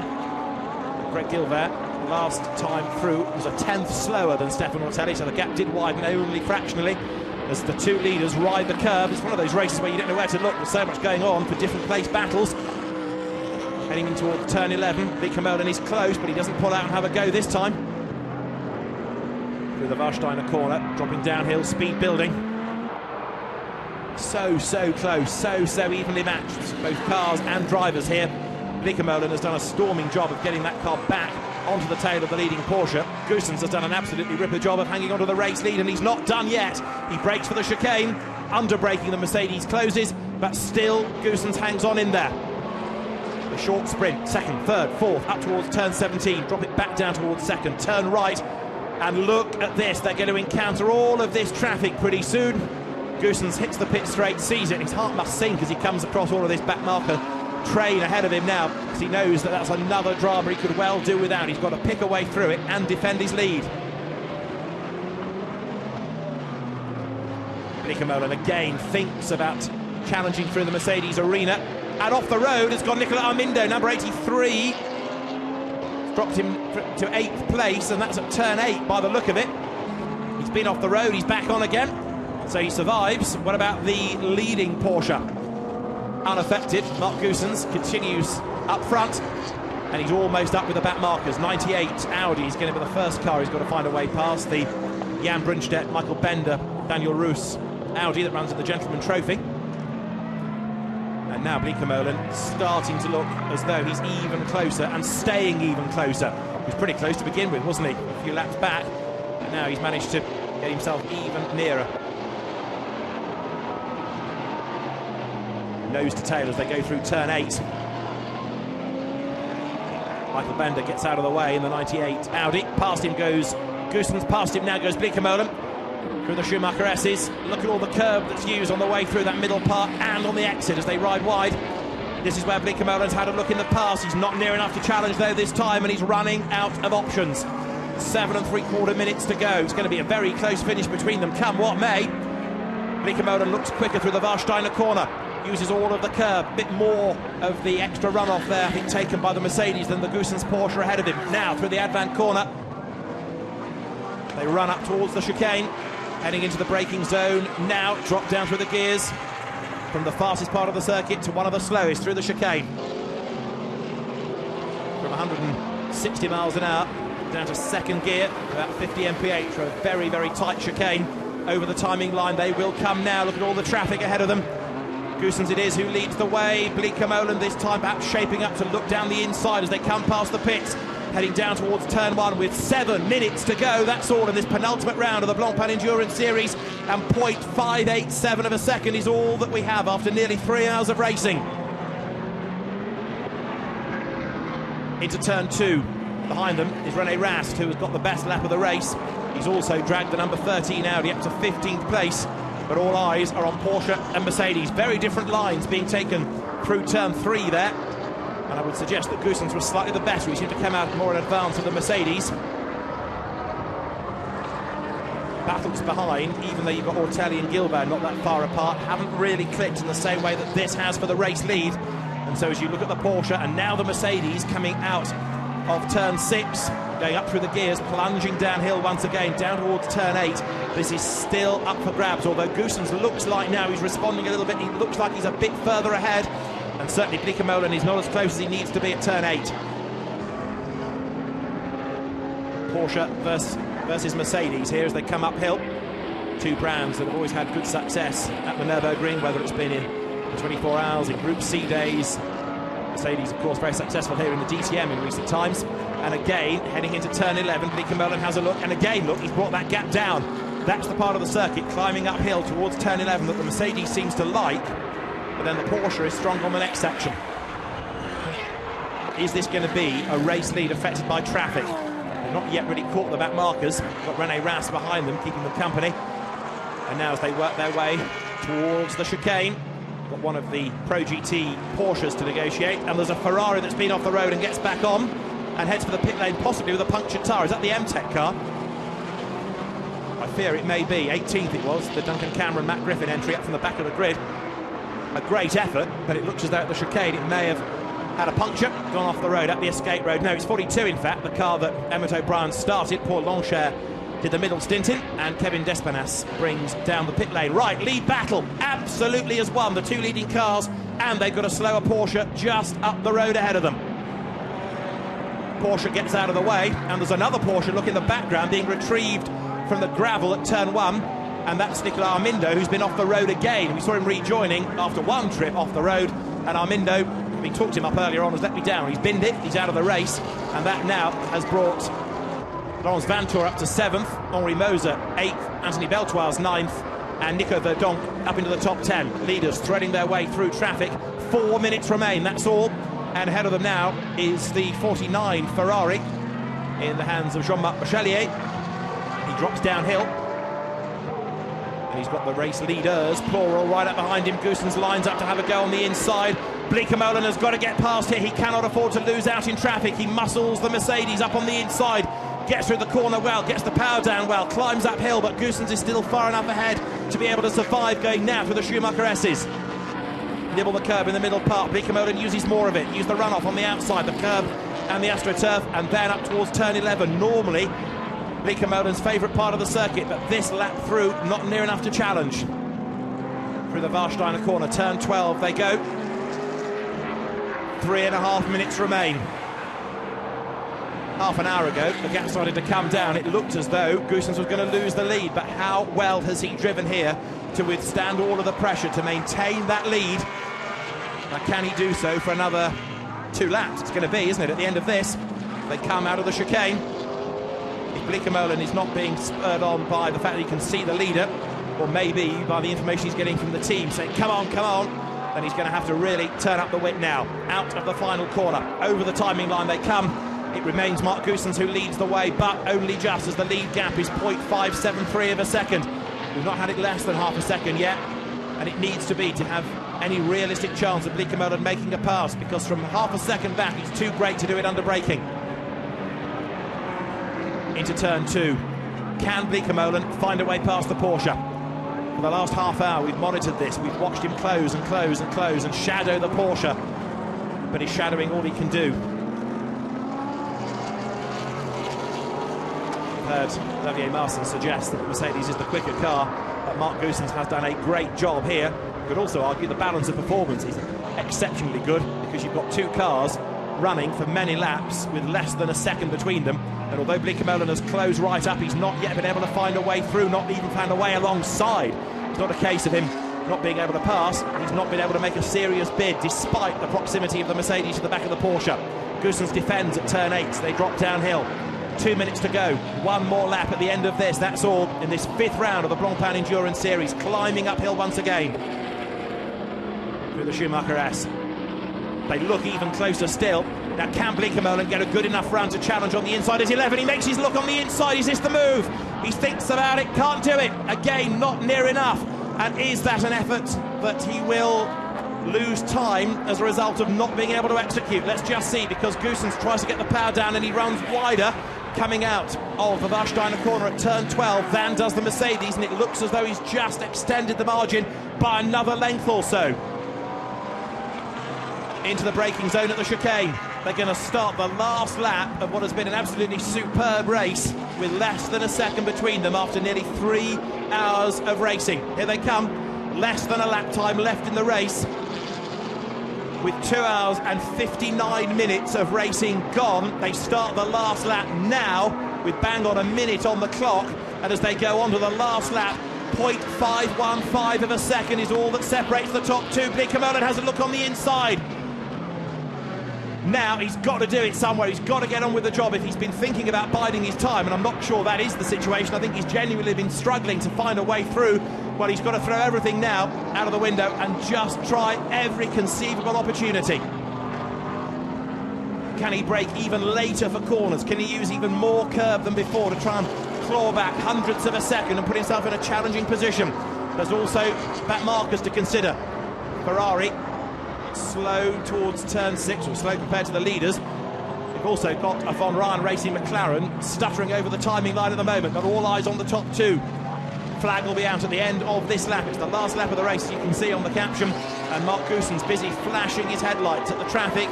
Still has, at this part of the circuit, a half-decent margin over Bleekemolen, but it's on this next section, swooping uphill, where the Mercedes is stronger. Pro speed with half a lap to go. There's Xavier Marson urging on Mark Goossens. Come on, they're saying. And the Porsche is still ahead. Back marker ahead. Real threat in Jeroen Bleekemolen behind, and Bleekemolen doesn't even challenge this time at turn 11. Now, has he, because he's already made a look there in the past, decided that Goossens is going to be wise if he challenges there, and therefore he will try at a different part of the circuit? We'll find out. He's running out of corners. Don't think he's going to be able to do this. He's just a little bit too far back on the last lap, but what a race this has been. Up to the chicane, they've still got the Ferrari ahead of them. They are nose to tail under braking. Through the chicane, 1 corner to go. Mark Goossens looks like he's going to be able to hang on in there. He comes up towards turn 17. Bleekemolen closing up under braking. but he's not been able to do anything about it hitherto, and I don't think he's going to do now as they come out of the last corner. Mark Goossens for Pro Speed, he's going to win. He takes the checkered flag. What a race! Mark Goossens, Xavier Marson, Marc Henrici win a tremendous round of the Blancpain Endurance Series. A delighted Marc Henrici there, celebrates victory, rushes across to the pit wall to celebrate with the engineers. Jeroen Blikkemolen takes second, Frank Kekler here comes home third. And 0.521 of a second was the gap at the end of 3 hours of racing. 18 seconds back was Frank Kekler, and Stefan Ortelli here is about to come through for 4th place, and therefore to go to Navarra 3 points adrift in the championship. He was 15 points back at the start of the day, takes 12 points out of the non-finishing BMW, and this is the consolation prize for Black Falcon. Second in Pro Cup, but a win in Pro-Am. Sean Edwards, another of his excellent drives, comes across the line now to score victory with co-drivers in the 19 Mercedes, Steve Jans and Oliver Morley. Great success for Oliver as well, the Mancunian. And still they come pouring through, including Gulf McLaren's, the Andrew Danilov BMW. I'll go through the order once everyone has taken the flag. Drama right the way to the end. There you can see the 88 McLaren parked just near its pit. In fact, its pit box is the very last one. It's parked just at pit out. And here, making its way up towards the flag, number 34 Porsche. This is going to be ninth. Anthony Beltoire's at the wheel. Another really good, solid run. And for second in the Pro-Am Cup behind the Black Falcon Mercedes, Anthony Beltoire's brings home the car that he shares with Henry Hasid. And there is the 12, Gregoire de Moustier, Duncan Tappy, McLaren, third in the Pro-Am class and 11th overall. Good run that by the ART Grand Prix team. Well, let's hear from Marc Henrici. What a race. He's in the pit lane, no doubt delighted, and he's with Hayley Coxon. Congratulations, Mark. An extra special win for you here at your home track. Definitely, I'm really so happy. We had so much bad luck this season, and now I think the team deserved this success, and well, everything went really well. Such a nice race here at the Nürburgring. I hope to be back next year also here in the Nürburgring, and yeah, now I want to celebrate this evening. Thank you very much, guys. Thank you. Thank you. Homeboy comes good. Marc Henrici then, the victor. And as I say, just half a second between the top two after 3 hours of racing. Extraordinary result. And the leading, what do we have? A dozen cars, I think it was, on the lead lap. Army screen will update in a second as we have Mark Goossens getting his breath back, I think, because for the last hour or so he has been working very, very hard. Intense concentration as well inside that car. Sean Edwards celebrating the Pro-Am Cup win. For some reason, there's something about Sean Edwards that's not yet been latched onto by the British media. He's not one of the most fashionable of drivers, and I don't quite understand why he doesn't get more recognition, because whether it's in a Mercedes or certainly in Porsches, he's just a very, very quick, error-free driver. And a lot is made about other British drivers in GTs, but not Sean Edwards, and hopefully he's, by another excellent drive here, started to open people's eyes to that. So maybe he's a bit typecast as being only a Porsche Cup racer, but far from it. Great drive. Sean Edwards wins the Pro-Am Cup class. Black Falcon on home soil, German team. And by Sean Breslin, British driver, but it's a German-based team. And there is Jeroen Blikkemolen. Well, a great drive by Jeroen. He may not have been able to take the race win, but boy, he threw everything at it. And let's hope that the team keeps that combination of Jeroen, Mike, Parisi and Frankie Cheng, who's all smiles for Navarra for the last round of the championship.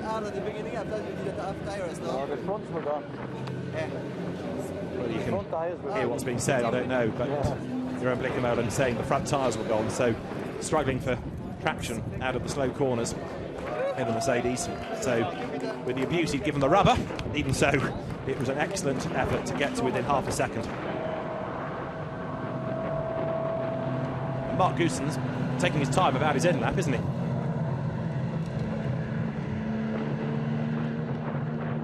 Savouring the moment.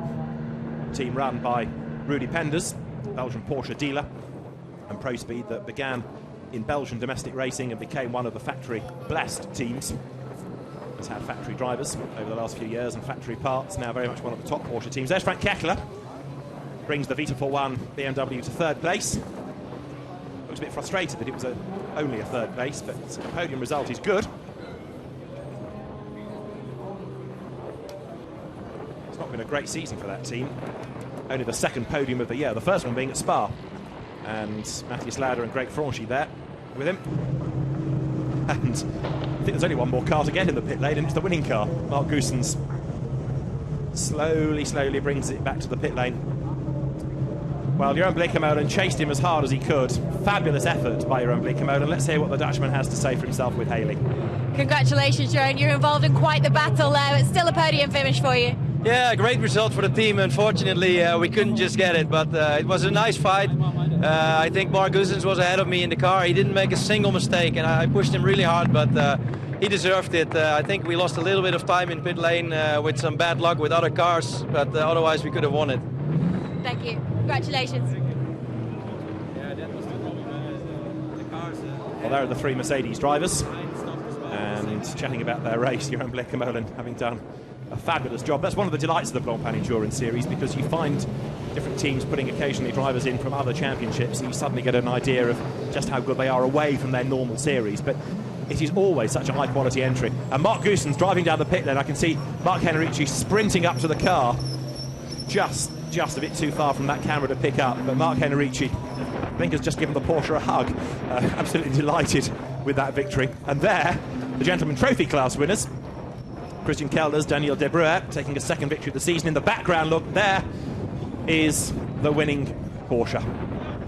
Mark Goossens brings it home. Xavier Martin is the man indicating where to park. Big round of applause for the Pro Speed guys. And Mark Goossens richly deserves that win. He did an absolutely tremendous job under huge pressure in what you heard from Xavier. It was perhaps not as quick as the Mercedes, the Porsche, but how to do a great job, how to defend so well. Mark Goossens takes off the helmet, takes off the balaclava, takes off the hands device, takes out the intercom, and in a moment will hop out of the car and make his way up to the podium.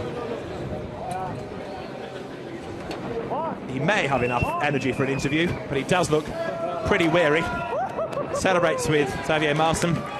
Delighted race winner. Go on, Haley, have a word with a delighted Mark. Congratulations, Mark. The team are made up. It's a great day for the team, a great result, great way to finish the season. Yeah, I just had to finish off the great work of these guys here. What a day. Porsche, unbelievable, but you know, it's so emotional. Congratulations to the Goose. So Mark Goossens doesn't often show emotion like that, but after all the travails the team has had and the pressure that he's had to endure for that last stint, absolutely immense. It was really amazing, really amazing. It was really amazing, Mark Henrici, you're absolutely dead right. So they may not know how to get the driver ID tag sorted out, but they know how to win races now at Pro Speed. And there are the three drivers. And Mark Goossens, with all the emotion pouring out of him after that great drive, celebrates victory. There's the third place BMW.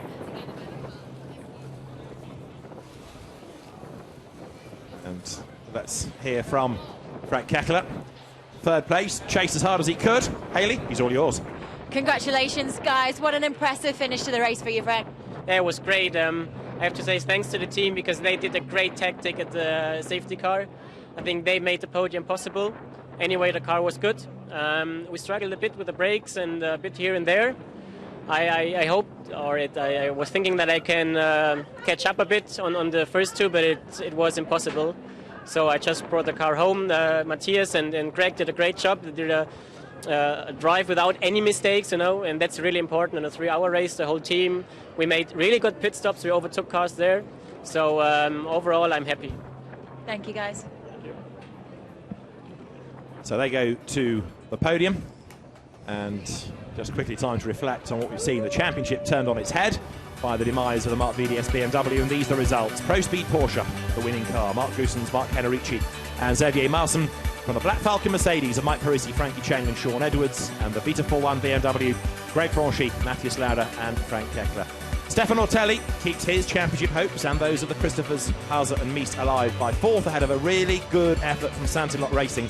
The Audi of Jonathan Hershey, Greg Gilbert and Dino Lenardi fifth. Oliver Morley, Steve Jans and Sean Edwards take 6th overall, but the Pro-Am Cup victory goes their way. So what a tremendous race we have had here, and there's one more round to go in the Blancpain Endurance Series.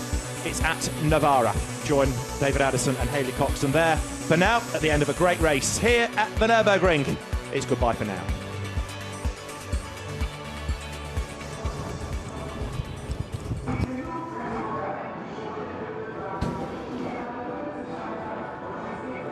We're looking down on the pit straight here at the Nürburgring. The scene post-race. A stranded McLaren of Von Ryan Racing being largely ignored as the teams make their way up to the top end, this end of the pit lane, where the podium is, and the podium ceremonies will soon be getting underway. 3 as normal: Pro Cup, Pro-Am Cup, and the Gentleman Trophy.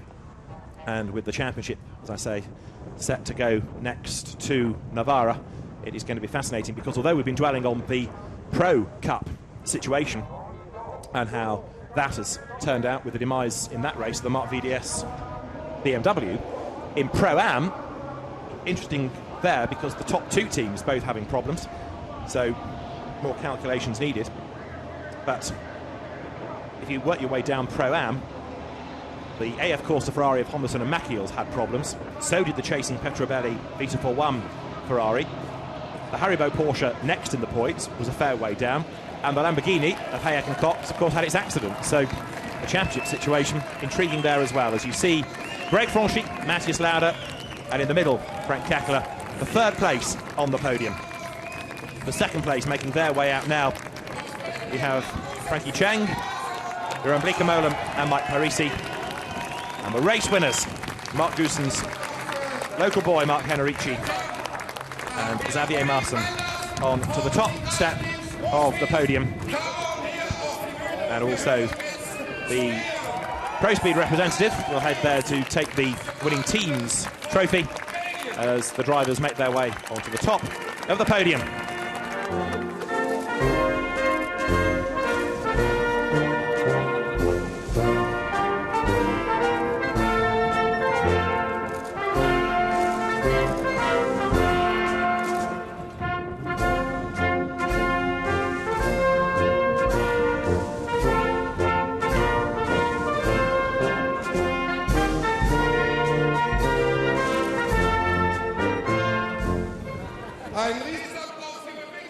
Top marks, effectively, the 2 marks, Henrici and Goossens then celebrate victory. Of course, the car led at Monza, finished 5th there, and since then the car has really struggled. It was only 14th at Silverstone, 5th again at Paul Ricard, and was disappointing, only 20th in class at Spa.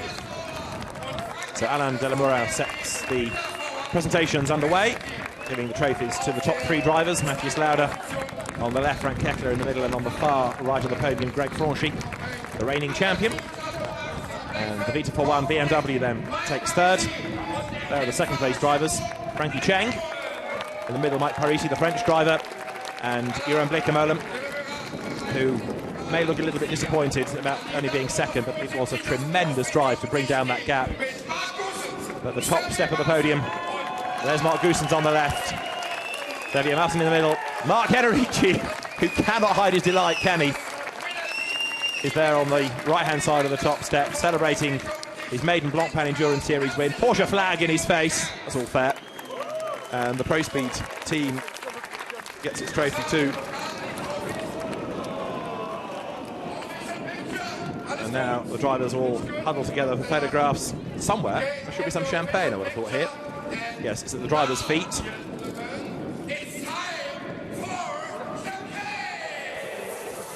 They know exactly what to do as well. Soak one another, soak their rivals, and Mark Henrici is delighted enough to soak himself.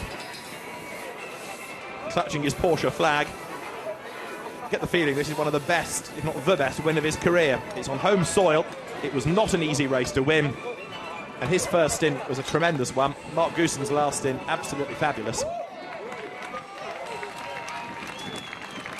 And Mark Henrici, who also plays a very active part in race organisation at the Nürburgring for this weekend and other race events. has worn many a hat over the weekend, and now a winner's hat is the one that he's most concerned with. So the drivers head their way from the podium to the press conference. A quick word about those that you didn't see on the podium, such as René Rast. I said before the race started he'd be one to watch. He was the man that did the fastest lap of the race. Stefano Ortelli bringing the car, the Audi #1, home in 4th place, ahead of Greg Gilbert. And then in 6th, the winners of Pro-Am. And that is the Mercedes of Sean Edwards, Oliver Morley and Steve Jans. In the championship, this is how we now look. Just 3 points between Leinders, Martin and Paltela, from Hauser, Mies and Ortelli going to Navarra. Andrea Piccini now equal on points with Mark Goossens, Mark Henrici and Xavier Marsan. Whether we see Piccini at Navarra is a big question mark. Of course, he's not doing a full season. On to the podium for 3rd in class. In Pro-Am, we have had Gregoire de Moustier and Duncan Tappy. We've now had Anthony Beltoise and his co-driver Henry Hassid, and they're a delighted Oliver Morley along with Steve Jans and Sean Edwards onto the top step, and the Black Falcon Mercedes team taking its first win in Pro-Am.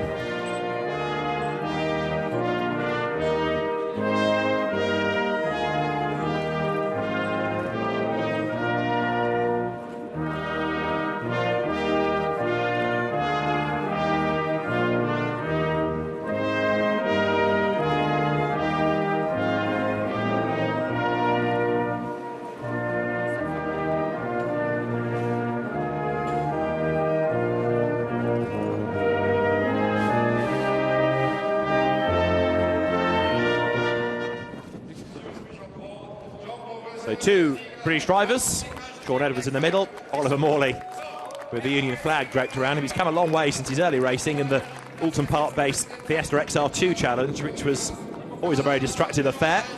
And Oliver's been in and out of racing for a number of years. Has a few seasons in, goes away, has a break, comes back again. Raced in Ferrari Challenge and British GT of late. There's Duncan Tappy with the respectable Gregoire de Moustier examining his trophy. Henry Hassid, Anthony Beltoise celebrating 2nd in class. And all smiles on the top step. The very patriotic Oliver Morley watches Steve Jans get his trophy. Oliver Morley now, and Sean Edwards, who's done quite a lot of winning on German soil in the last year or two in the Carrera Cup Deutschland. His father, Guy Edwards, a Grand Prix driver. In fact, his father was one of the drivers involved in dragging Nicky Lauda out of his burning car here on the Nordschleife all those years ago, back in 1976. And Sean Edwards on the top step of the podium here. And Black Falcon Racing celebrates 2nd in Pro Cup and a win in Pro-Am, as now the champagne is sprayed.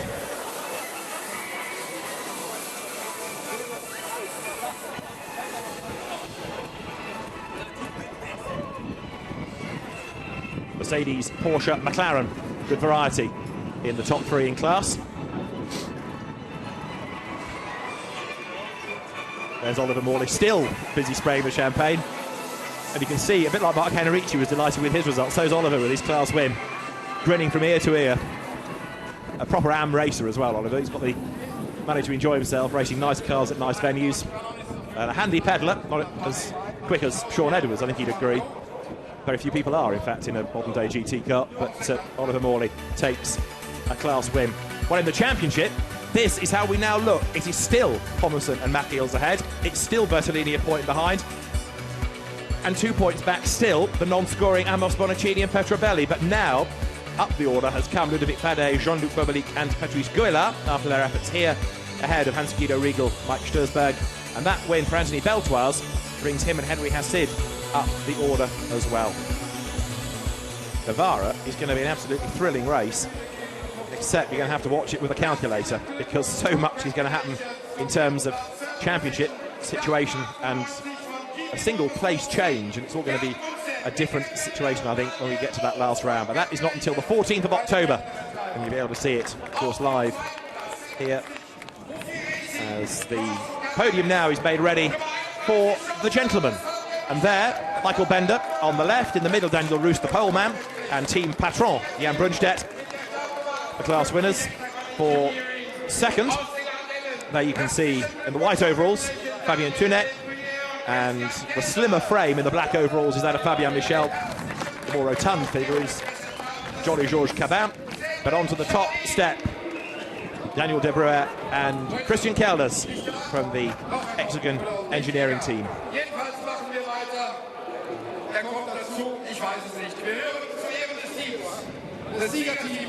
So, national anthem.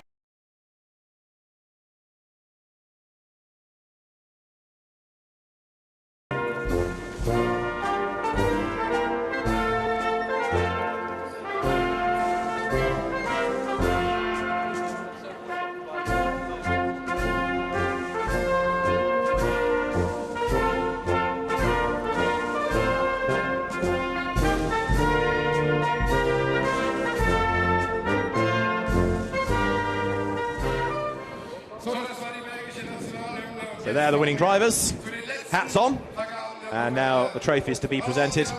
So there's Jan Brunstedt, who is JB Motorsport, has his own aviation business. Michael Bender in the middle, sorry, on the left, in the middle there, almost hidden in fact, is Daniel Roos, who took pole position in the class. And there is Fabien Michel, Fabien Turner, and Georges Cabin, the indefatigable frame. Great enthusiast for his racing. Doesn't have the budget to do the Spa 24 hours, does the other Blancpain events, and enjoys himself right royally. And the Gentleman Trophy within the Blancpain series is ideal for people like Georges, who enjoys his racing, has a good time at some good circuits, and doesn't have to spend a fortune doing it. And there, Daniel De Breuer and Christian Kelders receive their winner's trophy, along with the Hexagon Engineering Royal Écurie Ardennes squad. And do gentlemen spray champagne, or do they take it away to drink? Well, they can't spray it yet. There are more photographs yet to be taken. Trophies in the air.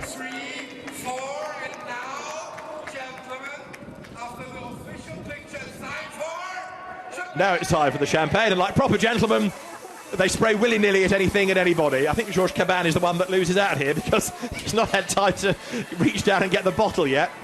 Busy shielding himself for every spray going. He's not even got the bottle of champagne in his hand. He's just made a run for it.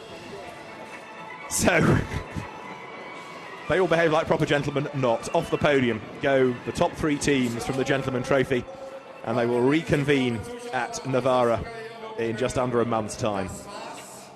This is how the Gentleman Trophy Championship now looks.